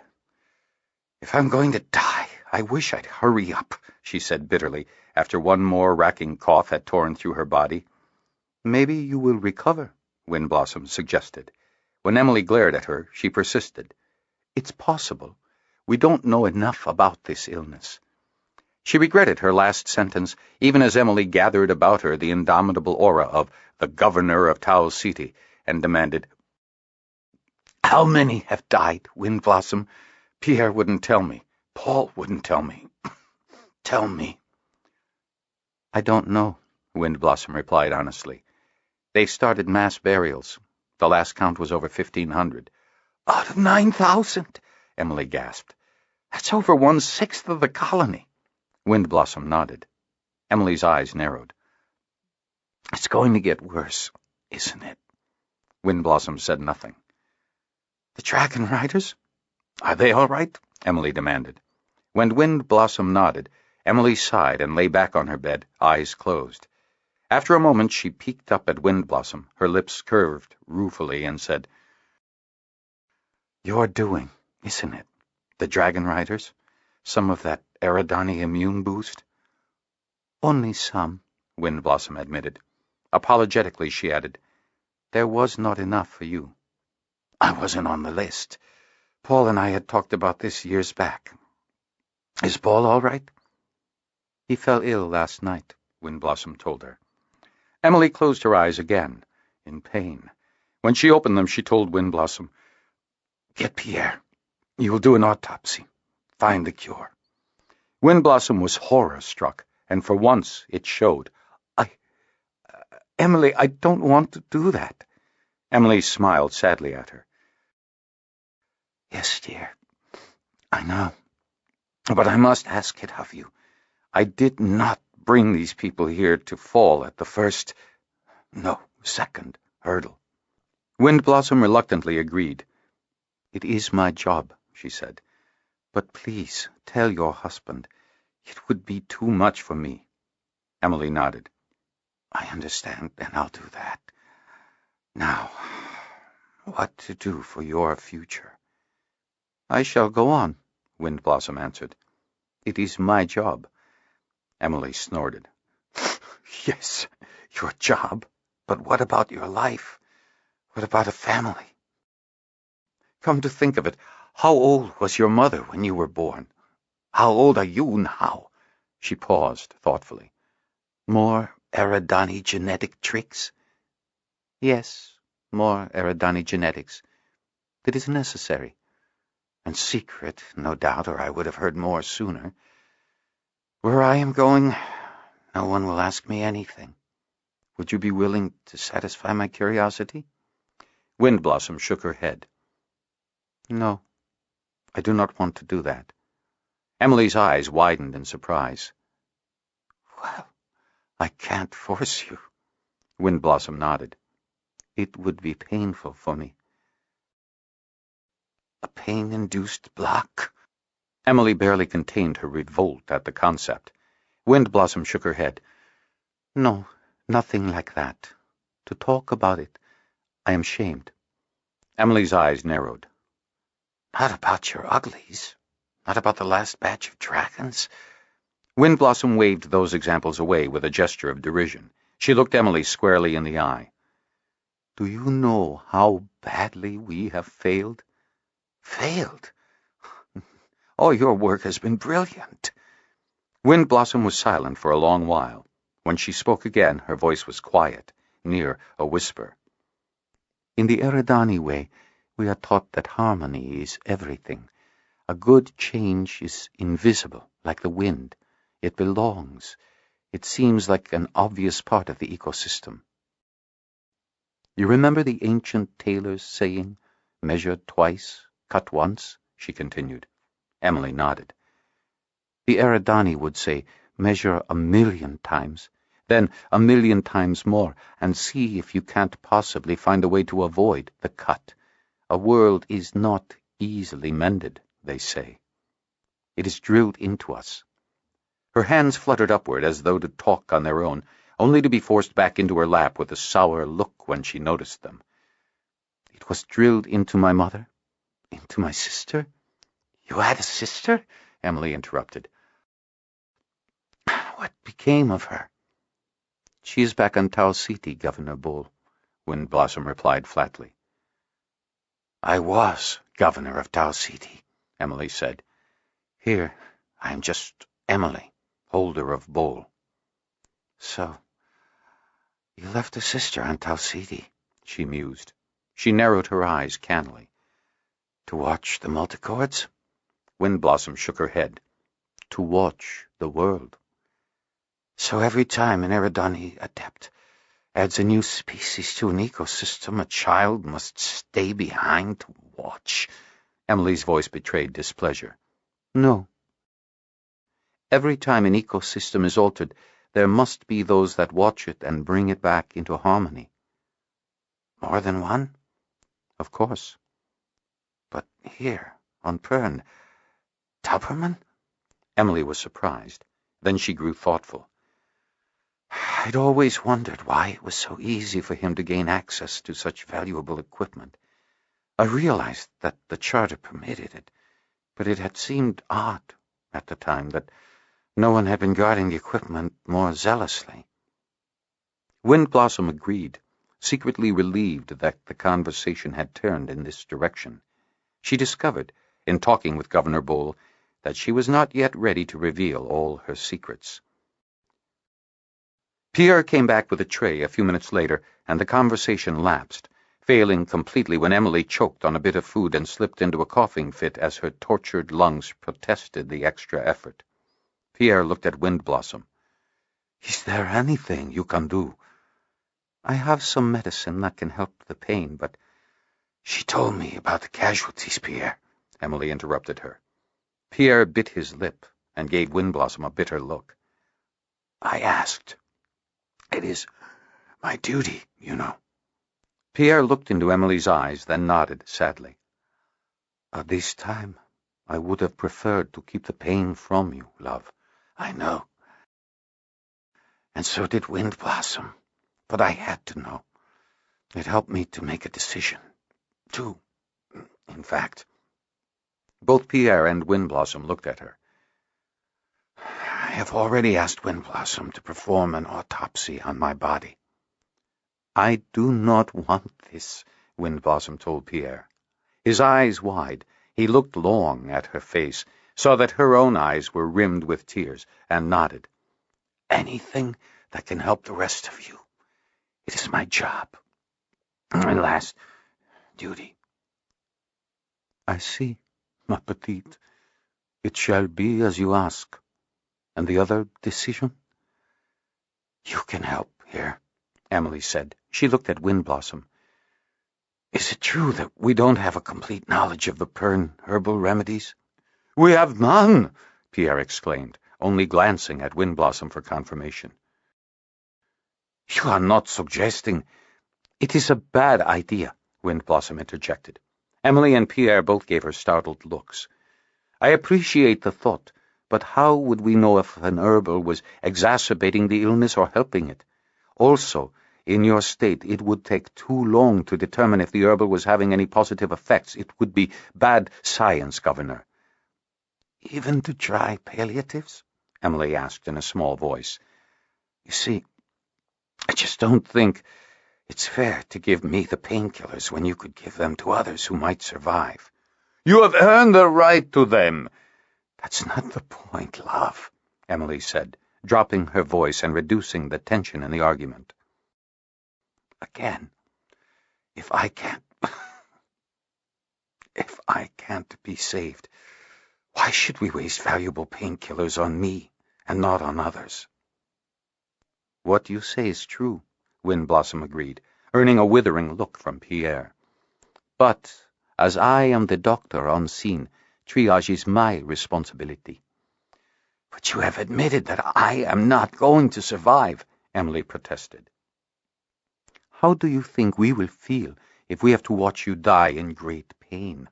Windblossom asked softly. It is not only your decision. Emily threw open her hand in a gesture of defeat. But... She tried one last time in a small voice. There are children. Windblossom leaned over the bed and grabbed Emily's open hand in hers. I know, she said, the iron control over her voice threatening to break. I have held their hands as they... Pierre leaned across and laid an arm on her shoulder. I'm sorry, Windblossom. I did not think... Windblossom straightened up, her face once again mask-like. I cannot save them if I surrender to grief. My point exactly, Emily persisted, a look of triumph flashing in her eyes. Windblossom nodded. There are some infusions we make now, like the juice of the phallus plant. I have some here, Pierre said. If you would agree, we could substitute those known herbals for our standard medicines. I like that, Emily said. We could test dosage levels while we're at it, couldn't we? And so they arrived at the treatment. Windblossom wrote the original prescription and Pierre filled it. Once Emily had taken her first dose, Windblossom begged other duties and left them. She returned 3 more times during the night. The first time she returned, they agreed to up the dosage and added something to ease the cough. The second time, Emily seemed asleep. She is in a coma, Windblossom told Pierre after she took Emily's vitals. I was afraid of that. She has been so hot. We don't know if the fever kills or is just an immune response, Windblossom said. Paul Nietro and Bay Harkonnen's notes showed that they tried cold water immersion with no success. Her temperature's not that high. Windblossom nodded. Her pulse is low and dropping. It's almost as if her heart were... She broke off abruptly and collapsed to the floor. Are you all right? Pierre rushed to her side, lifting her up and putting her into a chair. Her skin was pale. Pierre put her head between her knees. When did you last eat? Windblossom tried to sit up, to push him out of her way. No time. I must do my rounds. He pushed her firmly back into the chair. You will sit with your head between your knees. You will drink and you will eat. Then maybe I will let you up. Pierre, I have to go. People are dying, she protested, but her movements were feeble. They will not get better if you keel over too. Emily spoke to me after you left. How many are sick? How many doctors are there?"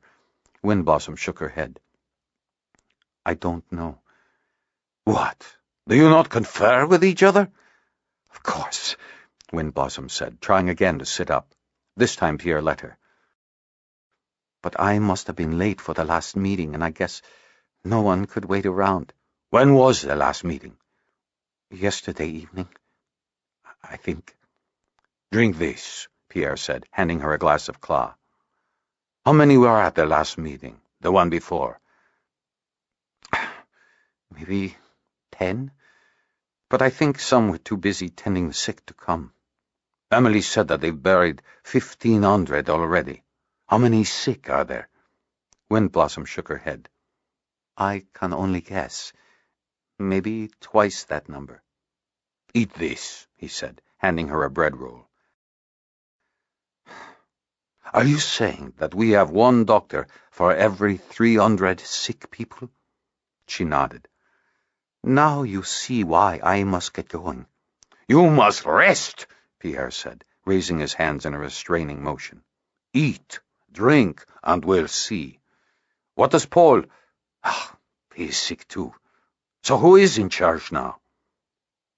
"I think maybe I am," Windblossom said in a small voice.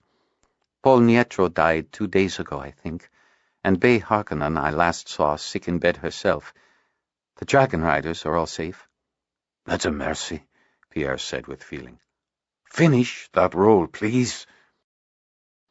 Realizing that she was going nowhere until she satisfied the towering Pierre, of course anyone towered over her, Windblossom tried to cram down the proffered roll. "No, s'il vous plaît," Pierre said. "I spend more time making that food than you are spending eating it." In the end she had 2 rolls and another drink, not water, some sort of fruit juice, before Pierre let her go. The last time she returned, Pierre met her at the door. "She's dead," he told her woodenly. "Her heart stopped beating a few minutes ago. She told me not to try resuscitating her." He rubbed his eyes, wiping away tears. "I was just coming to look for you. Where should I put her body?" Numbed, Windblossom slipped past him into the room. She took one look at Emily and sat down in the chair beside her, head bowed. After a moment she spoke. "When I first saw her, she was the most beautiful person I had ever seen. She would light up the room, lift the spirits of everyone who met her. She did not allow even the threat of total annihilation to upset her. When the Nazi were bombing Tau City day and night, it was Governor Bol who pulled everyone together. She worked tirelessly, always there, always ready." "I had heard, but never like this." "I was young, still a girl. My mother was often away, unavailable. When I did see her, it was for my lessons and her scoldings.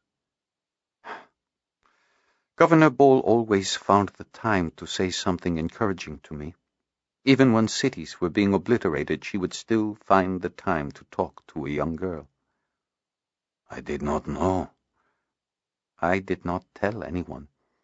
My mother would have been furious, and I was too embarrassed to tell Governor Bol myself."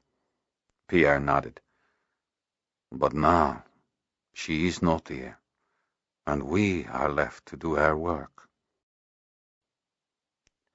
"Yes," Windblossom agreed, rising from her seat. "Can you carry the body?" "I think so. Where should I take it?" "There is a makeshift morgue over at the college." Pierre looked thoughtfully down at Emily's body. "I can manage. And then what?" Windblossom shook her head. "The lab technicians, both first and second team, have been overcome. I suppose I should see what I can do there first, but I still have to make my rounds. There are patients—" Pierre held up a hand. "No one can be in 2 places at once. Not even Emily could do that. Which is more important?" "Both." "Who can help?" If If there are some nurses or interns, they can tend the sick. But I don't think anyone else knows how to operate the lab equipment. Then you have your answer.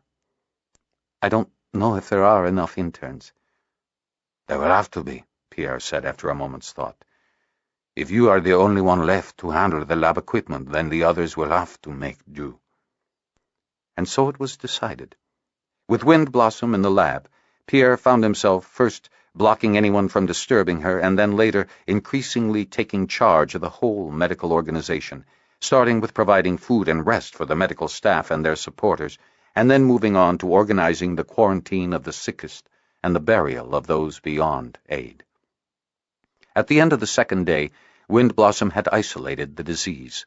As she had feared, it was a crossover of Pernese bacteria into Terran bacteria. The poor lab teams, following their medical training to look for the most likely causes, had been looking for either a flavivirus like Ebola or a combination of viral and secondary bacterial infections. Instead, they had themselves become victims of the object of their search. They had had the right symptoms, but the wrong culprit. The colonists of Pern had no natural protection against the hybrid bacteria. Wind Blossom, following her training as an ecologist, isolated the mutation, sequenced its genetic core, and developed a vaccine and a course of treatment.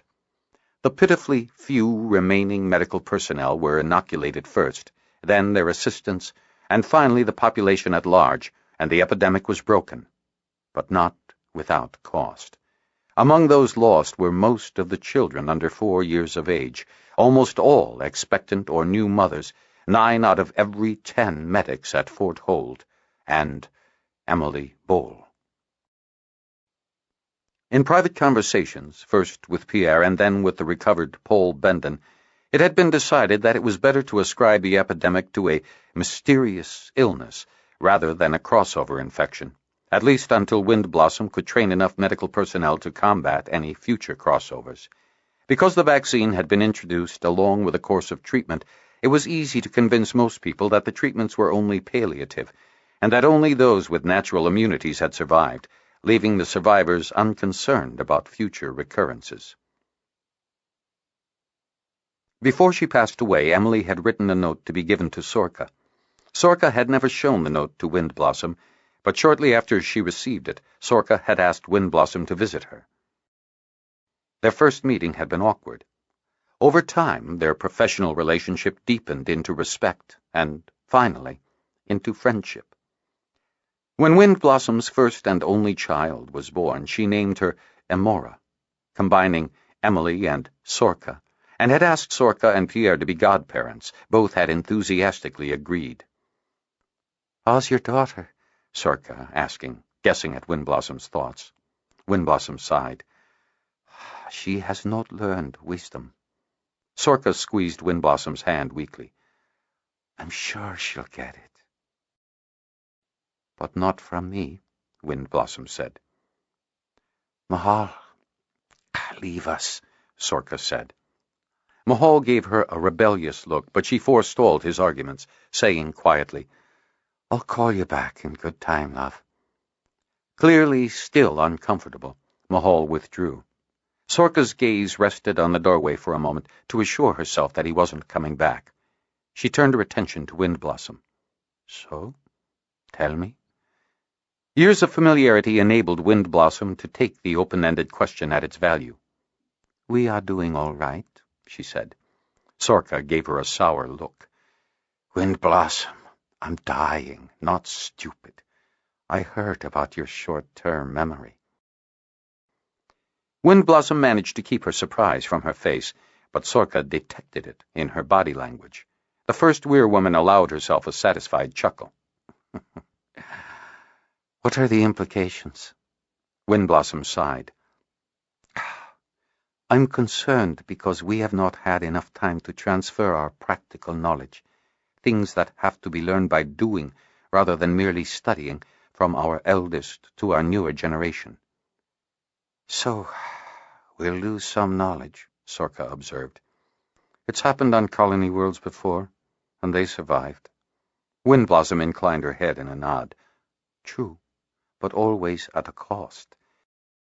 The knowledge had to be relearned, usually through trial and error at a later date.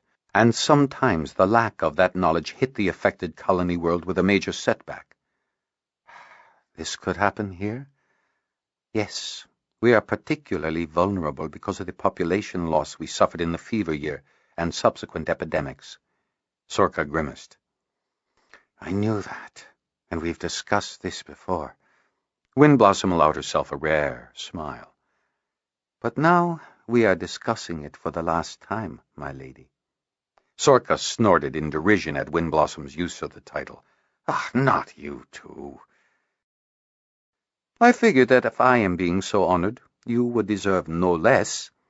Sorka allowed her free hand to primp at her hair and smiled. Well, it's not as though us distinguished ladies are not entitled. Quite, Windblossom agreed with a grin of her own. But it disturbs me because it shows that people are beginning to adopt a caste system. And how does that affect the charter? Sorka mused. Sociologically, I can see why this elevation, this endowing of the old lord and lady titles, makes sense in our young population, Windblossom said. Sorka waved her free hand dismissively. We've had this conversation before. I hadn't forgotten, Windblossom said, but it bears repeating.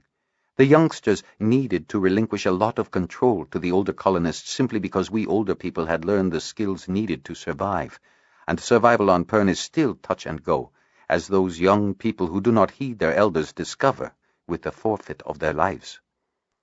Sorka pulled her hand free of Windblossom's and used both hands to make an emphatic hurry-up gesture. I can't hurry up, Sorka. I'm thinking out loud, Windblossom said. She paused, striving to recover her train of thought. So Pern's going to have a bunch of lords and ladies in the form of weir leaders, weir women, and the men and women who run the holds, Sorka supplied when Windblossom's silence stretched. The sound of boots striding loudly up to the entrance of Sorka's quarters distracted them. Sorka's bronze fire lizard, Duke, looked up from his resting place at the foot of her bed, looked back to Sorka for a moment, and lowered his head again, unperturbed. Mahal! Taurine shouted. Why didn't you tell me? What's going on? Don't you think I wanted to pay my respects? Mahal's voice was a murmur as he strove to placate his outraged mate. Have you looked at the casualty reports recently? Windblossom asked Sorka once they both determined that they were not going to be immediately interrupted. I have. Sorka's voice was pained. I am sorry. My mother had predicted those numbers when she first calculated the mating cycle, Windblossom said. But with such a short lifespan, fighting thread, and with the difficulties of the holders in providing sufficient food for the colonists, maintaining a sufficient margin to support such luxuries as education and research is quite problematic. Sorka nodded and gestured for the older woman to continue. So our society will ossify and stratify at least until the end of this pass. And then? Windblossom shook her head. Then population pressures will force an expansion of the holder population and the creation of new holds across this continent. The lack of thread should allow the Dragonriders several generations in which to increase their numbers and recover from this first pass. The Dragonriders in the next pass should be much more able to handle the onslaught. There will be pressure in both the weirs and the holds to consolidate what they have and to build conservatively. Any skills not directly needed in expansion or retention will atrophy. It's already happening. By the next pass, the skills needed to maintain our older, non-critical equipment will have been lost. Maybe before then, Sorka agreed. Windblossom nodded. Our descendants should survive anyway, unless the wrong skills are lost. That is my worry. Yes, Windblossom agreed. You are an Eridani adept, so you would worry about the ecology, Sorka noted. She closed her eyes and took a deep breath. You're worried about the dragons, aren't you? At some point, there will be crossover infections from the fire lizards to the dragons. There are the grubs, And the watchwares, what about them? Tuberman's grubs were well designed, Windblossom said. They are a distinct species derived from other native species. This gives them both the native protection and the native susceptibilities. Given that there are other similar species, there will be a high degree of crossover, as Pern demonstrated with his vine grubs. That actually provides a certain degree of protection, because there are multiple species for a particular disease to assault. Any successful defense by any one of the species will rapidly be spread to the other species. Also, because we plan to plant the grubs throughout the northern continent, and they have already been distributed throughout the southern continent, there is a strong likelihood that any severe parasitic assault on the grubs will devolve into a symbiosis before all of the species has been eradicated. Just like the Europeans and the Black Death, Sorka observed. Yes, rather like that, Windblossom agreed. If we're spread across the northern continent, that won't be a major problem, will it? I hope not. The effect of another epidemic should dissipate with the added distance between settlements. So the weak point in all this is the dragons, right? Windblossom shook her head. It is difficult to point to just one. The dragons or the watchwares appear to be the most susceptible. We have thousands or millions of grubs, but only hundreds of dragons and fewer watchwares. Are the two genetically so similar that one disease might destroy them both? Windblossom pursed her lips. I strived to avoid that. In fact, I engineered so many changes, which might be one of the reasons that we had so many infertile watchware eggs. Sorka's eyes gleamed. One reason. Windblossom returned her stare with a blank look. I'm curious about the other reasons, Sorka said. I'm now convinced that some of those failures were planned to make you look less skilled than you are. Windblossom said nothing. Your mother was trained by the Eridani. You were trained by her, weren't you? Windblossom shook her head. There are some questions I should not answer even for you, Sorka. A wheezing cough shook Sorka's body, and Mahal glanced inside, Toreen hovering worriedly behind him. Sorka waved them back out as the cough passed. If you cannot answer my questions, I won't hinder you with them, she said, after taking a sip of water from the glass Windblossom proffered her. Windblossom winced. I do not want to burden you. Sorka smiled. And I was trying to lighten your load. A burden shared, as it were.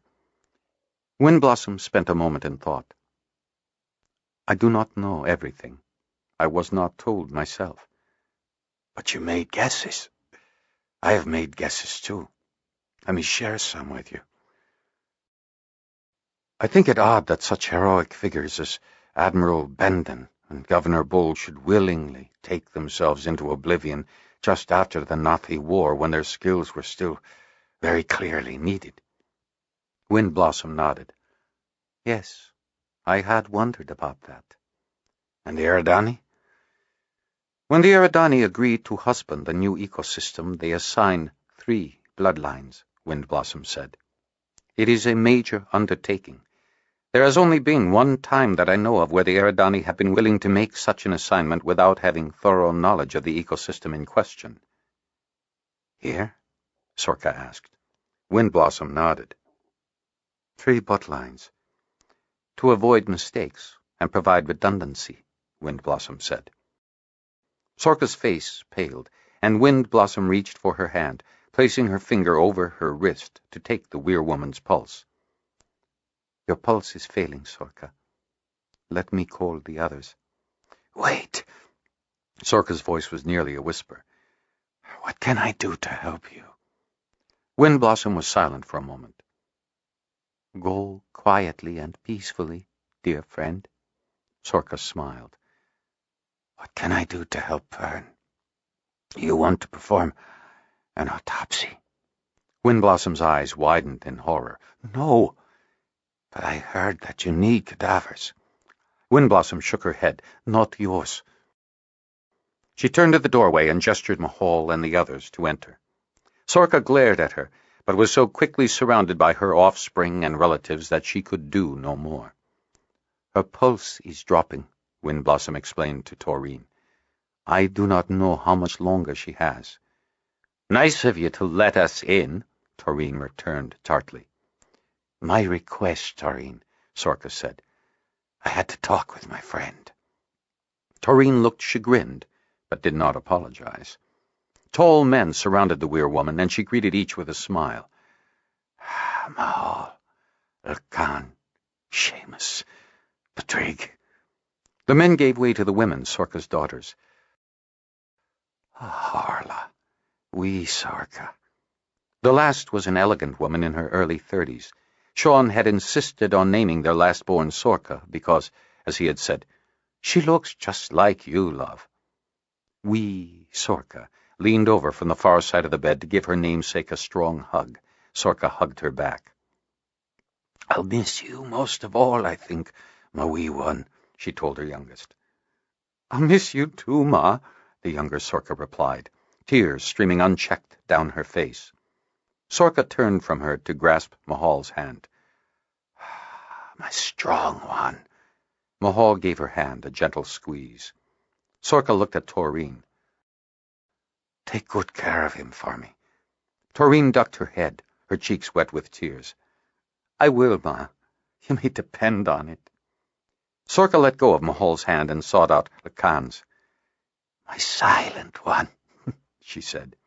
Lacan squeezed her hand, rubbing the tears from his face with the other. "We could bring you down to the cavern, to Faranth, Ma," Padrig said. Sorka smiled, letting go of Lacan's hand and grabbing his. "No, she knows my heart in this. I will leave my body behind here, in your company, and Windblossom's keeping." There was a concerted gasp, and heads swiveled toward Windblossom. "Your father and I have given everything we can for you and Pern," Sorka told him. "This poor body is but the least I can leave." "You don't need to do this," Windblossom said. Sorka waved her objections aside. "I've heard about the pressing needs for cadavers, and I have told you that I do not want yours, Sorka," Windblossom interrupted, her face wrought with emotion. "We must do what is best for Pern. It is my last request, Windblossom, that you perform an autopsy to investigate the early dementia you've recently noticed. Use my body for whatever medical purposes you see fit. I'd heard that you had wanted to practice for Tyran surgery." "Mother!" The word was torn from Mahal's throat. Windblossom shook her head. "I do not want to do this. The boy deserves a new face. I've thought about this for a fortnight now. In my bedside table you'll find my will with specific references on these matters." Sorka looked around the room, catching the eyes of everyone in turn. "Ah, my loved ones, I will not deny you every protection I can think of. Soon, I will no longer need my body. Let the people of Pern find a last use for it. Please, follow my will on this." She turned her gaze to her eldest. "Mahal, in this, I appoint you my executor." "Mother! Mahal broke down. Taurine wrapped comforting arms around Sorka. She gave Windblossom a sour look, then looked at Sorka. "My lady, it shall be as you wish. I pledge my word as your daughter-in-law, and as Benden's weir woman. It shall be." "Thank you," Sorka said softly. She gave a deep sigh and turned back to the others. "Now, let me look at you all. Tell me how you are." The conversation wandered on from son to daughter and back again. Sorka managed to get them to laugh once, and someone brought up refreshments. Gradually the talk wore down, and Sorka ordered them to leave her, all but Mahal and Windblossom. "I want you to stay with me, Windblossom," Sorka said, feebly patting her bed. "You and Mahal here." It was late. The two sat silently beside Sorka's bed while the first queen rider of Pern sank slowly into sleep. Mahal went around the room, covering all the glows save one. Every now and then Wind Blossom would check Sorka's pulse by pressing gently on her wrist. As dawn neared and its gray light began to fill the room, Sorka gave a faint gasp.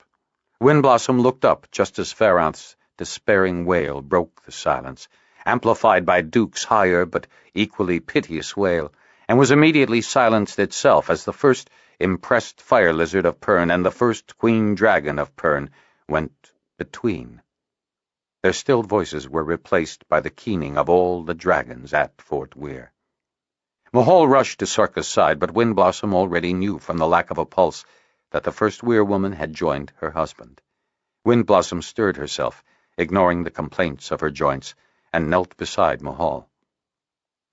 "Let me tend to her for a moment, and then you may come back," she offered. Mahal looked at her through tear-soaked eyes and nodded slowly. She guided the bereft rider out of the room and into the arms of his wife and weirmate. "Just give me a few minutes," she said to Toreen. Fort's head woman had delivered clean bed-sheets and toiletries earlier in the evening. Wind Blossom, ignoring the tears rolling down her face, made one final inspection of Sorka's body, and then gently made the body presentable, as she had done for Emily Boole and her own mother before her. Satisfied that she had done all she could to make things easier on Sorka's children, Wind Blossom left the room and let them enter. Mahal was the first to his mother's side. The Khan, Padrig, and Seamus stood at the end of her bed, while her daughters Orla and Sorka closed in on the side. Damal and Nara, Fort's Weir leader and Weir woman, arrived to pay their respects, but Wind Blossom asked them to wait for Sorka's family to complete theirs. "Please, ask Toreen to let us know when there's a good time," Nara said. Wind Blossom nodded. A while later, one of the Weir folk came with a chair and a basket of fruit for Wind Blossom, courtesy of the Weir woman. Gratefully, Wind Blossom sat down before the door and ate daintily from the selection. Sorka's children drifted out in ones and twos over the next half hour. When Toreen came out, Wind Blossom relayed Nara's request. Toreen glanced back into the room at Mahal. "I'll give him a few more minutes," she said. "I'm going down to the caverns for some lunch." She glanced at the early morning light and remembered that Bendon was 6 time zones ahead of Fort. Breakfast. Wind Blossom waited outside until she heard Mahal's voice from in the room. Thinking, in her wearied state, that he might be asking for her, she stepped through into the room and stopped. Mahal stood beside his mother's bed, holding her dead hand in his. Tears streamed down his face and onto the bed. "What do I do now, Ma?" Mahal repeated. Wind Blossom could see the small boy inside the grown man struggle with the awful loss of his mother and last parent. She knew that Mahal was groping with the awful realization that he no longer had some higher authority to turn to, no one to confide in, no one to seek praise from or to ask, "Do you love me?" without fearing the answer. Mahal turned at the sound of her footsteps, and Wind Blossom cast her eyes to the ground, not wanting to meet his. "What?" Mahal swallowed and continued more strongly. "What did you do?" "He did not need to say, when your mother died." Wind Blossom reflected on the question. Then she looked up and answered him honestly. "My mother never loved me. When she died, it was my obligation to assume her dishonor, and she savored passing it on to me." Wind Blossom gestured to Sorka. "She showed me some of her love. I felt like the desert in a cloudburst," she continued softly. Her voice hardened. "For my mother, I could never be good enough." Mahal nodded and wiped his eyes.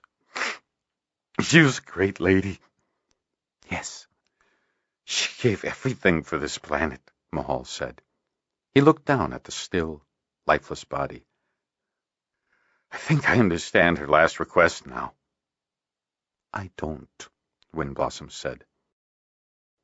"I would prefer to leave her undisturbed and keep the memory of her body as it was alive, not as it is dead. Mahal shot her a penetrating look. I hadn't thought of it that way. Windblossom, will you honor my mother Sorka's last request? Mahal, I do not want to. My father always taught me that I had to honor a lady, particularly my mother. He shook his head. I cannot gainsay her. Outside the room they heard the sound of footsteps and Toreen's voice. Mahal, are you all right? In here, Mahal answered. Yes. Toreen, Damal, and Nara entered. Windblossom moved closer to Mahal to make room. We wanted to pay our respects, Damal told Mahal. I learned so much from her, Nara added. She was like a mother to me. Beside her, Windblossom felt Mahal flinch as her words reinforced his sense of loss. He said nothing. With an inquiring glance at Mahal, Nara approached the side of the bed, bent over, and gave Sorka's cheek one last kiss. Damal gently drew his weirwoman out of the room, their grief and sympathy evident on their faces. Mahal leaned forward and gently stroked Sorka's cheek one last time. Then he straightened, his features showing his grief being subdued by his self-mastery. He looked at Windblossom, his face a leader's mask.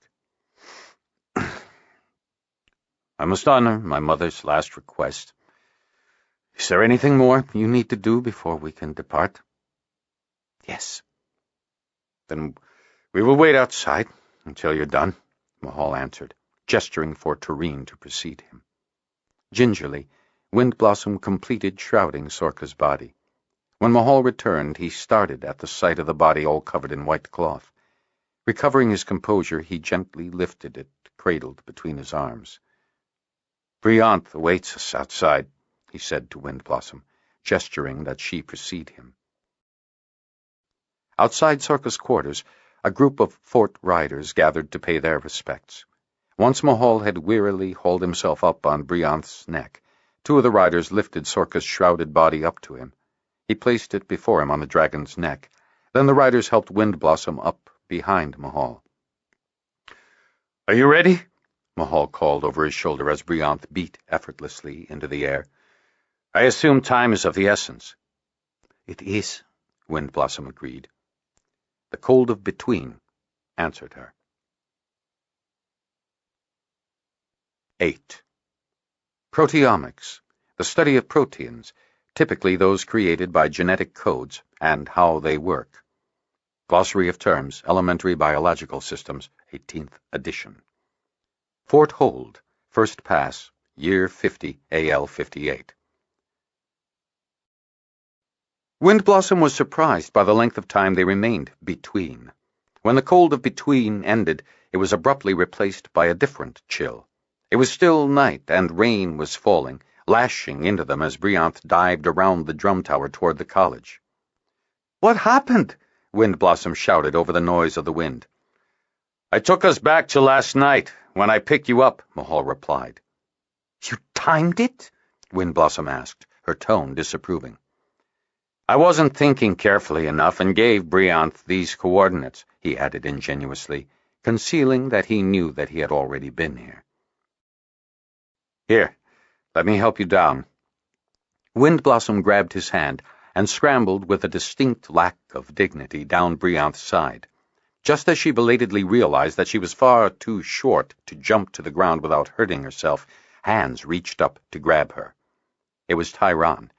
Windblossom schooled her pleasure at seeing him into a more neutral expression, saying, Get help. The body must go to the cold room. Body? Tyron repeated. Before Windblossom could give him an explanation, a group of people rushed out from the college and grabbed the shrouded body from Mahal. Windblossom followed the group in and was inside the college, heading to the surgery before a second boom announced the arrival of another dragon. Windblossom paused, but realized that she was too tired and too stressed to concern herself with the second arrival. As she started forward again toward the surgery, a wave of fatigue swept through her, and she wavered on her feet. Mother? Emora had turned at the sound of the second arriving dragon and had seen her mother falter. Janir! Janir, come quick! Windblossom has collapsed! Mahal shivered more from grief than from the cold of between as he lowered his mother's body down to the waiting arms gathered below Brianth. He let out a sob as the group carried her body out of sight. A boom heralded the arrival of his own younger self, timing it so as to bring Windblossom to his still-living mother. "No!" Mahal yelled, tears coursing warmly down his cheeks. "Don't do it!" He knew it was pointless, that he couldn't create a time paradox, but his grief was too great. If he didn't go, then maybe Sorka would still be alive, he thought wishfully. "Would you make a time paradox?" his younger self asked, eyes wide with horror. Mahal tried to answer, but couldn't. Finally, he jumped back onto his dragon and cried, "Go then! Don't say I didn't warn you!" Brianth gave one powerful leap and beat the air once with his wings before taking them between, to Bendon Weir and the comfort of Toreen. Windblossom found herself lying down on one of the infirmary's beds with a blanket laid over her. A hand on her chest resisted her immediate effort to rise. Windblossom looked up and connected the hand to Amora. "I must get up. I have work to do," she said, modulating her tone from one of outraged impatience to calmly clinical, as she realized that she was too weak to bring off the former. Quirking an eyebrow at her, Amora reached to the bedside table and picked up a small, steaming cup. Windblossom inhaled the fragrant odor of claw and suppressed a brief flash of regret that the tea plant had been lost in the mad dash to the northern continent. "Drink this," Amora said, deftly slipping her other arm supportively under her mother's back to help her sit up. "Janir's coming." "You shouldn't have disturbed him," Windblossom replied unconvincingly. She sipped from the proffered cup. The claw was warm, not hot, but she could feel it rejuvenate her. She took the cup from Amora's hand, drained the contents, and pressed the cup back into her daughter's still outstretched hand in one quick, surprising move. "There, all better. Mother, you still need to rest. Your collapse shocked everyone." "Nonsense," Windblossom said. "The sudden change from day to night triggered an attack of lethargy. I'm recovered," she lied, assuredly, swinging her legs to the side of the bed opposite Amora. "And I have work to do." Windblossom encountered Janir entering the room just as she was leaving. "Where has Sorka's body been placed?" "In the cold room," Janir replied. "But it can't stay there much longer." "Have it prepped for autopsy, then," Windblossom said, striding past him and causing him to turn around and match her stride. "I'll be in the main surgery." "At this hour? Do you think that wise?" "I have to work before rigor sets in, Janir," Windblossom answered. "Can you do it?" "Yes, but—" "Fine. 5 minutes?" Windblossom turned toward the surgery, leaving Janir speechless. Windblossom roused the night-duty student to get her hot water with which to scrub. She forced herself to clean her hands and arms methodically, going the full 5 minutes customary for surgery on the living. As she did, she called forth one of the Eridani focusing mantras. She pulled her training around her like a cloak. When she turned from the wash basin, Sorka's body had already been placed on the operating table. Janir and, to Windblossom's surprise, Amora were waiting for her. Janir was close to the operating table. Amora had positioned herself deferentially at a distance, declaring her observer status. "I can do this," Janir offered, indicating the tray of biopsy equipment that he had laid out. Windblossom looked the gear over, picked up the most delicate of probes, and shook her head. "No." Deftly, she performed her cerebral biopsy, content that only a magnifying glass could reveal her handiwork. She handed the sample to Janir. "Have that analyzed, please. I'm interested in any deviations in chemistry and cell structure, particularly any signs of advanced geriatric degradation." Janir took the sample reluctantly. "But—" Windblossom shook her head. I, Janir, I must honor her last request." Amora glanced between Janir and Windblossom, but the outcome was foregone. With a slight nod of his head, Janir took the sample and left the room for the lab. Windblossom turned to one of the surgical chests that lined the walls and selected a standard set of scalpels and clamps. She placed the set on the operating tray in place of the biopsy set she had used earlier. She moved to the right side of Sorka's head and grasped a scalpel. For a long time she stood there, poised to recreate the gash on Sorka's body that a watchwear had inflicted on young Tyran.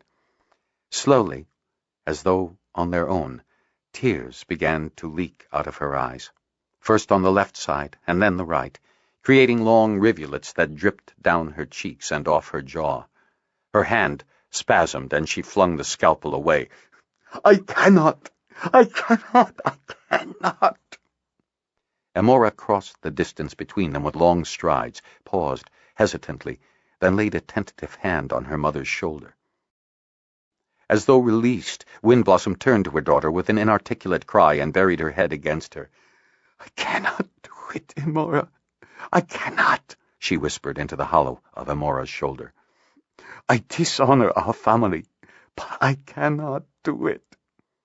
Amora patted her mother gently in a way that she herself had never been patted, and she realized with a start that Windblossom had never been patted by her mother, Kitty Ping. "Hush, it's all right. Of course you can't. No one has a right to expect it of you," she found herself saying. The words served double duty, reassuring not only her mother but Amora herself. Windblossom pushed back and looked into her daughter's eyes. "But it was her last request." "It was only a request, Mother," Amora answered. "Sorka only wished to ease your burdens, not add to them. Take it in the spirit it was given." A harsh sound broke through her words. Drumbeats, loud, fast, staccato. Windblossom stood back and cocked her head, listening intently. "Emergency! Emergency! Emergency!" The rules were emphatic. Each repeat of an emergency gave increased urgency to the call. One more repeat and the drummer would be reporting a Pern-wide emergency. "Emergency! Medical alert! Windflower!" There was no code for Blossom. "Bring medical bag immediately." "It's Tyran," Amora said. Janir dove through the door in the same instant. "What's all that drumming about?" he demanded. "Janir, get my bag and meet me at the drum tower," Windblossom ordered, bundling past him through the door. "The drum tower? Windblossom, it's pouring in buckets outside. You'll drown." "Just do it, Janir," Amora said, following hard on Windblossom's heels. "Tyran just sent a planet-wide emergency." Janir caught up with them halfway to the drum tower. As he passed them, Windblossom yelled, "Stay back! Give me my bag and stay back!" "We can't have both of you get infected," Amora explained as Janir looked questioningly at her. With a decisive nod, Janir heaved to and crouched, lungs heaving in the downpour. When did the boy get taller than me? Windblossom found herself wondering as she drew near the drum tower and Tyran, who was standing at the foot of the stairs. High above, in the tower itself, she could make out the shape of another person peering down anxiously, all glows exposed to light up the scene. She nodded approvingly to herself. Tyran had remembered his quarantine protocols. Tyran cupped something in his hands protectively. Beside him, on the ground, was the crumpled form of a fire lizard. "They fell from the sky!" he shouted down to them. "I couldn't catch them both." It was quite dead. From its little mouth flowed some ugly green spittle. "You are lucky to catch either on a night like this," Amora shouted back encouragingly. Windblossom flung an outstretched arm in Amora's direction. "Stay where you are. This area is in quarantine." Amora stopped, examined the situation for a moment, then stepped boldly forward, grabbing her mother's outstretched arm. "Silly girl! Why did you do that?" Windblossom hissed at her only child. "You'll need help," Amora answered firmly. "But not at the loss of my only child," Windblossom answered sadly. "Not with him in danger too. Pern can't lose both of you." Amora arched an eyebrow. "One day you must explain that," she said. "But not now. What can I do?" Tyran heard them and looked relieved when he saw Windblossom's medical bag. "This one's still alive," he said, indicating the fire lizard in his arms. "He needs antibiotics." "How can you know?" Windblossom demanded, stepping forward and kneeling down to examine the dead fire lizard on the ground. She prodded it gently, got out a spatula from her medical bag, and gingerly sampled some of the green fluid leaking from the fire lizard's mouth. "Get me a specimen bag," she ordered Amora curtly. When Amora complied, Windblossom put the spatula in the bag. "He's wheezing. He's got an infection," Tyron said. "He needs antibiotics." "Which one?" Windblossom asked. "How can you know the right sort of antibiotic? What dosage level?" Tyron gritted his teeth. "There is only one, and you know it. The general spectrum antibiotic. Maximum dosage for his body mass." "There isn't that much of the general antibiotic left, Tyron," Windblossom said, her voice barely carrying over the wind and the rain. "If we use it, and it's not enough, the fire lizard will die. And even if it lives, that antibiotic was being saved for your surgery." Tyron remained silent, focused on an internal debate. When he spoke again, it was with a harsh certainty. "It's the only chance he has, Windblossom." 9. Jump, cup air, bound into the sky. A wink between, beyond the eye. Bendon Weir, second interval, AL 507. Two dragons burst into existence under the low clouds near Bay Head. One was gold, the other bronze. "I can't believe we're doing this," Talia grumbled to her dragon. She looked around and found Benik's Caranth sidling up on their right side. Her eyes darted to the seashore and the nearby rain-soaked fields. "I can't understand why I let Benik talk us into this." "Because you love him," Minith replied with a hint of questioning in her tone. Talia laughed and patted her beautiful gold dragon's neck. "And you wanted some exercise," she said, smiling despite herself. "She'll rise to mate soon," Benik had told her calmly, not a 7-day before. His eyes were clouded with an unasked question. Talia knew the question, but perversely decided to keep the answer to herself. Oh, she was pretty sure which dragon Minith would mate with, but she felt a sneaky thrill at the notion of keeping Benik on tenterhooks. Besides, she thought to herself, it's really the dragon's choice. "A well-fed, well-worked dragon will fly farther and lay more eggs," Benik had reminded her this morning when he had asked if she wanted to go searching. "And we can drill on reference points." Talia grabbed at the chance. Minith, at a little over 3 turns old, had just matured enough to be flown and to go between. After 3 turns of constant feeding, oiling, and loving, Talia was more than ready to enjoy the fruits of her labors. Besides, she admitted to herself, she loved to fly. "So do I," Minith agreed, once again reading Talia's private thoughts. "But the weather is awful," Talia thought sourly to her dragon. "I don't mind it," Minith said. Talia snorted. "Of course not. You think the cold of between is just fine." "The cold of between is cold," Minith replied, with a hint of reproof in her tone. "Well, this is worse," Talia growled aloud, looking toward Benik. The bronze Dragonrider was waving excitedly and pointing to the ground below. Talia looked, but saw nothing. No, there was a bunch of rags on the beach. Benik's Caranth pinwheeled tightly downward on one wingtip, and Minith, with no urging from Talia, happily followed. As they got closer, Talia noticed that the rags had legs and arms sticking out from them. Perhaps they had found Jetrel's stray after all. "Good," Talia thought to herself. "Then we can go home." "Benik and Talia have found someone," Catan said as he entered Harper Kinden's quarters. "Jetrel's stray?" Kinden asked, rising from his stool and gently hanging up the guitar he had been playing. "Come on, Vala," he called to the bronze fire lizard dozing on his bed. The little bronze stirred, stretched, and leaped into the air, hovering near Kinden's right shoulder. Catan shrugged. "They should be here now."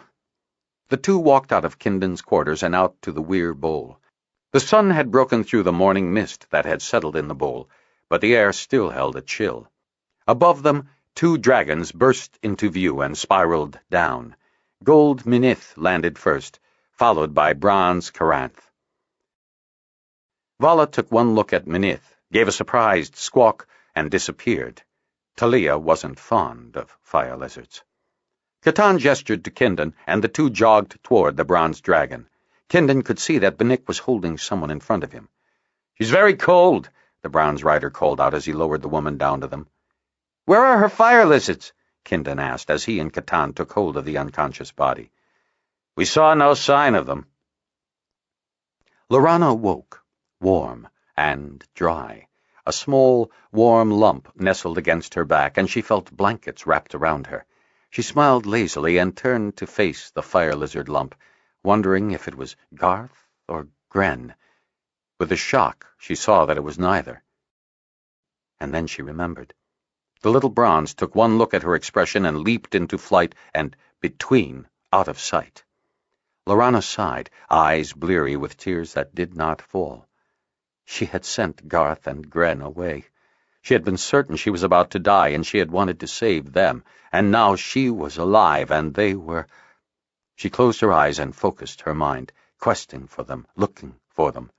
A fire lizard's squawk distracted her, followed immediately by a dragon's bellow. "You're awake," a voice called from beyond the doorway. A man strode into the room. He looked to be a few years older than Lorana, and was dressed in Harper's blue. The bronze fire lizard hovered over his shoulder. The man had keen blue eyes and jet black hair. He was taller than Lorana and rangy, his body hinting at a wiry strength. "Vala?" the man addressed the fire lizard. The bronze chattered back at him in obvious agitation. "Vala, she needs food. Go tell Kiari our guest is awake." "Vala, will you go?" The fire lizard gave Lorana one more concerned look and chirped a warning before vanishing between. "Fire lizards are not the best messengers," the man observed dryly. He looked down at her. "I'm Kindon." As she began to sit up, Kindon put out a restraining hand. "Don't try to get up. You're too weak." Lorana was already in motion, but she stopped as soon as she discovered the truth in his words. She felt as weak as a leaf. A noise outside the room heralded the arrival of another person, a middle-aged man with the lean, muscular look of a rider. His brown hair had only a few strands of silver in it, and his brown eyes were kind. "I've brought food," he announced, setting the tray he was carrying on the bedside table. He picked up a pot and poured some of its contents into a cup. "Though I suggest this herbal first. A starved stomach needs to learn to eat all over again." With a wordless gesture, Kindon helped Lorana sit up, rearranging pillows underneath her. "I'm Catan," the man said as he handed the cup to her. "The weir healer." He shook his head sadly. "You required much of my art these last 6 days." "Thank you," Lorana told him gratefully. "I'm Lorana." The healer and the harper exchanged looks, and Lorana got the impression that they had just silently agreed to shelve some question they had. "Let me help you," Kindon said, sitting carefully on her bedside and handing her the cup of tea. Gratefully, Lorana sipped the tea. The liquid was just lightly warmed, and her throat welcomed its soothing presence. Catan regarded her carefully as she drank. After a moment, she pushed the cup away.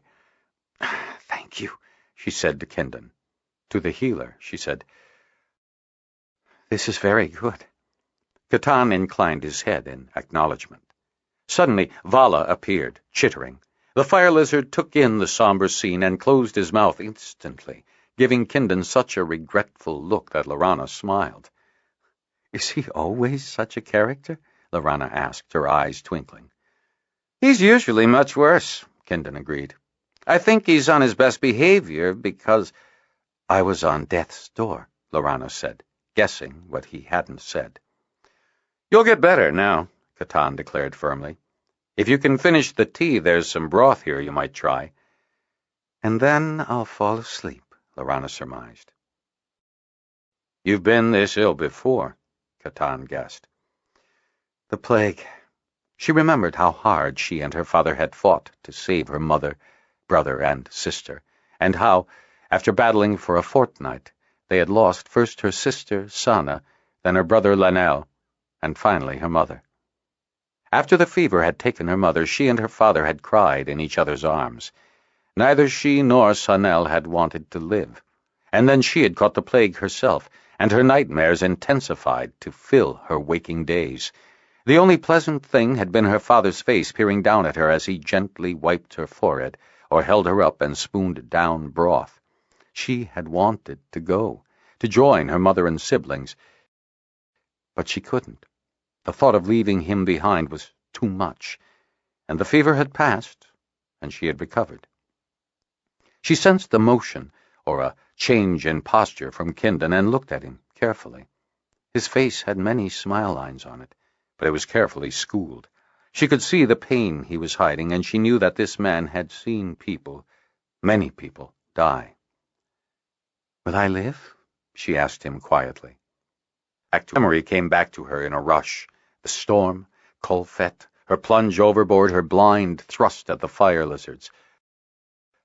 "Has anyone found Colfett?" she asked suddenly, trying once more to sit up. Kindon held up a restraining hand, but she struggled against it. "He was all alone on the launch, and his arm was broken." Kindon gave her a startled look, followed immediately by careful scrutiny. Beyond him, Lorana felt Catan tense with worry. "The Dragonriders found nothing," Catan told her softly. "Please ask them to keep searching," Lorana implored. "I shall talk with the Weir leader," Catan promised. Lorana turned her eyes to Kindon. "My fire lizards? Did they get to safety?" Kindon shook his head. "There's been no word of them." Lorana slumped back into the bed. "Here, try some more tea," Kindon told her softly, raising the cup once more to her lips. When she had finished the cup, he asked her, "Do you want to try some broth, too?" Behind him, Catan shifted, his tension easing. "I'll be going," the healer told them. He glanced at Lorana. "I'll check in on you later." He gestured toward Kindon. "You're in good hands."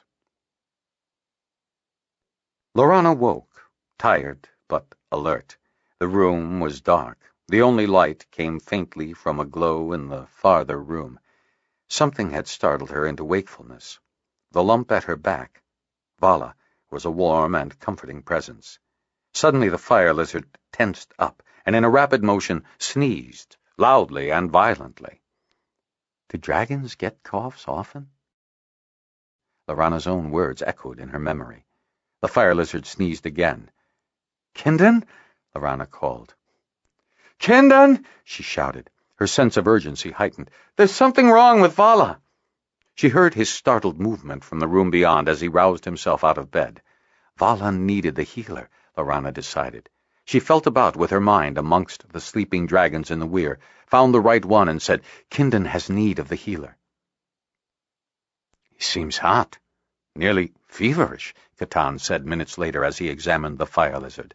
Kindon had uncovered every glow he could find, and the room was bright with light for the healer's examination. Catan shook his head. "I've never seen the like. Not in fire lizards." "Did your fire lizards cough, Lorana?" Kindon asked her, his eyes full of concern and worry as he stroked his fire lizard. A wave of sadness washed over Lorana. She had tried several times to reach the minds of her fire lizards, without success. "No, but Jetrel's Talith did," she replied. Kindon and Catan exchanged worried looks. After a moment, Catan said to Kindon, "I don't know what to do." "My father used to make a brew for herd beasts," Lorana suggested, then made a face. "I don't know if it would work for fire lizards, though." "It might be worth a try," Catan said with a shrug. "Do you remember the ingredients?" Kindon asked. Lorana nodded. Kindon trotted off to the outer room and rummaged about for stylus and paper, which he brought back to Lorana. She wrote quickly in her fair hand. Catan leaned over, scanning the list as she wrote. "We have these ingredients," he said when she finished. He took the list from her and headed for the door. "I shall have a brew presently." Kindon turned to watch the healer leave, gauging how soon he could hope for his return. When he turned back to Vala and Lorana, he was surprised to see her hunched over the paper, stylus drawing furiously. "This is Colfett," Lorana said as she finished the drawing. She handed it up to him. I thought perhaps it might help in his search." "I had forgotten that you drew," Kindon admitted. "When we heard from Isto Weir, they mentioned the drawings you had done for Lord Carell at Limos." Lorana blushed slightly and feebly waved the compliment aside. They weren't that good. She shifted her attention again, rapidly making a new sketch. "What I really wanted to do was this." She showed the new drawing to Kindon. 2 small, 6-legged creatures were on the page. He raised an eyebrow inquiringly at her. "I was hoping to draw every animal I could find on Pern, to understand their differences and similarities." Kindon bent again to the drawings. "I recognize this one," he said, pointing. "I've seen it around in fields here." He pointed to the other one, shaking his head. "But where did you find that?" "Eigen Seashore," Lorana replied. She gestured at the differences and gave him a condensed version of the same observation she had given Jetrel nearly a month before. "I'm impressed," Kindon said. He looked at the drawing again, and then back at her. "Do you draw in colors?" "Colors?" Lorana repeated in surprise. "I could never afford colors." Catan returned at that moment, bustling into the room quickly. "Here we are," he called, placing a tray with a steaming brew in Kindon's hands. "Have your little one try this." It took all of Kindon's coaxing to get the first drop of the brew into the fire lizard's mouth. Then Vala snorted indignantly and with a red-eyed glare blinked between.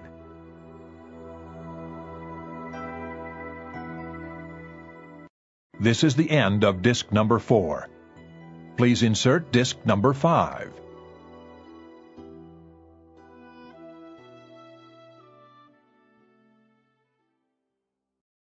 This is disc number 5.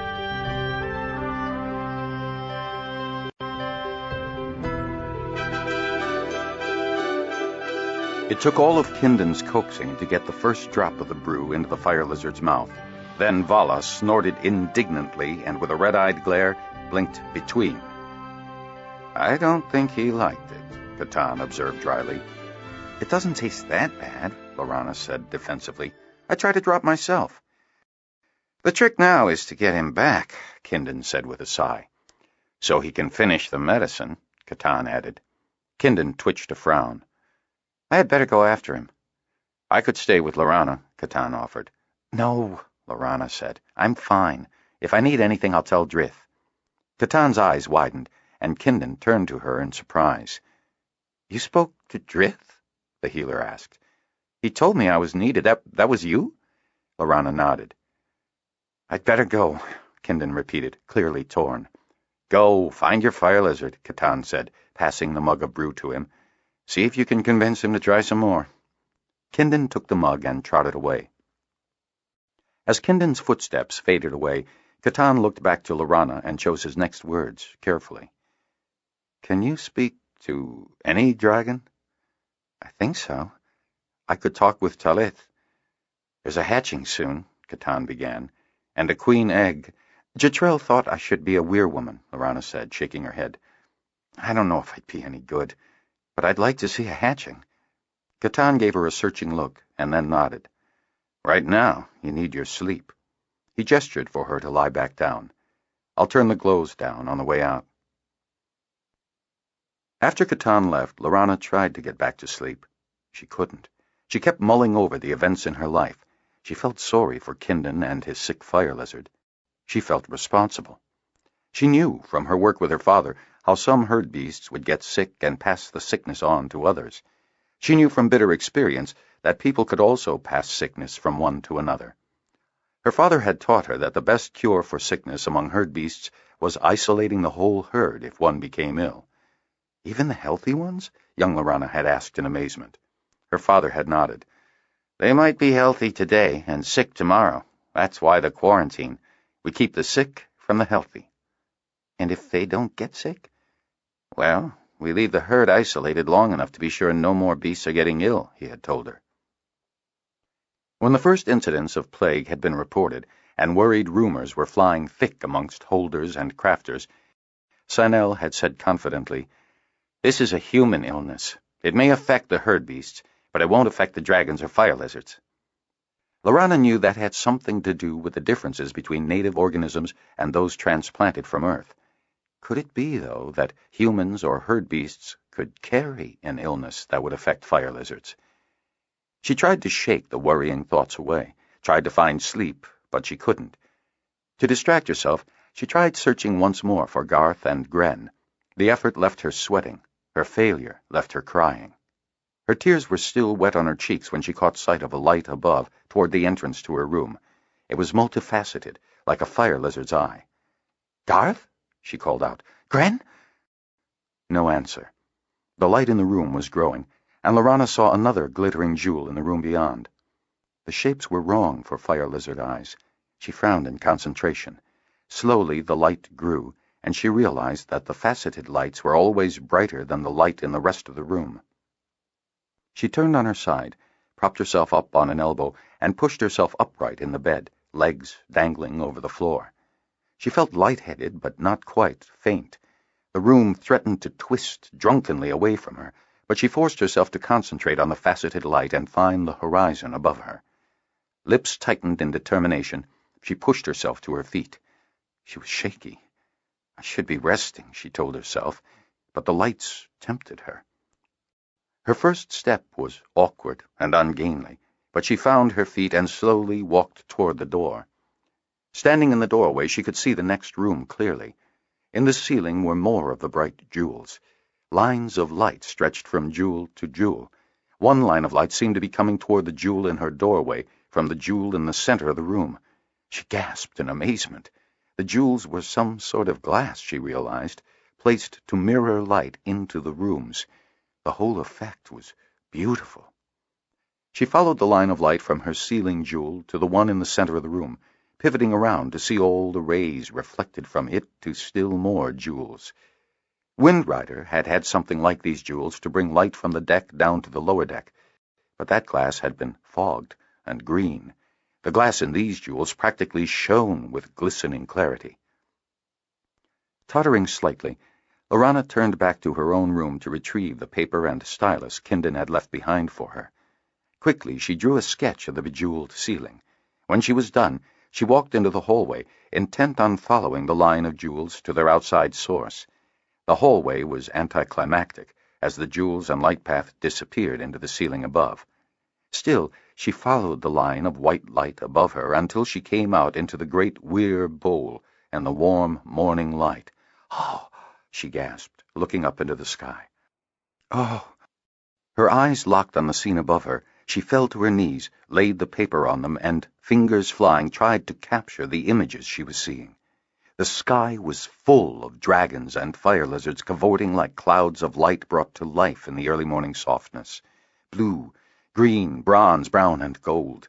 The fire lizards flitted like swarms of dutiful attendants around the soaring dragons, who took in the attentions of their smaller cousins with the pleasure of elders for infants. The chitters of the fire lizards and bugles of the dragons were reflected in her head by the deep mental voices of the dragons and the flighty feelings of the fire lizards, and Lorana thought that never had she seen a more beautiful dawn chorus or had a more enjoyable moment in her life. The moment was shattered, horribly, in an instant, as from somewhere lost in the swarm, Lorana heard an unmistakable cough. It was echoed, moments later, by another. "Dragons don't get sick." Jetrel's words resounded horribly in Lorana's mind. It seemed that as Lorana's strength grew, Vala's strength ebbed. In a 7-day, Lorana was nearly back to her full health, while the little fire lizard had become listless and nearly lifeless. Lorana did everything she could to help Kindon and his fire lizard. She and Catan conferred often on herbal remedies, and Catan even visited the healer hall at Fort Weir in search of more suggestions, but nothing seemed to help. At Catan's request, Lorana remained sequestered in her room, even though she was much mended. "We don't want you to wear yourself out and relapse," Catan had said with a wag of his finger, but Lorana, recalling her father's words about quarantine, suspected that was not his only reason for the injunction. A hoarse, racking cough woke her in the middle of the night. Sounds came from the large room outside her quarters. A shadow approached her. "I brought you some colored pencils," Kindon called out. "I was hoping you'd draw—" Lorana sat up, found the glow basket, and quickly turned it. The glow did not light the room brightly, but it was enough to see Kindon's worried face and the limp fire lizard he cradled in one arm. He extended a bundle of colored pencils to her with his other arm. "I'd be happy to draw Vala, Kindon," Lorana told him. "It's not that," Kindon began. But just then Vala coughed a long, rasping cough and spat out a gob of green, slimy mucus. Kindon made a face and pointed at the mucus. "It's that." Lorana peered at the discharge for a moment and then took Kindon's bundle, picked up her new sketchbook, a gift from Catan, from the bedside table beside, and drew rapidly. "I've seen that sort of discharge from sick herd beasts," she said, as she finished her sketch and held it up to Kindon. "Did they survive?" Kindon asked, looking down fondly at his fire lizard. Lorana quirked her lips. "Some of them. Catan's still asleep, and I'd hate to wake him. He was up all hours last night with a sick child," Kindon said after a moment. He gestured to her drawing. "I can show him this drawing when he wakes. In the meantime, could you make some more of that herbal for Vala?" "Catan wants me to stay here," Lorana protested. "It's just a short trip to the kitchen cavern, and no one's there. I checked," Kindon said, his eyes pleading with her. "We'll be back in no time." Reluctantly, Lorana nodded, unable to tell him that no herd beast needing a second dose of herbal had survived. They walked out into the weir bowl. Lorana looked up at the dim rows of lights that stretched up from the basin of the bowl to its rim. "Are those dragons?" she asked Kindon. "Mostly they're glows," Kindon told her. "You can just make them out during the day, but at night—" He gestured and led her into another large cavern. "This is the living cavern," Kindon told her, gesturing around at the trestle tables laid out in neat, long rows. One wall glowed with banked fires. He led her toward the brightest fire. "This is the night hearth. If ever you're hungry, you'll find something, including claw, here." He gestured to a sideboard. "The cooks usually leave some bread and butter here, as well as fruit." "Where did they store the herbs?" she asked. Kindon gave her a puzzled look as he tried to remember, then brightened, pointing to a large cupboard at the far end of the cavern. "I believe the spices are there. Do you need any special herbs?" "If the cooks keep the usual supply, I should be fine," Lorana said, heading across the room.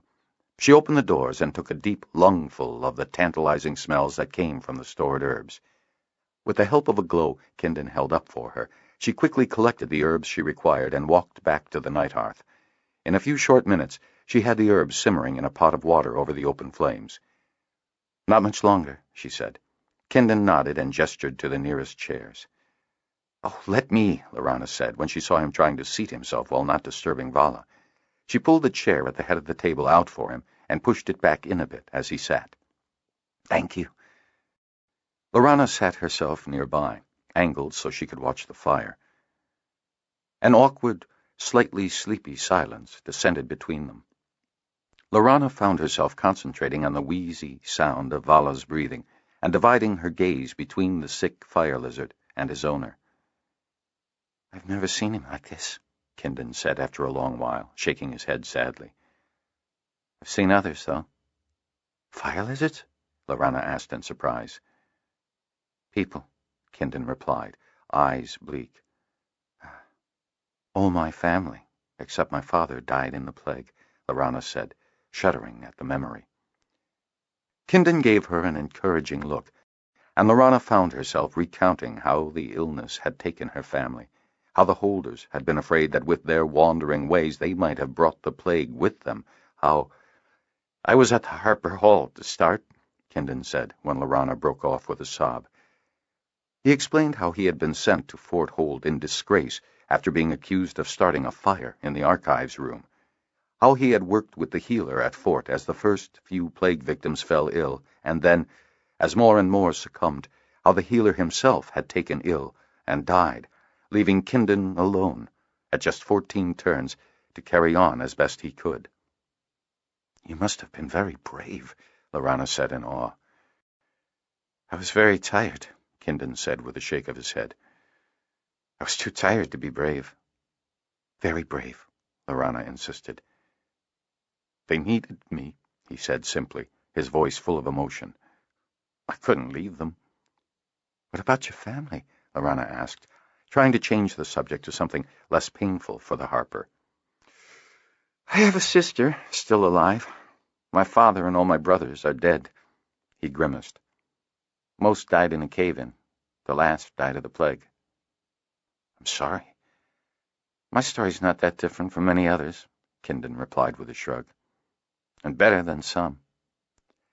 Not sure what else to say, Lorana went to check the herbal brew. Satisfied, she poured some into a tall glass. We'll have to let that cool, she said. She sniffed it. It smells right. You can tell by smell? Kindon asked, eyebrows raised. No, I can only tell if something's not right, like if I left out an ingredient. I should have asked you for the ingredients, then I could have made it myself, Kindon apologized. With a sick fire lizard in your arms? Lorana asked, shaking her head. Anyway, I'm happy to help. Well, thanks again, Kindon said. Vala snorted and turned. Lorana leaned forward and held a hand just above the fire lizard's head, careful not to touch it. I can feel the heat from here, she said.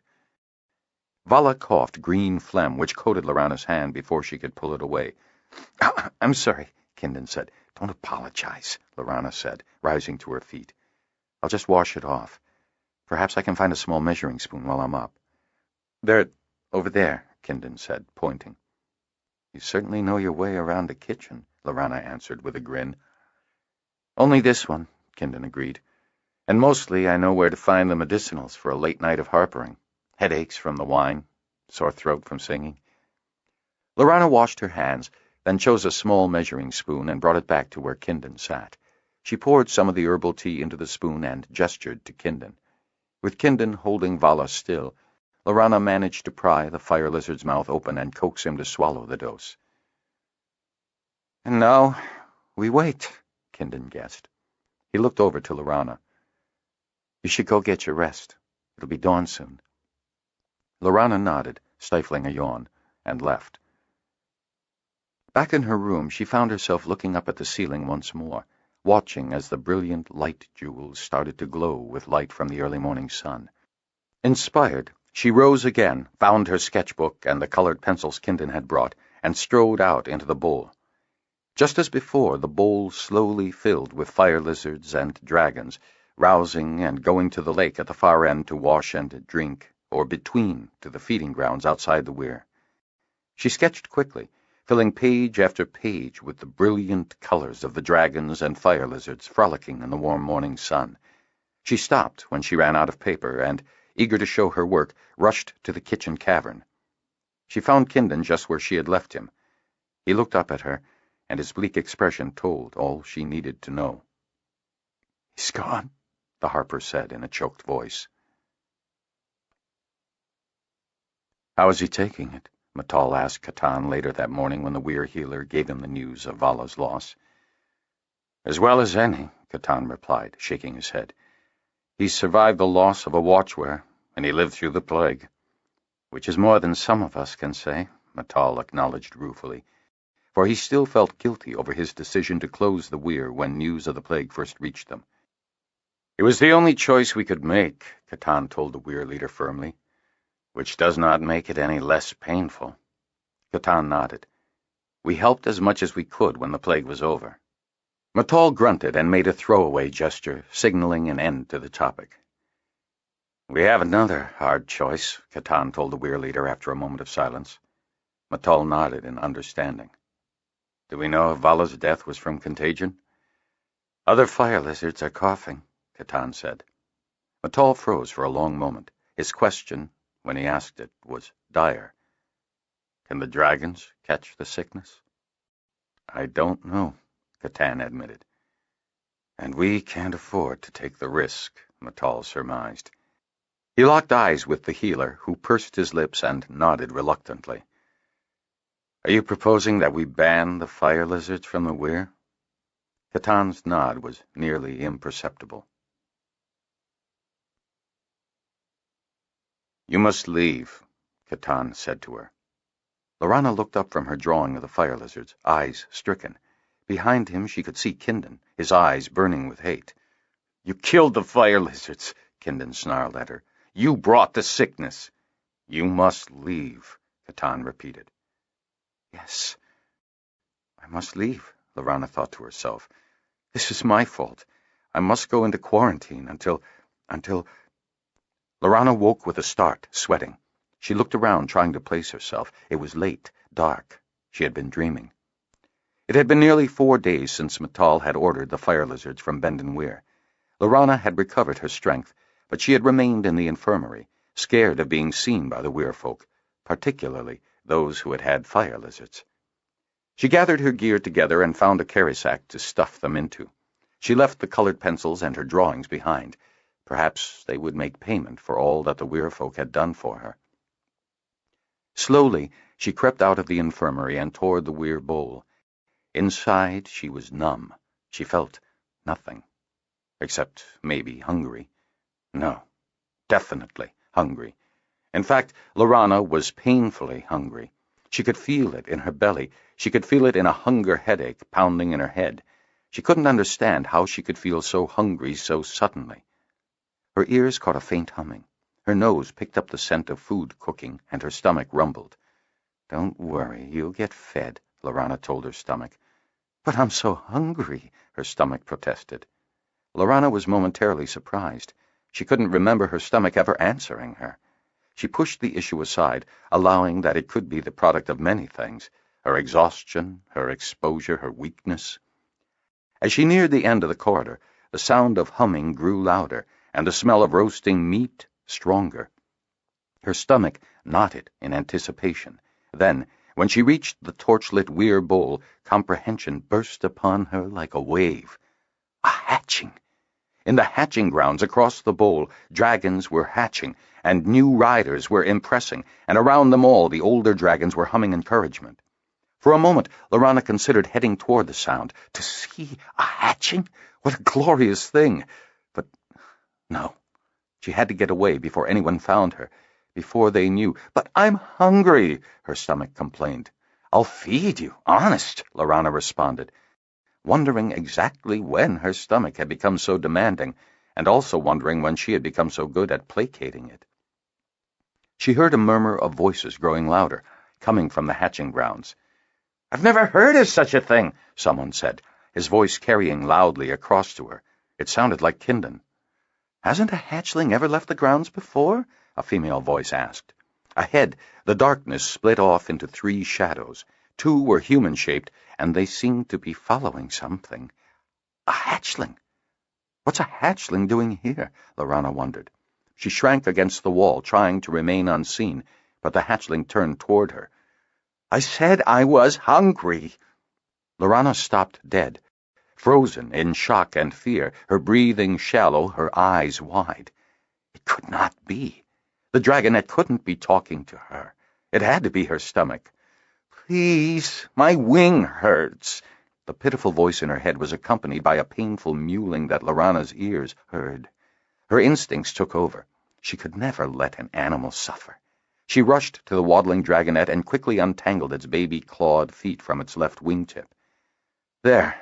Better?" Lorana asked out loud, oblivious to the crowd gathering around her, concentrating solely on this marvelous young gold dragon who had asked for her help. "Ah, much, thank you," the dragonette replied, butting her head against Lorana's side. "I am Arith." And in that instant, Lorana recognized the impossible. She had impressed. Lorana's sense of shock was overwhelmed by her nurturing instincts. She wobbled, but did not fall down. Instead, she crouched beside Arith's head and began to gently rub, then scratch the dragonette's eye ridges. "Please," she said, looking up at the crowd for the first time. "Arith is very hungry. Can you get her something to eat?" "Certainly," someone replied instantly. A figure broke from the crowd and hastened away toward the source of the distant, succulent smells. "Best get Lorana something as well," Kindon added, in a rich, well-modulated tone that carried the length of Bendon's great bowl. "Here," a voice much closer to her, a woman's voice, said. "Put this on." Lorana felt a warm jacket being draped over her. "You must be as frozen as you are hungry." Lorana looked up to see a woman about 6 or 7 turns older than herself, with blonde hair and piercing blue eyes. A red-haired man stood beside her, looking protective. Lorana couldn't see that the woman needed it. She had rarely seen such a self-possessed person in her life. "For a moment, I thought maybe she was coming for me," the woman said with a chuckle. "I'm so glad it was you. 2 would be impossible." A sound, not quite a dragon sound, burst in the sky above them, and a small, ungainly, ugly gold shape descended toward them. It was a watchware, and when it alit deftly on the floor of the bowl, it trotted over to the woman. The gold watchware snuffed at Arith, who returned the gesture full of curiosity. Then, with a satisfied chirp, the watchware sidled over to place her head under the blonde woman's hand. "I know you," Lorana exclaimed. "You're Nuella." "I told you your fame has traveled far and wide," Kindon said, bowing toward Nuella. "This is Weir leader Matal," Kindon continued, gesturing to a silver-haired, wiry, older man beside him. "My lord," Lorana was abashed to have been in the Weir all this time without meeting him. Matal cut her off with a wave of his hand. "Matal, please," he said. "Or Weir leader, if you must. You are one of us now, Lorana." Tears burst from her, running unchecked down her face. Arith looked at her worriedly. "Are you hurt?" the dragonette asked, ready to both comfort and defend her mate. It's all right, I'm just so happy," Lorana assured her. And she was. Matal's words had been just what she had needed to hear. She had a home. She was Lorana, rider of Gold Arith, dragon rider of Bendon Weir. "I could not be happier," she said aloud. Lorana found herself ensconced in the last empty Weir woman's weir. Her scant things moved without her asking. Her stomach, and Arith's, filled beyond bulging, and all the while she was lost in the magic of Gold Arith's whirling eyes. Her dragon's eyes. All the pain, the loss, everything that had gone before in Lorana's life was redeemed, erased, made nothing in the warmth of Arith's love. It was as natural as breathing to Lorana that she'd pull her bedclothes over to her hatchling's lair and fall asleep, curled up tight around her dragon. Kindon's rich voice woke her the next morning. "There's a warm pool just the other side of your sleeping quarters. I'm afraid you'll need it." Lorana stretched and winced. The hard stone of Arith's lair might be comfortable to the dragon, but it had left a lot to be desired by her weirmate. Her muscles ached and threatened to cramp as she gently disengaged herself from the still sleeping dragonette. "I brought you some claw," Kindon added, extending a mug toward her as she rose. "Would you happen to know where a robe is?" Lorana asked, feeling awkward in her nightdress. Kindon pulled something off his other shoulder and tossed it to her. He turned away to give her privacy while she robed herself. "She'll sleep for several more hours, judging by her stomach," he told her. "And she'll wake ravenous," Lorana added. 10 of the eggs still lie in the hatching grounds," Kindon said suddenly. 10 out of 32. Lorana turned suddenly to Arith, reassuring herself that the dragon was all right, still here, still hers. "That's not normal?" she asked, turning back to him with an apologetic look. Kindon shook his head. "Not at all. Oh, sometimes 1 or 2 are stillborn, but Selina's breath has never had a stillborn egg in any of her clutches." "What are the other weirs?" Lorana asked, her curiosity blending with her growing sense of unease. "Matal has spoken with Cryon," Kindon said. "The Weir leader of Ista. Cryon's queen has just laid a new clutch, so it will be some time before we find out more from there." "And the other weirs?" Lorana asked. Kindon shrugged. "We are only beginning to think of the questions we want to ask," he admitted. "That's why I wanted to talk to you." "Me?" Lorana asked, trying to keep a note of panic out of her voice. What if she was the cause? "Catan and I would like you to work with us," Kindon told her. "Your drawings alone would be a great help." "My drawings?" Lorana asked in surprise. "Yes," Kindon agreed. He held up the drawing she had made of the green sputum Vala had coughed up. Catan said we dare not keep samples of the actual infection, but with your drawings we can compare differences and track changes in the sick, which is not to say that your understanding of herd beasts won't also be a great help, he added. Dragons aren't herd beasts, Lorana protested. No, Kindon agreed with a nod. They're not. But you'd be surprised at how similar illnesses can be between man, beast, and dragon. Behind Lorana, a Rith stirred in her slumber. Kindon noticed. I didn't mean to disturb her. In fact, I should leave you to yourself. I'm sure you'll want to wash up.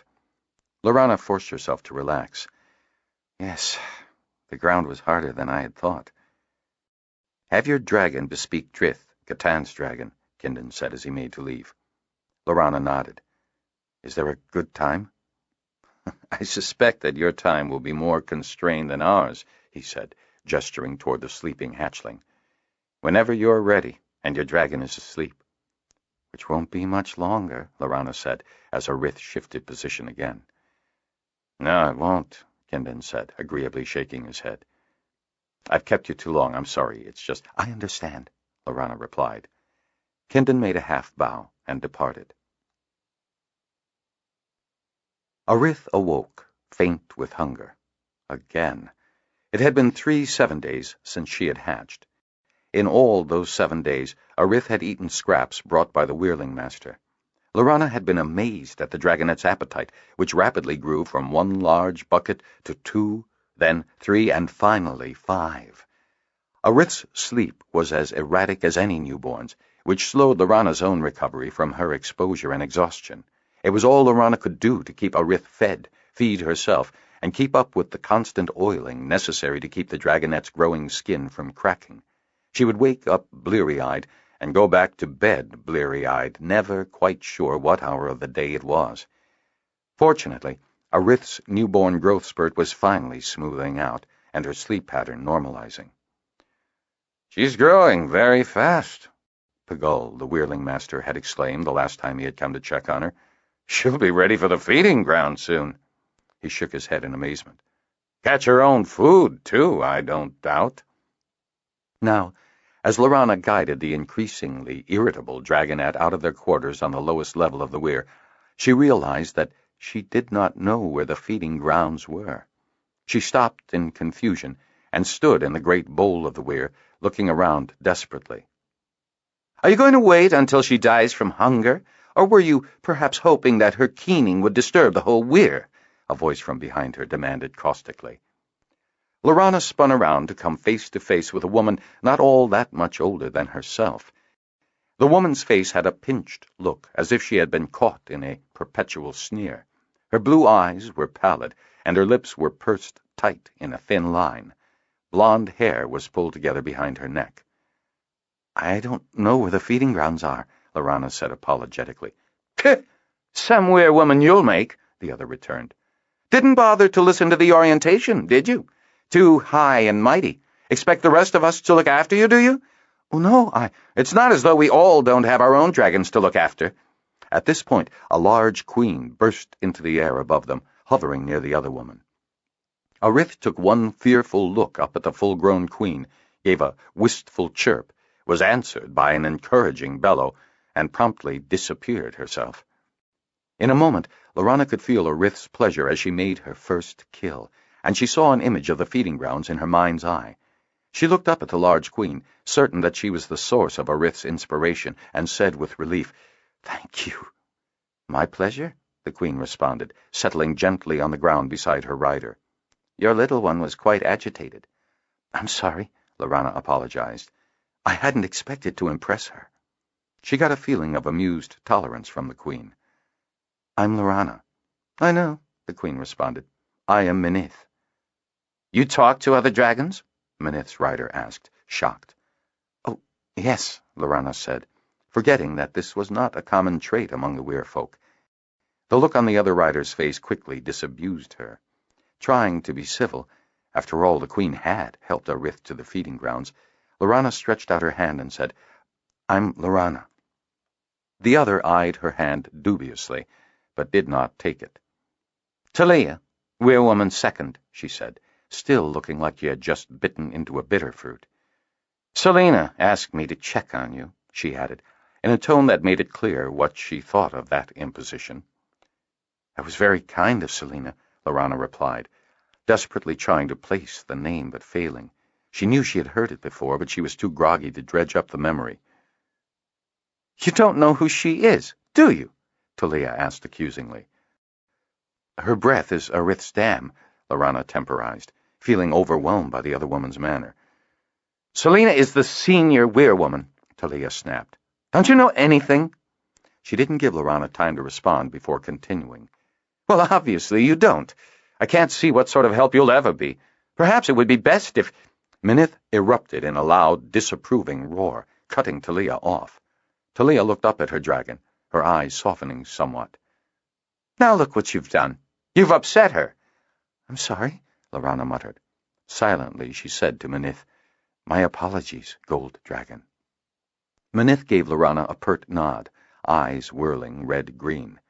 Lorana turned her attention to Arith, partly out of desperation. Are you all done? One more, please, the dragonette pleaded. Lorana couldn't help smiling. Very well, silly, she said aloud. If your dragon gorges, don't come to me, Talia said, climbing up to Minith's neck. I've better things to deal with. With a great bound of her hind legs, Minith leaped into the air and beat her way up out of the bowl. Once clear, she blinked out of existence between. Lorana watched the maneuver with her eyes wide. The adult queen was so graceful, and her movements so beautiful. Soon I'll be able to do that, Lorana marveled to herself, her thoughts going back to her splendid Arith. She had discovered with her fire lizards that they knew how to go between from the moment they were born. Training them to come back, to go where she wanted, had taken many months of hard work. She knew from the teaching ballads that Arith had the same innate talent. In fact, she had just demonstrated it by going between to the feeding grounds. But it would take careful training over several turns for Lorana to be able to ride her precious gold between to places of her own choosing. Still, she entertained visions of rising into the air, blinking into the cold between and out again, anywhere on Pern. Her heart gave a lurch as she realized the vistas her newfound freedom offered. She reached out with her mind to her dragon and made her presence tenderly felt. A rebounding wave of affection swept back to her from Arith. Lorana's vision suddenly misted as her eyes brimmed with joyful tears. A moment later, she felt Arith quench her thirst with the hot blood of a herd beast, felt her dragonette rend the flesh of the small beast, and felt her swallow without so much as a bite. Chew, Lorana told her sternly. I'm hungry, Arith complained. Lorana could feel the little gold's hunger, lessened by the two other herd beasts she had consumed. Greedy guts, Lorana thought back. She felt Arith's amusement and self-satisfaction. That's your last one. Lorana felt Arith tense up in nascent disobedience. I mean it, she warned the dragonette with the same fierce intensity she had used to her fire lizards. Biting back a pang of grief over their loss, she sent a second firm order to Arith. All right, Arith allowed. A burst of cold above Lorana heralded the hatchling's return through between. Arith landed quickly, stumbled just a bit, and immediately proceeded to stroll nonchalantly up to Lorana with a very obvious, I meant to do that, swagger. Lorana laughed at her, reaching down indulgently to scratch the dragonette's eye ridges. Oh, that's better, Arith sighed. They're not really supposed to go between until they're much older, a voice said beside her. It was Catan. Lorana smiled fondly at her little queen and stood up to face the weir healer. It's all right. I knew where she was, Lorana said. Even between? He asked, eyebrows arched in surprise. Still smarting from her encounter with Talia, Lorana bit back her immediate, irritated response and settled for, well, yes. Impressive, Catan remarked. Kindon told me that you needed to talk with me 7 days ago, Lorana said hastily, but I'm afraid with Arith. Catan held up a hand, shaking his head. No need to apologize. He turned toward Arith, then turned back inquiringly to Lorana. May I look at her? Lorana nodded. Catan's inspection was swift and gentle. He ran his hands from her head, down her neck to her forelegs, across her distended belly, and on to her withers and tail. "She's making her own kills already?" he asked, his face showing surprise. "That's not normal?" Lorana asked in response. "The fire lizards usually need several 7 days of hand-feeding, but I thought dragons—" "Dragons are not so different," he said. He stood up, backed away from the young queen, and shook his head admiringly. "She's beautifully proportioned," he announced at last, adding, with a grin, "barring her stomach." Lorana felt herself grinning back in relief. She arched her neck to scan the weirs around the bowl, spotted one brown head looking down at them, and waved at the dragon she knew was Drith. Drith twitched, startled that she had recognized him, and nodded back at her. "He's quite a beauty," Lorana said. Catan, who had followed her gaze, laughed. "Indeed he is," he agreed, his voice full of fondness for his dragon. Then he changed the subject back. You say you knew where she was?" Lorana nodded. "How do you do that?" Lorana thought for a moment, then shrugged apologetically.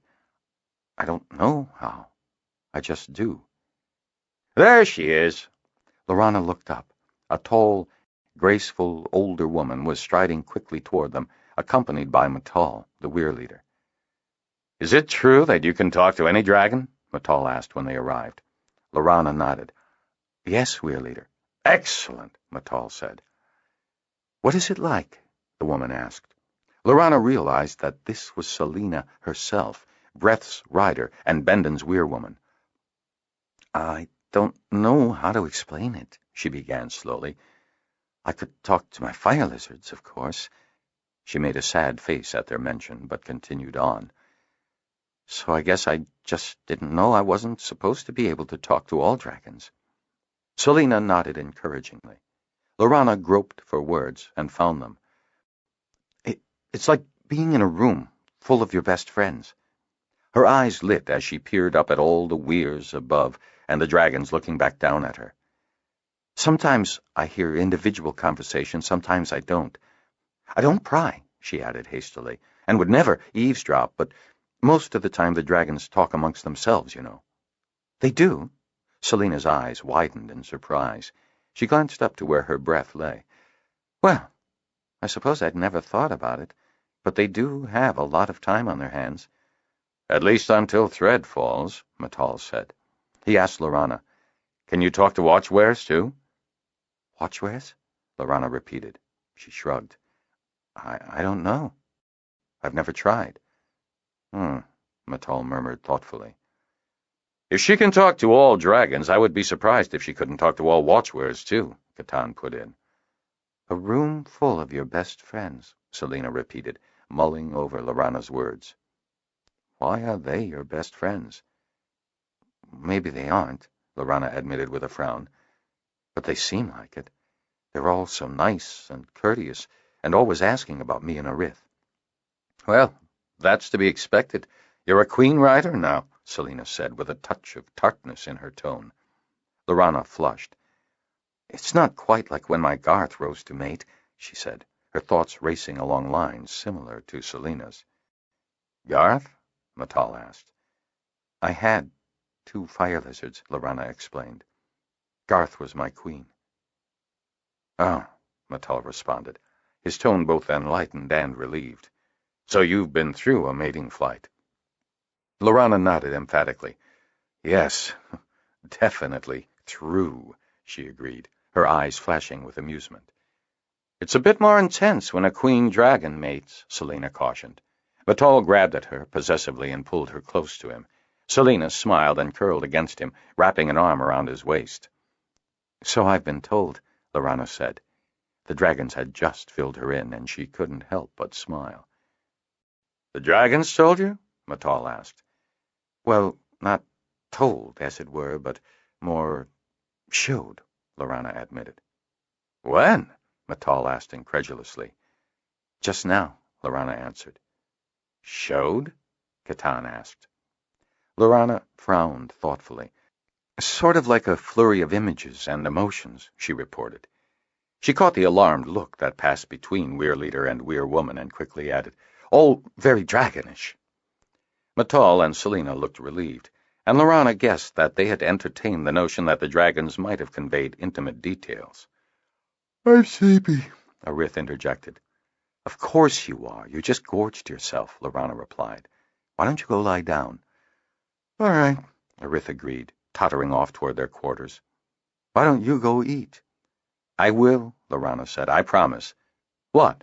Matal and Selina both asked. "Eat," Lorana said. She raised a hand apologetically. I'm sorry, but I'm just up." "May we accompany you?" Catan asked, gesturing toward the lower caverns. I don't know where I'm going, actually," Lorana admitted. "I've only been to the Night Hearth." Selina's brow creased thoughtfully. "Why didn't you ask the dragons?" Lorana looked surprised. I hadn't thought of that." "Actually," Catan admitted, "I pretty much descended upon the poor girl just after Talia finished with her." Matal sighed and exchanged a concerned look with Selina. "Did you have words with Talia?"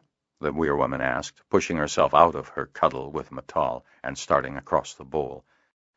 "Well, yes," Lorana admitted as she and the others followed Selina. Matal pursed his lips tightly before saying, "Talia seems to have problems dealing with people recently," Selina finished. Matal arched an eyebrow in disagreement. "Recently being the past 3 turns," he corrected. "You mean she's like that with everyone?" Lorana blurted, and then clapped a hand to her mouth in surprise. The other 3 laughed. I'm afraid so," Matal said when he had recovered, eyes still dancing with amusement. "You shouldn't feel singled out," Catan added. "I'm sure she'll settle down when Thread comes," Selina said. "Or her dragon rises," Matal added. "Preferably when her dragon rises," Catan murmured. "Her dragon hasn't risen yet?" Lorana asked, feeling the beginnings of some sympathy for Talia. Catan leaned in close to Lorana to murmur, "We're hoping that a mating flight will calm her nerves." "Or something," Selina added, arching an eyebrow at Catan. "Ah, you found her," Kindon called from a table as they entered the living cavern. "Are you hungry, Lorana?" he asked, then shook his head at himself. "Of course you are. I can see it from here. Sit. I'll arrange for food." Kindon eyed the group of women preparing food in the cavern and shouted out, "Kiari, could we have food for 5, including one with a new hatchling?" A young brunette in the group looked up, caught sight of Kindon, and waved acknowledgement. In short order, Lorana found herself replete, filled with succulent fruits, hearty porridge, and warm claw. The others politely kept up conversation all around her while she wolfed down her food with all the abandon she had so abhorred in her dragonette. Selina must have caught her mood, for she said soothingly, "It's common for new riders to find themselves eating more. The appetites of their dragons can be overwhelming." "Not to mention the work," Catan added with a laugh. When he caught the confused look on Lorana's face, he added, "You oiled your fire lizards, right?" "Yes," she replied, around a bite of food and still a bit dazed. Then comprehension dawned, and her eyes widened. Oh, she's already quite a bit larger than my 2. "Oiling a dragon is a large part of what we Dragonriders do," Catan admitted, eyes twinkling. "But if you've had 2 fire lizards, then you probably won't find 1 dragon all that difficult," Kindon said reassuringly. "At least not to start," Catan corrected. He gestured to Lorana's plate. "Eat up. You'll need your strength." "I think I've had enough already." Lorana covered her mouth to stifle a yawn. "And after you eat, you sleep," Kindon said. "When you're not eating or sleeping," the others joined in, "you're oiling." "Dragons and fire lizards aren't the same," Matal said, directing his comment to Selina. Lorana's eyes narrowed as she detected an undercurrent in the conversation. She realized that it had been there all along, but she had been too hungry and too distracted to notice it. In fact, now that she had recovered from her encounter with Talia, Lorana became aware of a shadow of dread in the Weir's atmosphere. She looked entreatingly at Catan, but the Weir healer had ducked his head in thought. She turned her attention to Kindon. He caught her glance, and imperceptibly tilted his head towards Selina. Something was wrong with the weir-woman? Lorana wondered. Selina looked pensive, withdrawn, but otherwise healthy. Lorana gave Kindon a slight shake of her head to say, "I don't understand." Just then she heard a loud cough and a snort which echoed around the weir. Selina started, looked out toward the bowl, and then lowered her head slowly, leaning against Matal. "It may not be the same thing," Matal said, grabbing her hand consolingly. "It may not be the same thing at all." Lorana felt her stomach wrench in fear. She did not have to ask which dragon had coughed, nor did she need to hear Breath's apologetic, "Sorry." "Repeat that herbal recipe for me," Catan asked her urgently. All too willingly, Lorana complied. Selina lifted her head from Matal's shoulder and smiled wanly at Lorana. "We shouldn't keep you, dear," she told her. She gestured toward the weirs. "Go. Get some rest. Your Arith will be awake again soon enough." "I will not tolerate shirkers," Weir leader Dagan growled at the blue rider in front of him. Telgar's weir leader was dressed, ready to ride. Above him in the distance were arrayed the wings of Telgar Weir, all except one. Dagan's face was twisted in a scowl. "But Jalith is shirking!" Dagan shouted back, towering over the shorter blue rider in his rage. He spared a contemptuous glare for the blue's wing leader, who wilted visibly. Jalith and Marit were oldsters who had been at Telgar Weir when Dagan had first arrived. "They are testing my authority as weir leader." Dagan remembered the derision he and the riders from Aigen Weir had received when they had first arrived at Telgar Weir. It was not their fault that Aigen had fallen on such hard times, nor that their dying queen had failed to lay a gold egg. "I honestly don't think so," Karem, Telgar's Weir healer, said as soothingly as he could. "Jalith is aspirating the same ooze that the fire lizards—" "Don't tell me!" Dagan roared again. "I don't care." He jabbed a finger upward, pointing to the sky. "Thread is coming. I won't have any shirkers. Dragon men must fly when Thread is in the sky." It had taken hard work. More work, Dagan was certain, than old Telgar riders would have required, for Dagan to win respect at his new weir, and finally to win the senior queen and become weir leader. Since then he'd shown them, every day, what sort of riders came from Aigen Weir. "I know my duty," Dagan growled, "and all the riders in my weir will do theirs." "Thread is not in the sky today," Karem protested. "Perhaps if we let Jalith rest—" "No!" Veins stood out in the side of Dagan's neck. "Not today. Not tomorrow. Not any day. All my wings will fly with all their dragons. We will train to fight Thread. There will be no shirkers." He pointed at the wilting blue rider. "Mount your dragon. Join your wing." The blue rider blanched. "Maybe if I could give Jalith something," Krem suggested. Dagan cut him off. "You may do anything you like, healer, after we fly our pattern." He took 2 quick strides toward his bronze, leapt onto the great neck, and drove his dragon skyward. The next several 7 days were a blur of feeding and oiling Arith, occasionally catching food for herself and snatches of sleep when she could. Lorana naturally assumed that young dragons were awake at all hours, just like young children, so it was not until Catan explained that she realized there was anything out of the ordinary. "Normally, things wouldn't be this disrupted," the weir healer told her as he met her on her way to the food cavern, "except for Breath's problems. When the queen doesn't sleep, the weir doesn't sleep." "Does Arith wake the others too?" Lorana asked worriedly. Catan shook his head. "Only a little," he assured her.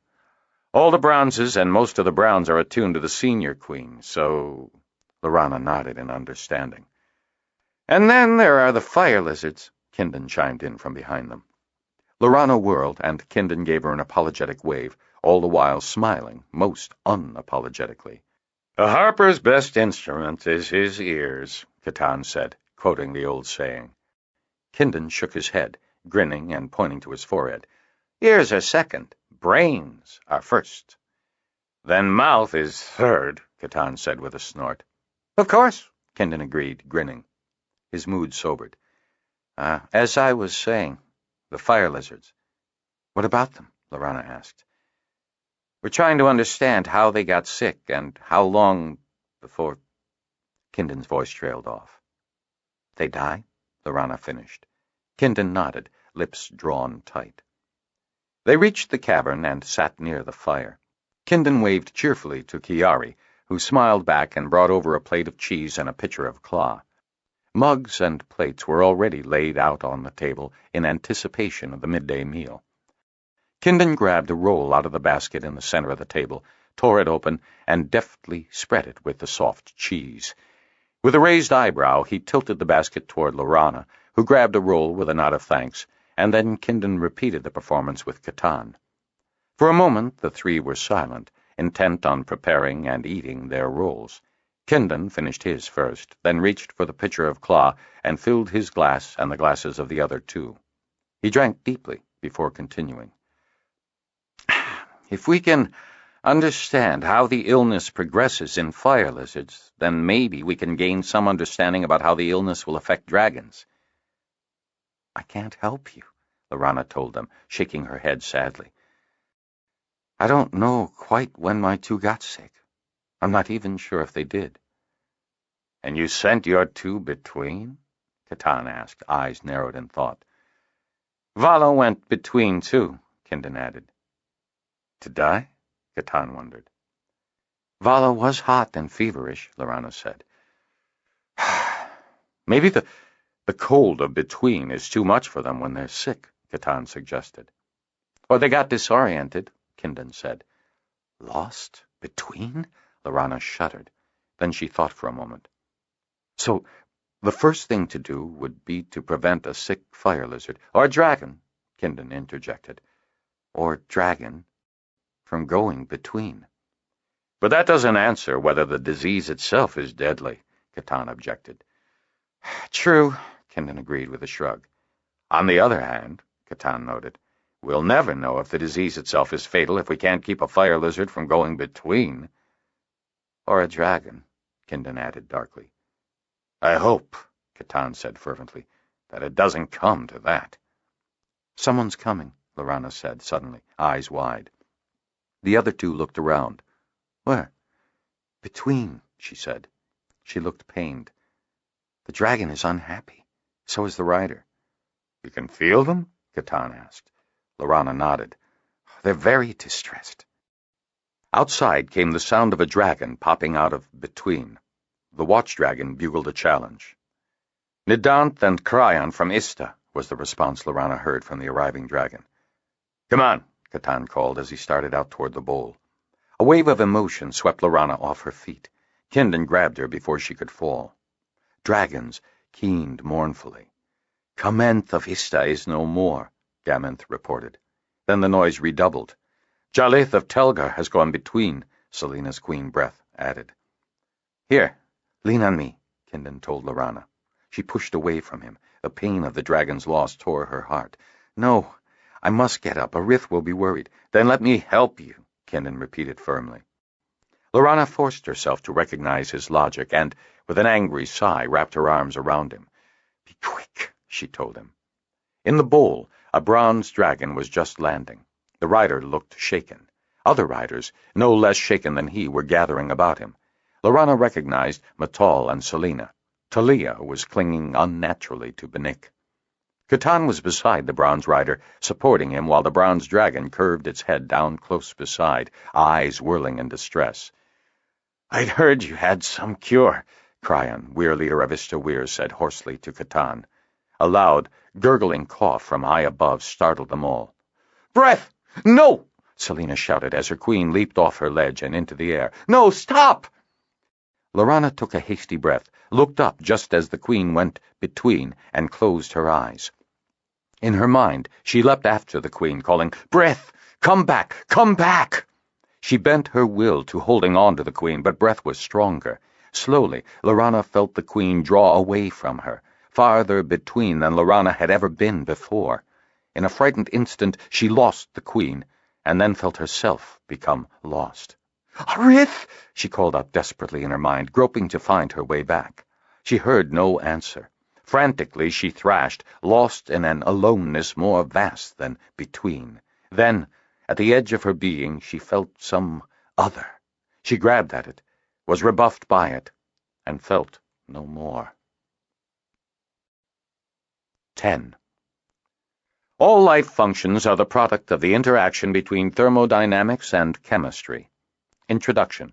Elementary Biological Systems, 18th edition. Fort Hold, First Pass, Year 50, AL 58. Windblossom woke with a start. There was danger. Danger to dragons. No, she told herself, pushing herself upright on her cot with one arm. I was dreaming. She dropped her feet off the bed and sat up, her bare feet resting on the cold wooden slats that lined the tent floor. Her body complained more fiercely than usual. She was still aching from the cold and the rain. I'm just extrapolating from the fire lizard to the dragons, she told herself, which is logical. She thought back over the past several weeks. The fight to save Tyron's precious fire lizard had taken over 17 days, even with the last of the antibiotics. The infection was so severe that Windblossom was tempted to destroy the specimen of green ooze she had collected for fear of infecting others with it. As it was, she ordered the dead fire lizard's carcass dissolved in boiling nitric acid, and she seriously considered ordering the same for the living fire lizard. In the end, she had destroyed neither the surviving fire lizard nor the specimen. Under the microscope, she had managed to identify a vast array of antibodies in the green sputum. Unfortunately, she hadn't been able to go much further than that. If the technicians had still been alive to operate the equipment, she could have dried samples sufficiently to put them under an electron microscope, if there'd been one still working. Better yet, if even more advanced technology were still available, and they had managed to complete their microbial survey, Windblossom could have employed computerized microarrays to assay the genetic material of the microbes found in the sputum and search for one matching previously known infectious bacteria with similar characteristics. But the sad truth was that the first threadfall had occurred at landing long before they had acquired an understanding of Pern's ecosystems. As it was, Windblossom got more useful information by observing the living fire lizard's response to the general-purpose antibiotic. It took more than 4 days, using a maximum body-weight dose, for the fire lizard's lungs to stop showing signs of distress. She continued the antibiotic until it ran out, still not certain that she had managed to knock out all of the infection. She had only a vague idea of what had caused the fire lizard's infection. Repeated but guarded requests for any signs of unusual behaviors in fire lizards had turned up nothing. Unbelievably, it seemed that only these 2 fire lizards had acquired the new illness. While she was busy coordinating the establishment of their quarantine, including the acquisition of this tent from Lord Mendon, who was much put out when later informed that the tent and everything in it would have to be burned once the quarantine was lifted, Janir and Amora had been busy answering questions from the 4 corners of Pern. A prime concern was controlling the curiosity of uninfected fire lizards. They had to be directed to come to either the college or Fort Hold, not the drum tower. The drum tower's watch, after the tower itself had been disinfected thoroughly with hot ammonia, had been strengthened to provide continuous coverage of the place set aside for the tent, which housed Windblossom, Amora, Tyron, Casa, and their fire lizard patient. Rain beat down upon the tent. The interior was dimly lit by glows. Through the flap at the front of the tent, Windblossom could see that it was getting lighter outside, and she guessed dawn would come in a few more hours. Tyron was sleeping oddly, one arm gently draped over a bulge in his blanket. The fire lizard. Casa, who had the current watch, gave Windblossom a nod, then returned to her brooding by the stove. In their time together, Windblossom had come to respect the young woman, and to understand that Casa had been willing to look beyond Tyron's disfigurement to the young man beneath the surface. Amora started in her sleep, and her eyes opened.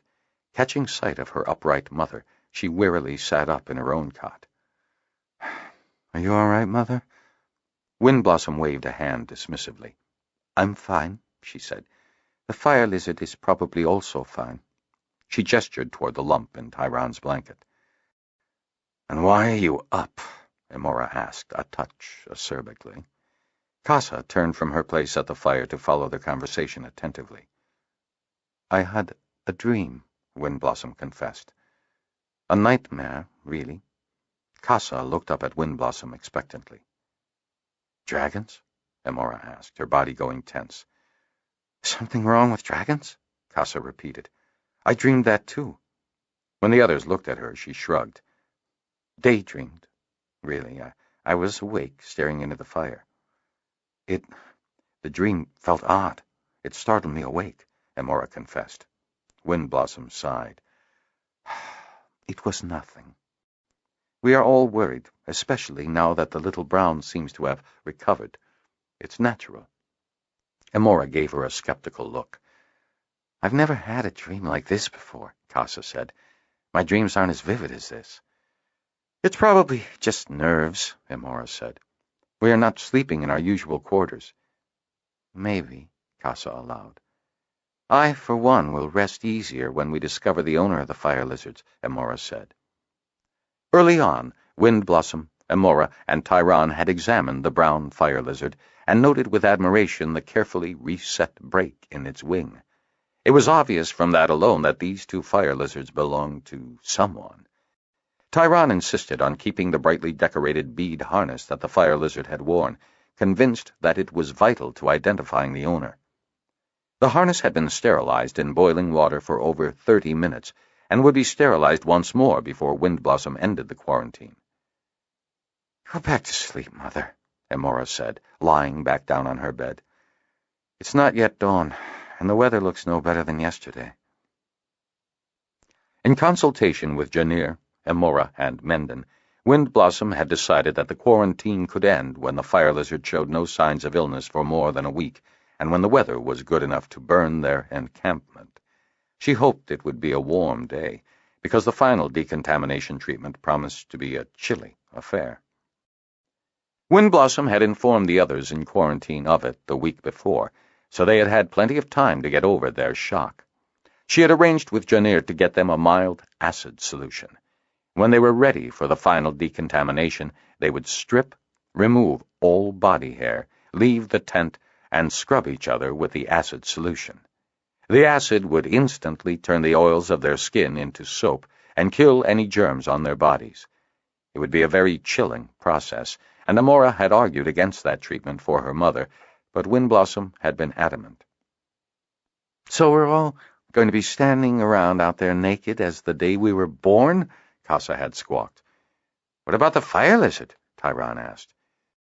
You'll have to explain to him that we'll need to do the same thing to him, too, Windblossom said. If you tell him that he'll get an extra treat after we're done, and especially oiled as well, maybe he'll stand for it, Emora suggested. Tyron looked dubious. There had been too many times when he had been afraid that the fire lizard would take off between, never to be seen again. He had spent many sleepless nights worrying about that until the fire lizard's fever had broken. Tyron had woken that morning to a head softly rubbing against his cheek and a plaintive cheep.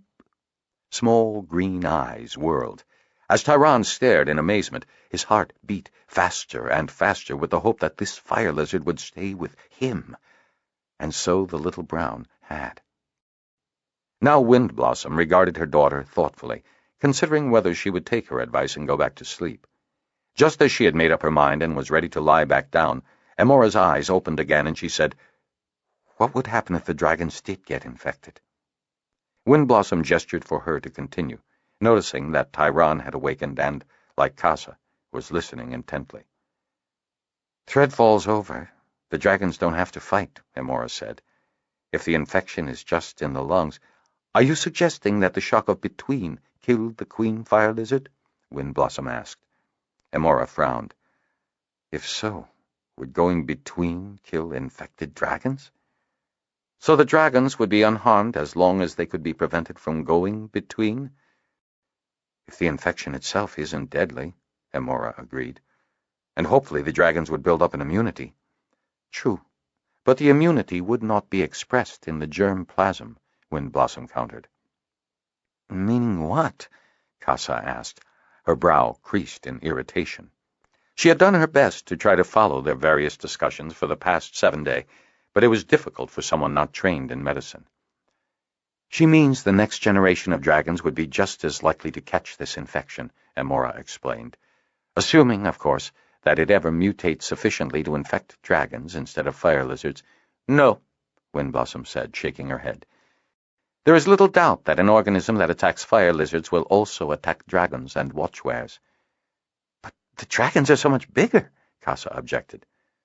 There is something to that, Windblossom conceded with a nod of her head. Do you mean that there would have to be many more of the organisms? Bacteria, Windblossom corrected. Why bacteria? Amora wondered. Because the infection in the fire lizard was suppressed with an antibiotic, Windblossom replied with a look of exasperation. If it were viral, the antibiotic would not have worked. Of course, Amora said, and grimaced, feeling like an especially dim pupil in front of an acerbic teacher. I'm tired, Mother. My mind's not working at its best. Obviously, Windblossom agreed tartly. She looked at Casa. Your point about size was a good one. It is quite likely that there would have to be more bacteria on a dragon before the infection manifested itself. And that gives the dragon's immune system more time to build antibodies, Amora pointed out. So maybe this infection wouldn't affect dragons or watchwares. Perhaps, Windblossom allowed. But would you risk all of Pern on a possibility? Casa worked on the question. The answer left her horrified. Are you saying that if the dragons got infected, they could all die? And leave Pern defenseless against Thread? We hope it won't come to that, Amora said fervently. But that is why we must know more about this fire lizard and its owner, Windblossom declared. Why not look at his harness? Tyron suggested sleepily. The others all jumped. I didn't mean to disturb you, Windblossom apologized. Fine, Tyron replied grumpily. Let's stop talking and let me get back to sleep. He turned over and then turned back again, looking at Windblossom. I thought I heard you say that the fire lizard's illness was bacterial. I did. Tyron gave her a surprised look. I can't see why you say that. What if the bacteria infection was only opportunistic? Windblossom's eyes widened as she considered his question. That is certainly a possibility. You were the one who told me to know what you're talking about before you open your mouth, he observed grumpily, rolling back in his bed again. Casa regarded Windblossom with wide eyes, waiting for the older woman to flay the young man with her tongue. She was disappointed. Windblossom raised an eyebrow at Tyron, shrugged, and lay back down in her cot. Amora and Casa exchanged amazed looks, and then Amora, too, closed her eyes. Presently it was quiet once more in the tent. In her memory, the whole conversation began to assume an unreal air as Casa waited for dawn to properly wake them all. Food's here! Moira's shout woke them several hours later. Tyron and the fire lizard were the first out of the tent. How are you today, Tyron? Moira asked. She had volunteered to bring their food every day since the quarantine had started, rain or shine, and it was mostly rain. Tyron was very grateful for her dedication. What's the news? He asked, carefully taking the basket of food from where Moira had left it and carrying it toward the tent. The weather is supposed to break in 3 days, Moira said. Maybe if Windblossom says, if the fire lizard is still well, that would be a good time, Windblossom said, slipping out of the tent. Please tell Janir. I will, Moira replied with a bob of her head. Janir sends his apologies and says that he'll be along later in the day. Janir is always busy, Windblossom said. Tyron gave her a look, not quite certain how to take her statement. Please tell him he must make a stockpile of nitric acid. Moira looked confused. My mother means HNO3, Amora said, stepping out of the tent to stand beside Windblossom. She looked at her mother. Why should he do that? Precaution. She looked back to Moira. Tell him to get at least 30 barrels. 30 barrels, Moira repeated with a nod. Quickly, Windblossom added. Very well, I'll tell him, Moira answered. She turned to leave. I must get back to the college to start the next meal. Someone wake Casa, Amora said. or Tyron will eat her breakfast, too. Janir came by that afternoon, stopping a good 10 paces upwind of the tent. Tyron was on watch and called to the others. It was raining, a cold, steady drizzle. Emora carried an umbrella to cover their group. Janir protected himself with an umbrella of his own. "Moira said that you wanted 30 barrels of nitric acid, is that right?" Janir began. "Yes," Windblossom answered simply. "Why? I thought burning the tent and its contents would sterilize the area enough." "Not for the tent, for emergencies," Windblossom corrected. "For other fire lizards," Emora said. "Or dragons," Windblossom added. "Have we heard any news?" "About other fire lizards getting sick?" Janir asked. At Windblossom's nod, he replied, "No." "It's hard to believe that this infection is an isolated incident," Windblossom said. "Maybe we were lucky," Emora suggested. "How much luck can we have? Do you want to bet on luck when one of the fire lizards is dead and all our antibiotics are gone?" "Has anyone asked which holds are beading their fire lizards?" Tyron wondered suddenly, holding up the bead harness that the fire lizard had worn. The little brown saw it and gave a chirp of recognition. This is the end of disc number 5. Please insert disc number 6.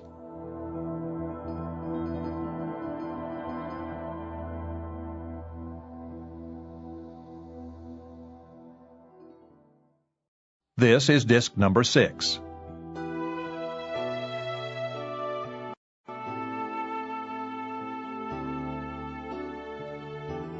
"Has anyone asked which holds are beading their fire lizards?" Tyron wondered suddenly, holding up the bead harness that the fire lizard had worn. The little brown saw it and gave a chirp of recognition.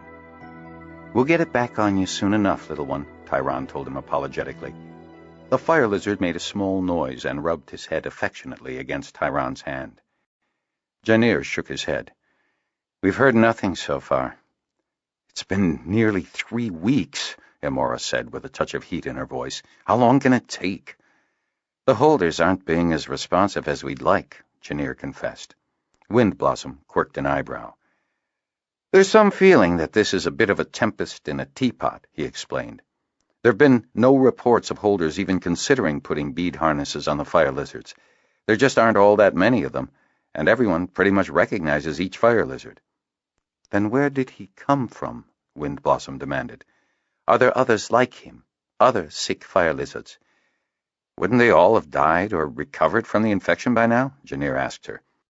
"What if the infection can be passed to dragons?" Emora demanded. "What then?" Janir raised his hands. "No dragon has gotten sick like this before now," Windblossom interrupted him. "I have never seen a fire lizard sick like this, ever." "But he recovered, didn't he?" Janir protested. "I'm sorry, Windblossom, but you know the backlash we got from Mendon over what will happen to his best festival tent. Not important," Windblossom cut him off. "We must find out where this fire lizard came from. We must know more about this infection. We must know how it spreads, what its symptoms are, and how fatal it is." "Right now you have a baseline of 50% mortality," Janir pointed out. "And this one survived only with the last of the antibiotics," Emora added. "We don't know if a fire lizard could survive unaided."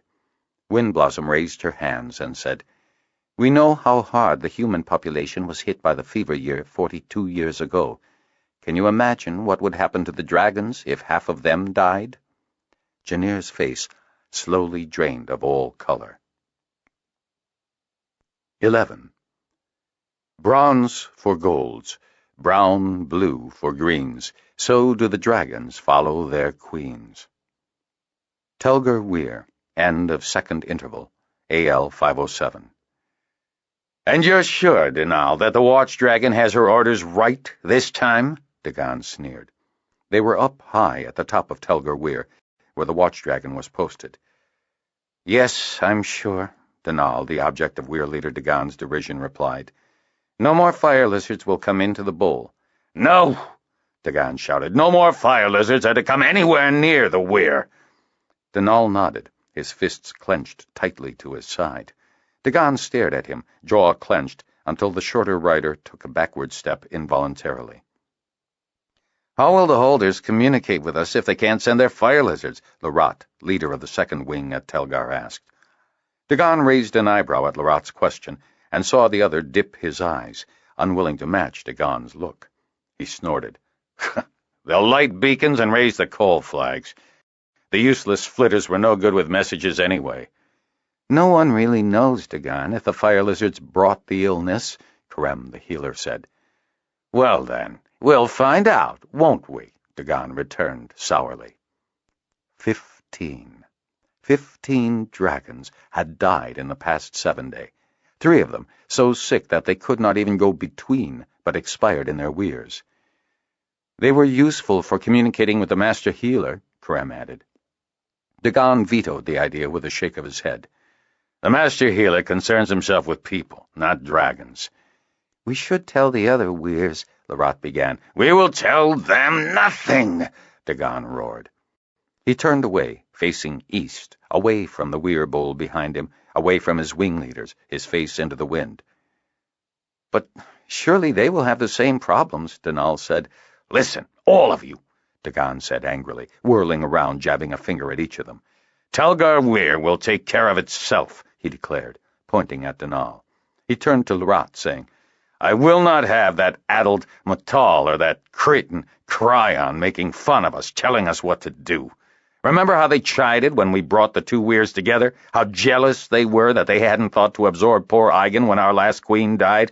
How envious they were once we started winning the games turn after turn? We are the largest weir, the strongest weir, the best trained weir, he said, emphasizing each point by slapping a clenched fist into the palm of his other hand. We will be the best at fighting Thread.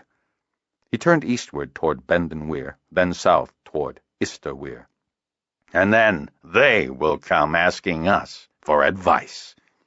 To the healer, he said, If you can figure out a way to defeat this illness, then we'll have something to talk to the other weirs about. Karem pursed his lips tightly. Lorot and Danal exchanged troubled looks. Karem, have you isolated the sick dragons? Dagon asked. There are 30 dragons that are very sick, Karem said with a shake of his head. I don't think they should be moved. Another dozen or so are only showing the first signs of a cough. Move them! Move them all! I told you that already. Why did you delay? Do you want to lose more dragons? Karem asked. When Dagon's brows stormed together, he continued quickly. If we move them, they may die. Do you want their deaths on your hands? Do you? The healer dropped his gaze, and Dagon snorted. I didn't think so. Move the sick ones. You'll have to break up the wings, Danal pointed out. Then do it. He looked at Karem. Isn't this the way the herders isolate sick beasts and save their herds? But these are dragons, Dagon, Lorot protested. We don't know how they are getting sick, how the illness spreads. And we won't begin to find out until we isolate the sick ones, Dagon responded with a pointed look at Karem. Reluctantly, Karem nodded. If we isolate them, who will look after them? He asked. My Darth is not ill. Good point, Dagon agreed. He bent his head to his hand in thought. Finally, he looked up, decisive. Have some of the weir folk help them. He gestured to the others. Let's go to the Starstones and see how much time we have before the fall starts, he said in a suddenly cheerful voice. Things will sort themselves out when Thread comes. You'll see. Matal stood back from his observation at the Starstones of Benden Weir, grim-faced. The IROC has bracketed the red star, he told Catan and Kindon, gesturing for them to look for themselves. Kindon told the weir healer to go first. Catan stepped forward and looked through the eye rock, aligning his view with the finger rock beyond. There, just above the finger rock, as the records had warned, was the red star. They were all warmly bundled against the morning chill, Matal and Catan in their riding gear, and even Kindon in a thick warehide jacket. Matal's Gaminth and Catan's Drith lounged on a ledge near the plateau that held the Starstones, unperturbed by the chill in the air. As the sun rose further into the sky, Kindon could see patches of fog along the coastline to the east. He turned around, looking down into the darkened bowl far below. When his eyes adjusted to the gloom, He found he could spot a fog-diffused glow at the entrance to the kitchen cavern, but nothing more. "How much time do we have before the first threadfall?" he asked, turning back to the other two. He had been invited to the morning gathering by the weir leader himself. Matol shook his head. His face was gaunt with fatigue. "Less than a month, I guess." "We'll be flying wing light," Catan said, stepping back from the Starstones, his breath fogged in the chilly air. Another 3 dragons had started coughing just that morning, bringing the total to 18. 12 had died in the fortnight since breath had gone between forever. Counting those hatchlings old enough, there had been over 370 fighting dragons at Bendon Weir. Now there were fewer than 340 fit to fly against Thread. "It's worse at Ista," Kindon said. Cryan had had a brief chance to commiserate with Matol and Selina and exchange notes with Catan on the illness. Neither learned anything new, and Cryan had returned to his weir as soon as he was able. Before Cryan left, a messenger from Fort Weir had arrived. His news arrived before he did. The dragons keened for another 4 dead. Cryan, Matol, Catan, Kindon, and Lorana, invited for her ability to talk to any dragon, had gathered in the council room for a hasty conference. They agreed that the weirs should close themselves to outsiders, should banish fire lizards, and should communicate by telepathy as much as possible. When it was revealed that Lorana could hear all the dragons, Cryan had suggested that all communications go through her, as it would be quicker than passing messages from rider to dragon and dragon back to rider. Kindon had been doubtful.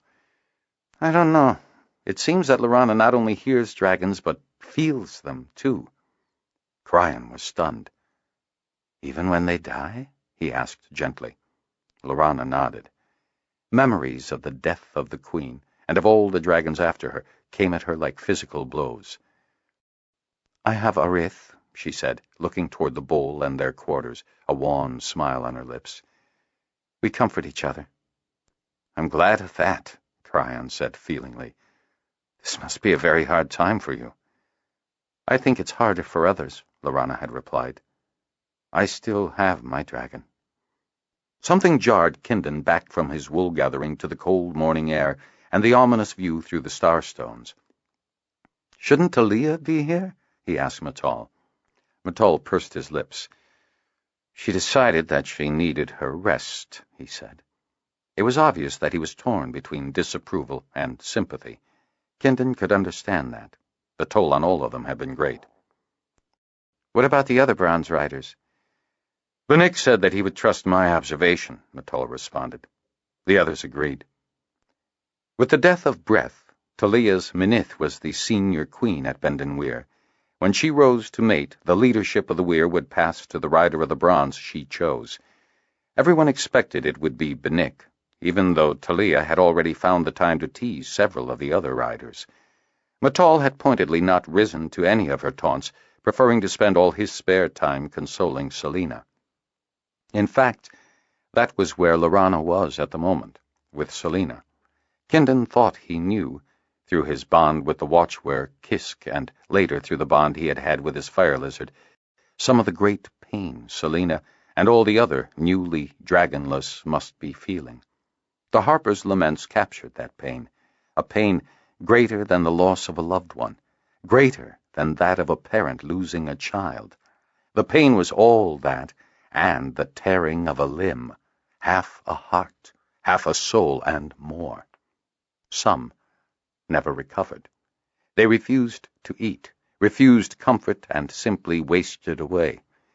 Others managed to find solace from loved ones and rebuilt their lives, but Kindon had never heard of a dragon rider remaining in the weir after losing a dragon. Catan and Matol gave a start and headed toward their dragons. "Lorana has asked us to return," Catan explained. "Arith is hungry, and Lorana needs to watch her." "I'll stay here a bit more, if that's all right," Kindon said. "It's a long walk down," Catan cautioned. 10 dragon lengths or more. "That's all right," Kindon said, waving them away. "I can use the exercise." "If you're sure." "I'm sure." Matol mounted his dragon and waved farewell to Kindon, and then the two glided away, back down to the weir bowl. "You'll find me in the records room," Catan said from his perch on Drith's neck. Drith leapt into the air and glided down to the bowl below. After they had receded from view, Kindon turned back toward the rising sun. It was just over the horizon, and its brilliance obscured his view eastward. Looking southward, away from the sun, Kindon could make out the tunnel road and the plateau lake as the mountains fell away from high Bendon Weir to the plains below. Kindon was a miner's child, so to him Bendon Weir was a special marvel, one that the Dragonriders and Weir folk who had grown up there took for granted. But for him, with his trained eye, the Weir was an engineering miracle. He turned around, northward, toward the artfully constructed reservoir even higher than the Starstones.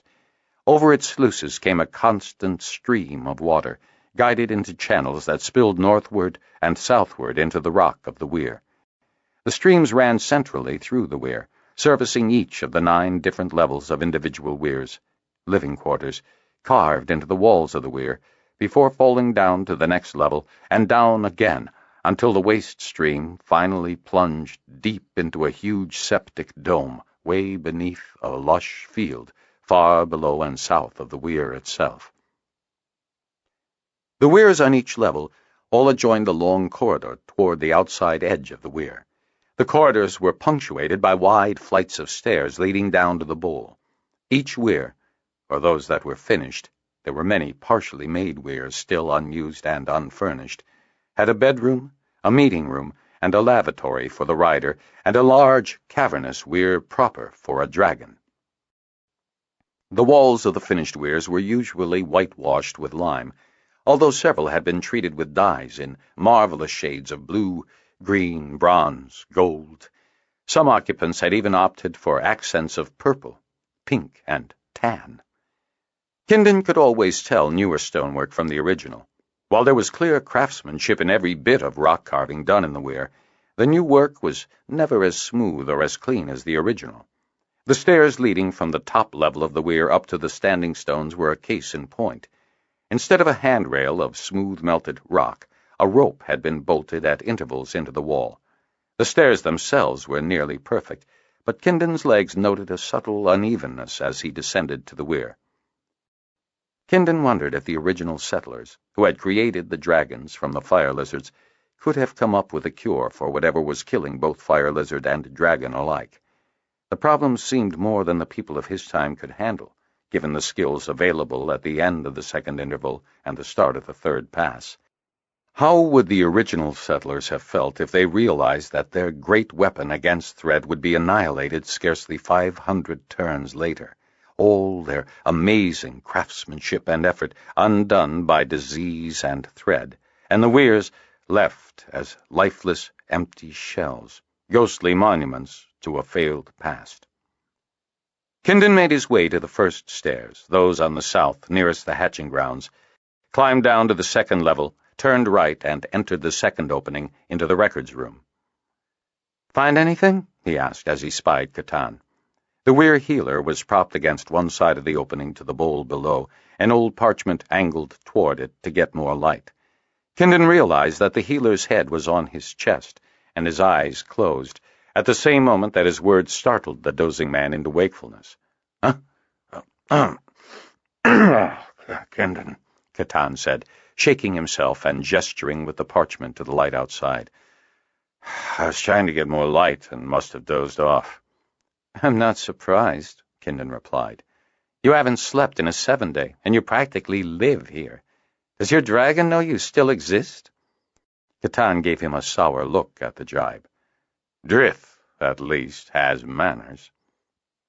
Kindon saw the pitcher of claw on the table in the center of the room, felt the side of it, cold, and shook his head. "At the very least, you should be drinking warm claw," he rebuked the healer. "It was warm," Catan replied absently, placing another record on one stack and pulling a new one in front of him. "When? Yesterday?" Kindon grabbed the tray with the pitcher and carried it and the half-empty mugs back down the corridor to the service shaft. He placed the tray in the down shaft, rang the service bell, and shouted, "Claw and snacks for 2." A moment later, he heard Kiari's muffled voice drift back up to him. "On the way, Kindon. I've sent extra just in case." Kindon waited until a fresh tray arrived on the upshaft, grabbed it, and shouted down, "Thank you!" Back in the records room, he poured a fresh mug of claw and handed it to Catan, who had moved from the window to a chair, but was still nodding off. "Thanks," Catan said. He took a sip from the mug, eyes widening as he tasted the fresh, hot claw, and said again with more enthusiasm, "Thanks." "Did you find anything?" Kindon asked after pouring himself a mug and choosing a snack. "Nothing," the healer said, frowning. He reached for a snack. For a moment the two chewed in silence. "I did notice that the holders seem to get sick much more often than we're folk," Catan said at last. Kindon cocked his head at him encouragingly, still chewing. "Yes," Catan went on. "I made notes. It seems that there's some sort of illness among the holders and crafters once every 20 turns. Well, we're good for another 4 or 5 turns at least. What with the plague behind us, Kindon commented. It didn't affect the dragon folk, Catan said. You dragon folk are a hardy lot, Kindon agreed. I wonder if it's the thin air. He cut himself off as his words sunk in. Catan's eyebrows furrowed thoughtfully. Are you thinking that if thin air is good for riders, thinner air might be better for dragons? Or worse, for whatever ails them, Kindon suggested. He mulled the idea over and then shrugged it off. Well, it's a thought. Worth keeping, Catan replied, finding a stylus and making a note on his slate. If thin air is good, what about between? Kindon mused. Catan shook his head. The illness seems to disorient the dragons. They would never come back from between. Kindon frowned and gestured to the records. You've seen nothing about dragon illnesses? I've only gone back 50 turns, Kindon. There might be something more.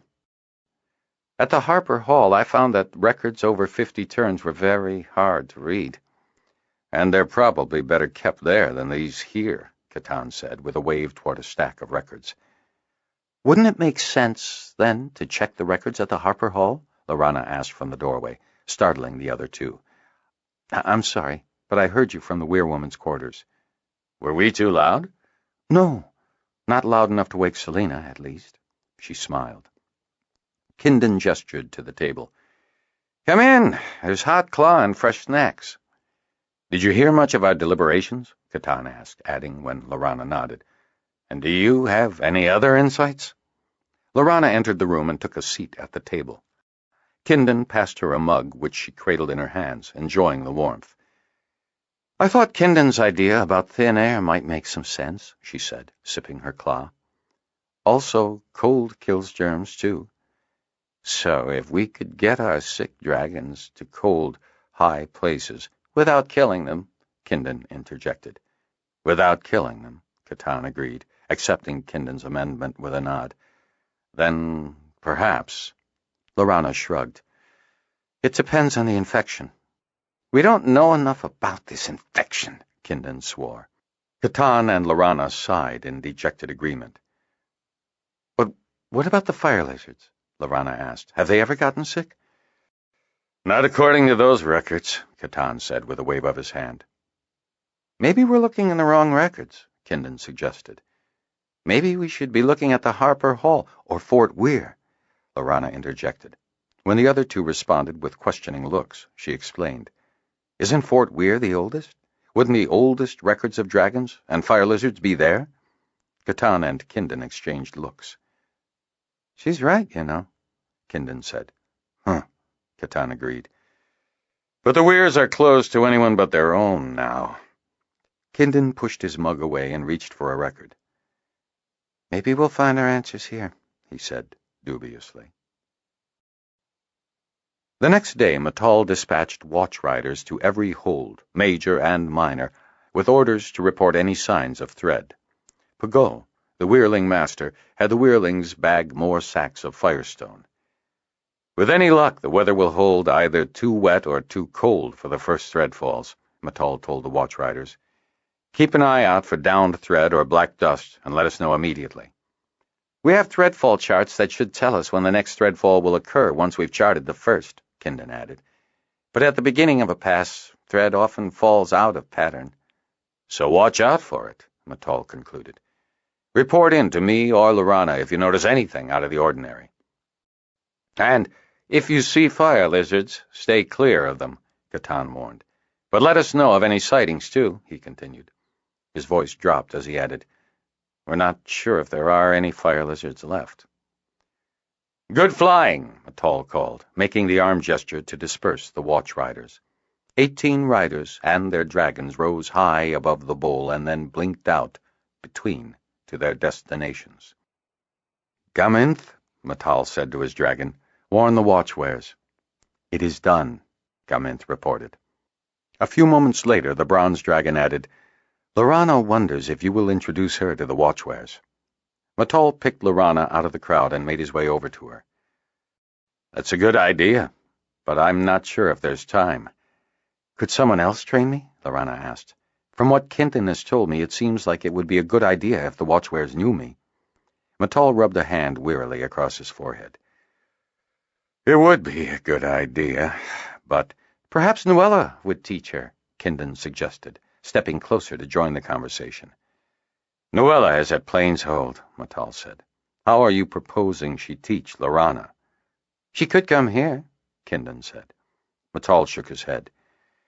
We don't know if watchwares can catch this illness. I don't think it's fair to ask her to risk it. Good point, Kindon conceded. But watchwares have been around fire lizards as much as the dragons have, and I've not heard of any watchware getting sick. Could they be immune? Lorana wondered. The idea surprised her. Everyone knew that watchwares and dragons were related. Catan had zeroed in on the group and joined it just in time to hear the last exchange between Kindon and Lorana. If the watchwares are immune, could they fight Thread? He asked. Kindon considered the idea for only a moment before shaking his head. Watchwares are nocturnal, and Thread falls during the day. It sometimes falls at night as well, Catan disagreed. Something about his comment troubled Lorana, but she couldn't determine what. Matal's next comment drove the thought from her mind. Watchwares might well be immune, but that might not stop them from carrying the illness. Bringing a watchware here might bring more illness, too. Kindon nodded in agreement. I hadn't thought of that. He turned to Matal. You're right, Weir Leader. This doesn't seem to be a good time. A pity, Catan murmured. Matal's brows creased in thought. Perhaps we can use Nuella after all. The others looked at him questioningly. She met Lorana at the hatching, so perhaps she and Nuellask could share images with the other watchwares, Matal said. He shrugged. It wouldn't mean that Lorana could contact individual watchwares, but they might be able to contact her. It's a great idea, Kindon exclaimed. We'll get right on it. He grabbed Lorana by the arm. Come on, Lorana, let's get out of this crowd. Matal waved them away with a look that was nearly cheerful. That's one more thing off of my mind, he said to Catan. It is, Weir Leader, Catan agreed dubiously. Matal shot him a look. It's another thing on Lorana's mind, Catan explained. Is she overworked? We're all overworked, Catan said. You more than most, particularly with breath gone. But there's a mating flight soon, and Talia rides the senior queen. Matal gave the healer an encouraging gesture. And I worry, Catan continued, that Talia might not appreciate having Lorana's abilities become so necessary to the success of the Weir. Matal's lips thinned as he slowly nodded in agreement. She hasn't been the same since High Reaches closed their Weir 3 turns ago. Perhaps she had a lover there, Catan mused. Matal snorted. If she did, I'd never heard of it. He shook his head. From what I've heard, they still take their tithes, but that's all. Catan cocked his head at the Weir Leader. Do you suppose they guessed about the illness? Matal frowned thoughtfully, then shook his head. I can't see how. Devin and Sonia were always a bit odd. Maybe they just got odder. Catan shrugged in turn. Well, I need to get back to the records, he said, turning toward the first stairs. Speaking of overwork, Matal quipped. The Weir healer flashed a smile over his shoulder, and the Weir leader waved him away genially. And there are no fire lizards left at all? Master Harper Zist asked Harper Joffrey. The Harper nodded. I'd heard that the Weirs had banned them, said Bemin, Lord Holder of Fort Hold. But I don't think there were any left by then. He had lost his marvelous brown jokester. After the plague had carried off his wife and his sons, the loss of his fire lizard had been easier to bear, if still painful. But his real distress had come in comforting his young, only surviving child, Fiona, on her loss of her gold fire lizard, Fire. I've heard some people say that the Dragonriders were jealous and bothered by the fire lizards, Nonala, the Harper's Hall voice craftsmaster, added. I think it's mostly grumbling, Joffrey said. When people are upset and worried, some like to complain. Nonetheless, it's a very real concern, Bemin said. The others looked at him. Holders and crafters pay their tithes to the Weirs and wonder what they get for it. He drew another breath to continue, but the Master Harper suddenly raised his hand, and the others cocked their heads, listening. Dragons? Dead? Nonala gasped as the drum message rolled in. Ista, Bendon, Telgar, Joffrey added in a whisper. Bendon's queen, Zist said, with a pained look on his face. Bemin looked from one to the other as they spoke. It was a moment before he could find his voice, but when he did, it was to declare with the heartfelt pain of a father who has lost children, of a husband who has lost a wife, of someone who knew something of the pain the bereft riders must be feeling, and last of all, as the Lord Holder of Pern's oldest hold. Whatever I can do, or my hold, you or the Weirs have only to ask. At lunch the next day, Kindon bounded into the records room to tell Lorana, breathlessly, Fort Weir has reported black dust. Lorana was up on her records enough to realize that black dust was what happened when the weather was too cold and Thread froze on the way to the ground. When? She asked. Matal says that Kalior's watchriders noticed it just around dinner time. That would make it around lunchtime here, Kindon said. Matal says we can expect Thread to fall from the shoreline over the Weir and on to Bitra 9 days from now. Lorana stifled a groan and buried herself back in her records. The morning bustle was louder than usual 9 days later as the Weir waited for its first threadfall. Lorana had just managed to get Selena back into a fellas-laced, troubled sleep when the alert came. Thread falls at the shoreline. The alert woke Arith out of a fretful sleep, and Lorana spent precious moments calming her beloved dragon before she could race down the stairs to help. Go back to your rest, Matal said when he saw her. Talia will handle this. Lorana's eyes widened in surprise at the suggestion, for Talia was nowhere to be seen. She waited until a disheveled Benik appeared beside an even more disheveled Talia, whose mouth smirked at the expressions of the other Dragonriders. As their faces remained fixed in disapproval, Talia's smirk changed to a pout. We were just getting to bed, she said defensively. Thread falls at Upper Bitra, Matal told her. He looked past her to Benik. Is your wing ready? Jatal, Benik's wing second, appeared beside him. Just ready now, Weir Leader, the sturdy brown rider said, his gaze focused directly between the elder Matal and the younger Benik, as if casting doubt on whom the title should be conferred. Matal chose to ignore the taunt. Good, he said, moving toward Gaminth as the bronze glided to a landing beside him. We'll form up at the Starstones and go between on my coordinates. Catan says that there are 31 dragons with the illness, Lorana heard Drith say to Gaminth, and they are spread throughout the wings. Tell him that it can't be helped. We'll sort it out later, was the reply Gaminth relayed from Matal. Kindon, who had started laying out the healer's medical supplies, saw Lorana wince and approached her. What is it? The sick dragons are flying too, she reported dully. Far above them, over Bendon's bowl, wings formed into flights, and flights arrayed themselves in attack formation. And then, in one instant, 358 dragons disappeared between. For over 20 turns, Mattal had led Bendon Weir. In all that time, he had had just one thought: to prepare for Thread. This day, now, was the culmination of all he had worked toward. It was a disaster. 3 dragons failed to come out of between.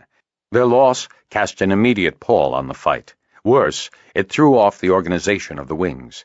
The teamwork that Mattal had drilled his riders so assiduously in maintaining fell apart before the first of the Thread arrived. Ruefully, Mattal reflected that he had not considered training his Dragonriders in sustaining losses. Mattal's own wing had lost Blue Carianth and his rider, Gnial. "Close up!" he shouted. "Gammonth, tell them to close up!" Mattal cast a glance ahead and up, toward where Thread should be falling momentarily, and then another at the dragons in his wing as they reformed without the blue. Mattal had had the Weir arrayed in a line of multiple V formations. Now, with Carianth gone, the V of his wing was shorter on the left than on the right. "Thread!" Mattal heard Wren cry from behind him. He turned, following Wren's arm, and saw them, up high, silvery, shimmery wisps floating in the morning sun. Gammonth let out a bellow, echoed triumphantly in challenge by all the dragons of Bendon Weir, and craned his neck back to Mattal for a mouthful of firestone. Mattal found that he already had some in his hands, not remembering when he pulled it out of his firestone sack, and fed it to the bronze without thinking. That much of the training worked, he thought with bitter satisfaction. As one, the dragons and riders of Bendon Weir rose to meet the incoming Thread. In unison, the dragons belched their fiery breath into the sky. Gouts of flame met clumps of silvery thread, and the thread wilted, charred, and fell harmlessly to the ground below. The ease of the destruction of the thread elated Mattal and all the riders. The dragons roared and charged to assault the next wave of thread, and then everything unraveled. The first cry of a thread-scored dragon seared Mattal's ears like a hot poker, thankfully cut off as the dragon went between, where the freezing cold would destroy the thread. Then another dragon went between, and another, and that one did not return. Mattal issued sharp orders to his wing leaders to regroup, but try as they might, the increasing casualties meant that they never quite recovered from the initial disorder. The battle against Thread turned more dangerous, desperate. Worse, Gammonth informed him that many of the dragons going between and not returning to the fall had not returned to the Weir either. The pain of that additional loss weighed heavily on the remaining riders. Those riding ill dragons responded by doing their best to avoid going between, often with worse results. 4, then 5 dragons were threaded at once and went between so terribly thread-scored that Mattal knew nothing could be done to save them. And then it was over. The thread tapered off until there were no more in the sky. Mattal, struggling to create a tally of dead, injured, and able dragons, found himself trembling with relief, rage, sorrow, and overexertion. "Have Lator send out sweep riders, order Catan back to the Weir, and let's go home," Mattal said to his dragon. He knew that Thread had got through their flight and had burrowed into the grounds of Upper Bitra, where great stands of trees grew up toward the snow line on the mountains. He wished that Selena's breath was still alive. With 2 queens and no danger from strange illnesses, they could have a small queen's wing, battling any missed clumps of thread before they reached the ground. The queens, with their greater wingspan, could easily handle flying low to the ground for the length of a fall, but Breath's death meant that it was not to be, and because of it, the number of burrows would be higher than normal.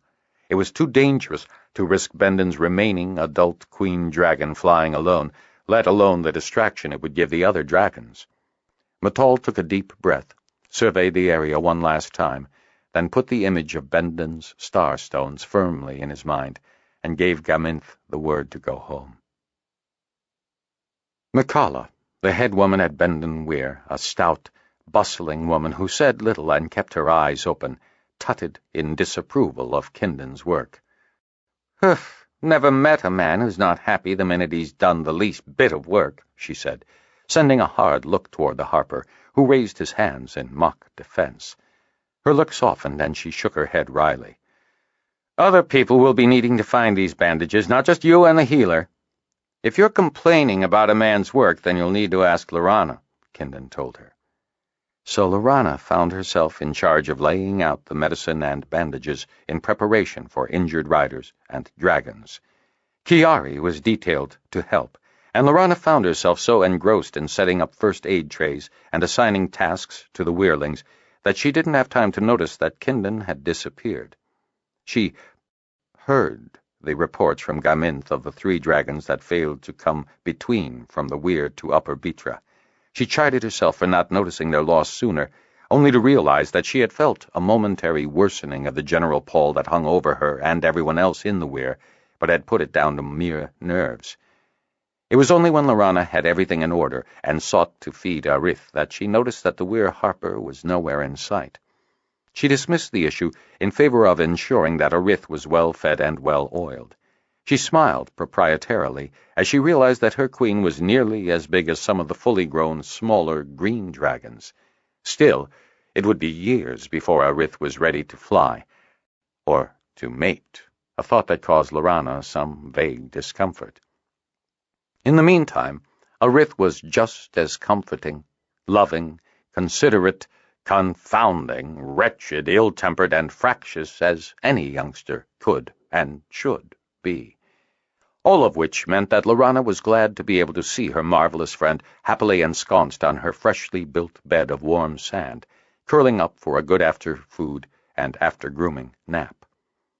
Lorana had just decided that Arith was fully asleep when she heard the piteous cries of dragons being thread-scored in the fall at Upper Bitra. Their pain came to her, thankfully dulled, like the remnant soreness of a wound not quite healed. Arith picked up her unease and an echo of the pain she felt through their link and looked over at her, eyes blinking sleepily.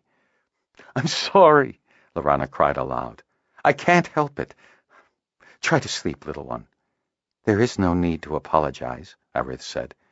"I am glad that you can hear the other dragons. It is a gift." "A gift?"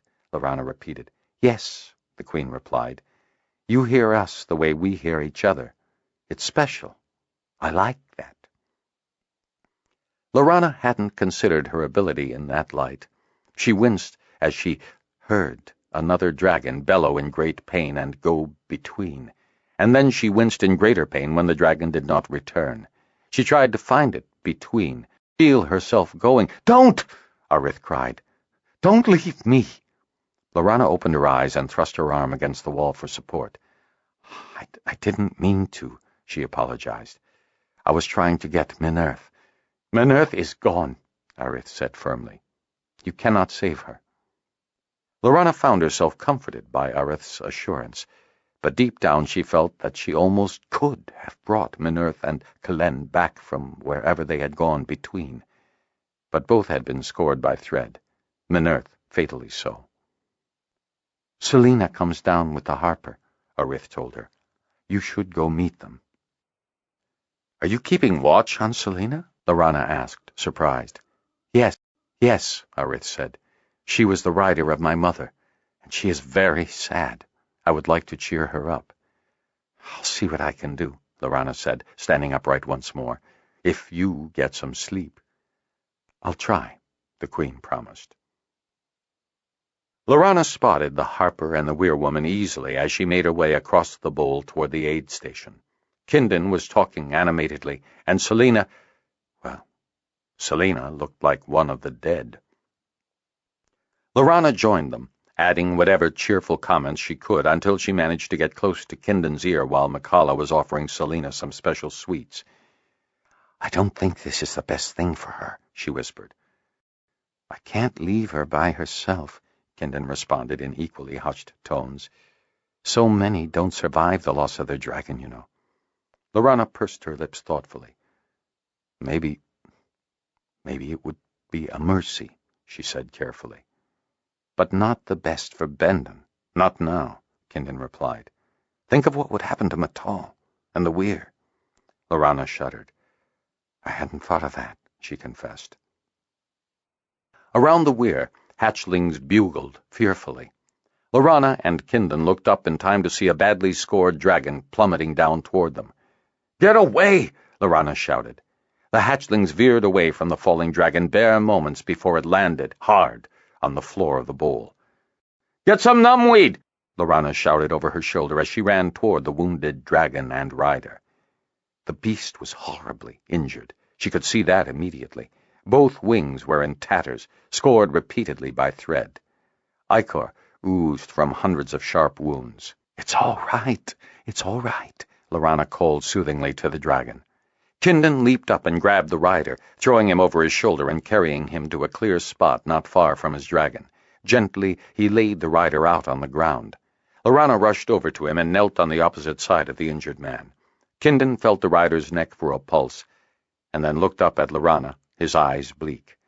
With an anguished bellow, the dragon rose clumsily to its legs and jumped into the air, gone between. Lorana rose and spotted Selena approaching in the distance.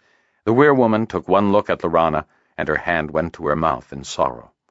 Another dragon bugled in the sky above them, falling with just barely more control than the first dragon.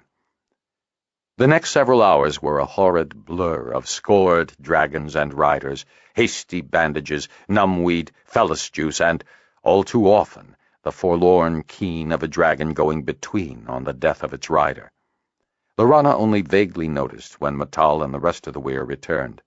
When Matal asked, "Where's Talia?" she could only shake her head and turn back to the injury she was working on. Only later, much later, did it occur to Lorana that Talia should have been helping tend the injured. Once, Lorana found herself grabbed by Catan. "Wash your hands," he told her. She noticed that her hands were covered in blood from the rider she had been tending. "Blood shouldn't mix," the weir healer warned. Lorana's hand flew to her face, but she stopped it just in time, eyes wide. "I'm sorry," she said. "I didn't wash when I went from Jolinth to Lasault." Catan shook his head and gave her a pat. "Dragon ichor isn't the same. You can mix it any time. It's just human blood that can cause problems. People have different blood, and mixing it can cause fevers." "I'll remember," Lorana promised, washing her hands in a bucket that one of the weirlings had brought over at Catan's beckoning.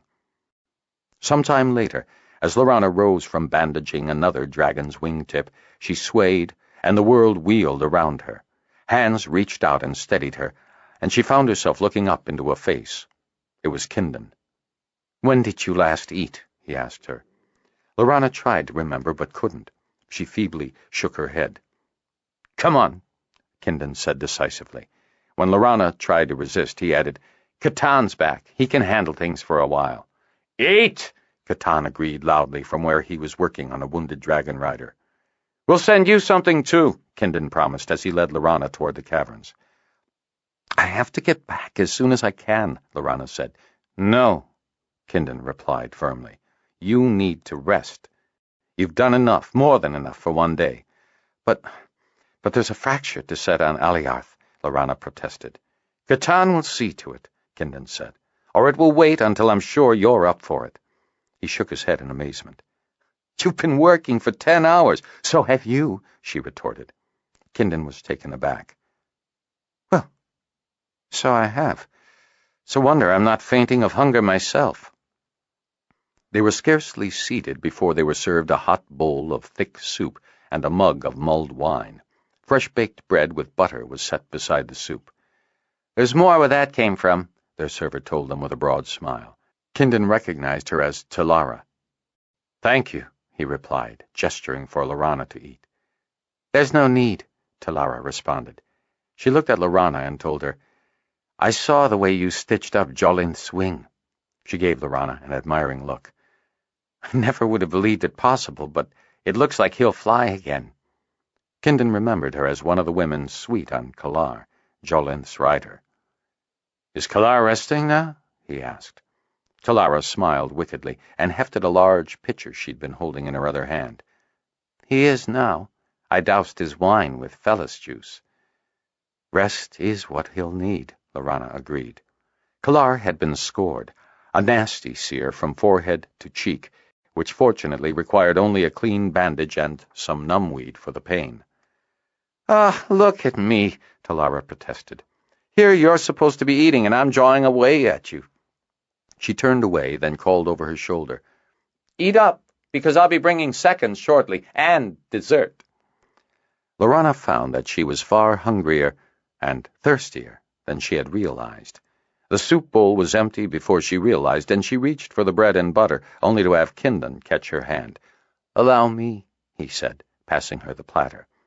Lorana nodded her thanks and proceeded to pile butter on bread. Talara was back and had refilled their bowls before they noticed. "Would you be ready for something heartier after the soup?" she asked. "There's a nice bit of spiced wary just about ready, and tubers and fresh peas." "Oh, that would suit me very well," Kindon said. He quirked an eyebrow at Lorana, who caught his look and nodded, her mouth full. "Food for two," a voice called from nearby. Lorana recognized it as Talia. She looked over. The Queen Rider looked fresh and rested. Beside her, Benick made shushing motions. "You there!" Talia shouted at Talara, ignoring Benick's gestures. "Did you hear me?" "I'm busy," Talara responded. She added, in a voice that only Kindon and Lorana could hear, "I'm helping those who helped the weir." She took herself off, oblivious to Talia's shouts. Talia rose from her seat and was about to go after Talara when Matal entered. "Talia, I was looking for you," the weir leader called. Talia turned to him, face still red with anger, but before she made any response, Benick placed a hand on her arm, soothingly. None of the scene escaped Matal's eyes, tired though he was. "What are the casualty figures?" he asked Talia as he closed the distance. "What?" Matal rephrased his question. "How many riders and dragons are too injured to fly in the next fall, and how long will it take for them to recover?" "I don't know," Talia snapped. She thrust a hand toward Lorana. "Ask her."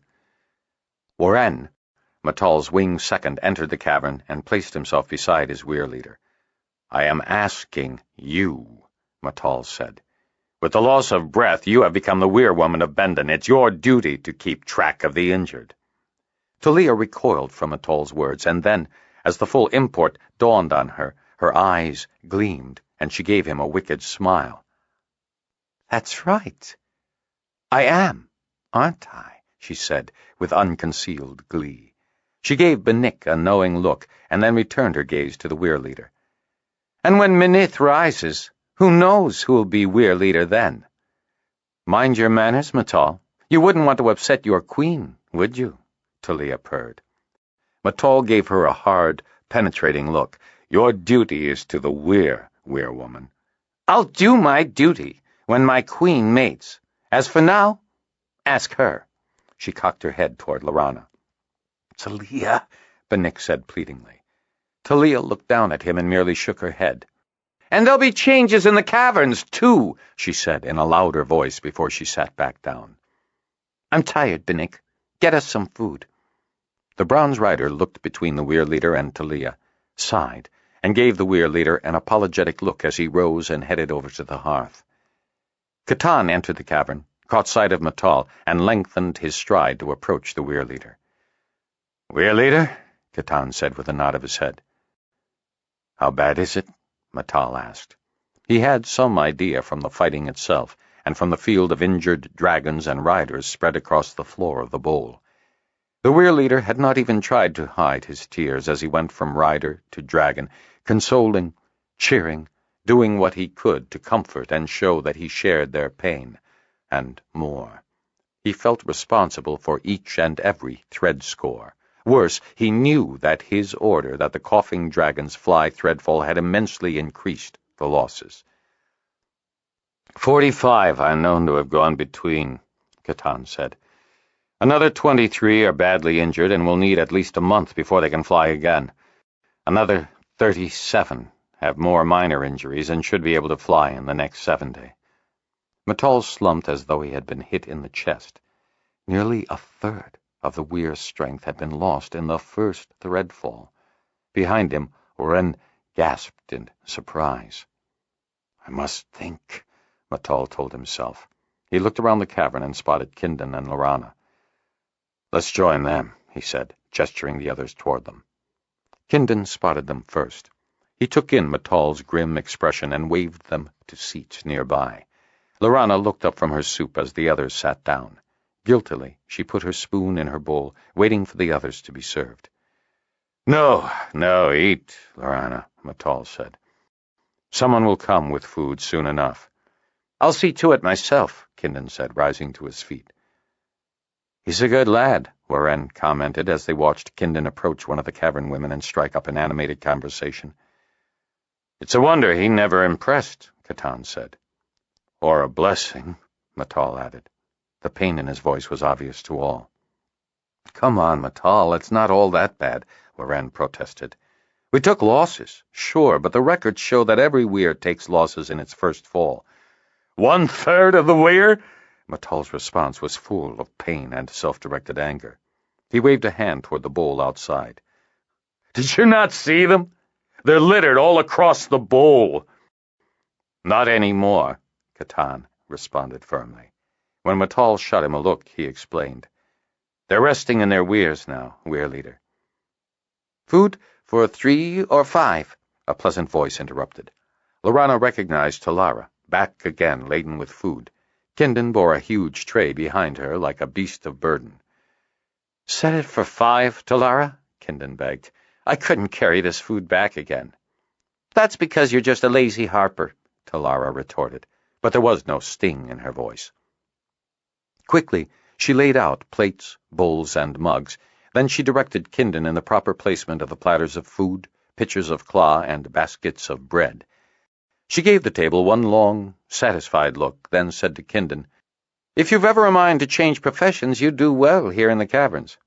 "Why, thank you, Talara," Kindon replied with a slight bow. "But I think I've found my craft." Talara laughed and patted him gently on the arm before heading back to her cooking. "Is that spiced wary?" Catan asked, looking longingly at a platter piled high with steaming meats. "It is indeed, good Dragonrider," Kindon said. He speared several slices and deftly transferred them to the weir healer's plate. He turned to Matal. "And for you, weir leader." "I'm not hungry." "You'll eat," a voice said from behind them. It was a woman's voice, firm. "You'll eat, and you'll like it, old man." "Selina!" Matal cried, rising from his chair and turning around. The look they exchanged was so full of emotion that Lorana found herself looking away, fearful of intruding on their privacy. Her gaze brought her eyes to Kindon, who had also looked away. Matal guided Selina to the chair beside him, which Warren had vacated as soon as he had seen Selina arrive. "Kindon, serve him some of that wary," Selina ordered. When Kindon stabbed 3 slices, Selina shook her head. "Make it 5, and see if you can find some raw meat." A faint smile crossed Matal's lips as he and his mate shared a private joke. Warren gestured to Selina with the pitcher of claw. "May I serve you, my lady?" "Wait until I get this old flame stoked," Selina told him. All the Dragonriders grinned. Satisfied that Matal's dinner was laid out to her order, she told him, "Eat." Selina sat back in her chair and simply watched Matal until, with a long, suffering sigh, he started to carve up his meat and chew it. "Slowly," Selina told him. Matal nodded affably and, with great exaggeration, ponderously chewed his meal. Selina ignored the over-response. "Better." "Claw, my lady?" Warren repeated his offer. Selina accepted with a grateful nod. "And some soup, to start," she said. Kindon and Lorana found themselves colliding in their haste to fill the weirwoman's bowl. With a graceful gesture, Kindon let Lorana have the honor. "Please, join me," Selina said after she had been served, "if you're still hungry." "I don't think Catan has yet eaten, my lady," Kindon said before the weir healer could make any objections. Selina glared at him balefully until Catan filled his own soup bowl. Then she turned her attention to Warren, who reddened and filled his plate with the still-hot, spiced wary. Satisfied, Selina filled her spoon again and brought it toward her lips. Before she sipped the soup, she said to Lorana, "How bad was it?" 45 dragons went between," Lorana told her. The weir-woman shuddered, forced herself to finish her mouthful. With her other hand, she gestured for Lorana to tell her the rest. 23 with serious injuries, and 37 with minor injuries that will heal in 7 days or less. Selena nodded, placing her spoon back in her bowl. How many were left dragonless? 4, Catan told her, his face tight with pain. And they're being tended? They're in the care of weir-mates or weir-folk, Catan assured her. With their loved ones, whenever possible. Good, Selena said. She looked at Lorana. The dragons that went between, did you feel it? Yes, Lorana replied, her throat tight with pain. Selena reached out and grabbed Lorana's hand. I'm sorry. That's quite a load to bear. We're tough, my lady, Lorana said. Arith and I. That's good, for these are tough times, Selena responded. She looked at the weir healer. What are we going to do about it? I'll go back to the records room. There has to be something there, Catan replied, rising from the table. Sit, Selena ordered, gesturing him back into his chair. You've fought Thread, tended the ill. You must be exhausted. Catan met her eyes and nodded frankly. You'd miss more than you'd see, the weir-woman continued. She looked at Matal. When is the next threadfall? For our weir? Matal asked. Selena nodded. Not for another 3 days. But I don't know how the other weirs will do. Telgar weir fought Thread over Eigen weir today as well. I wonder how they fared. Lorana began. The others glanced at her. I think they did badly. Her eyes gleamed with tears. There were many dragons who went between. And you felt them all? Selena asked in a voice filled with awe. Lorana nodded. My poor dear, the weir-woman replied,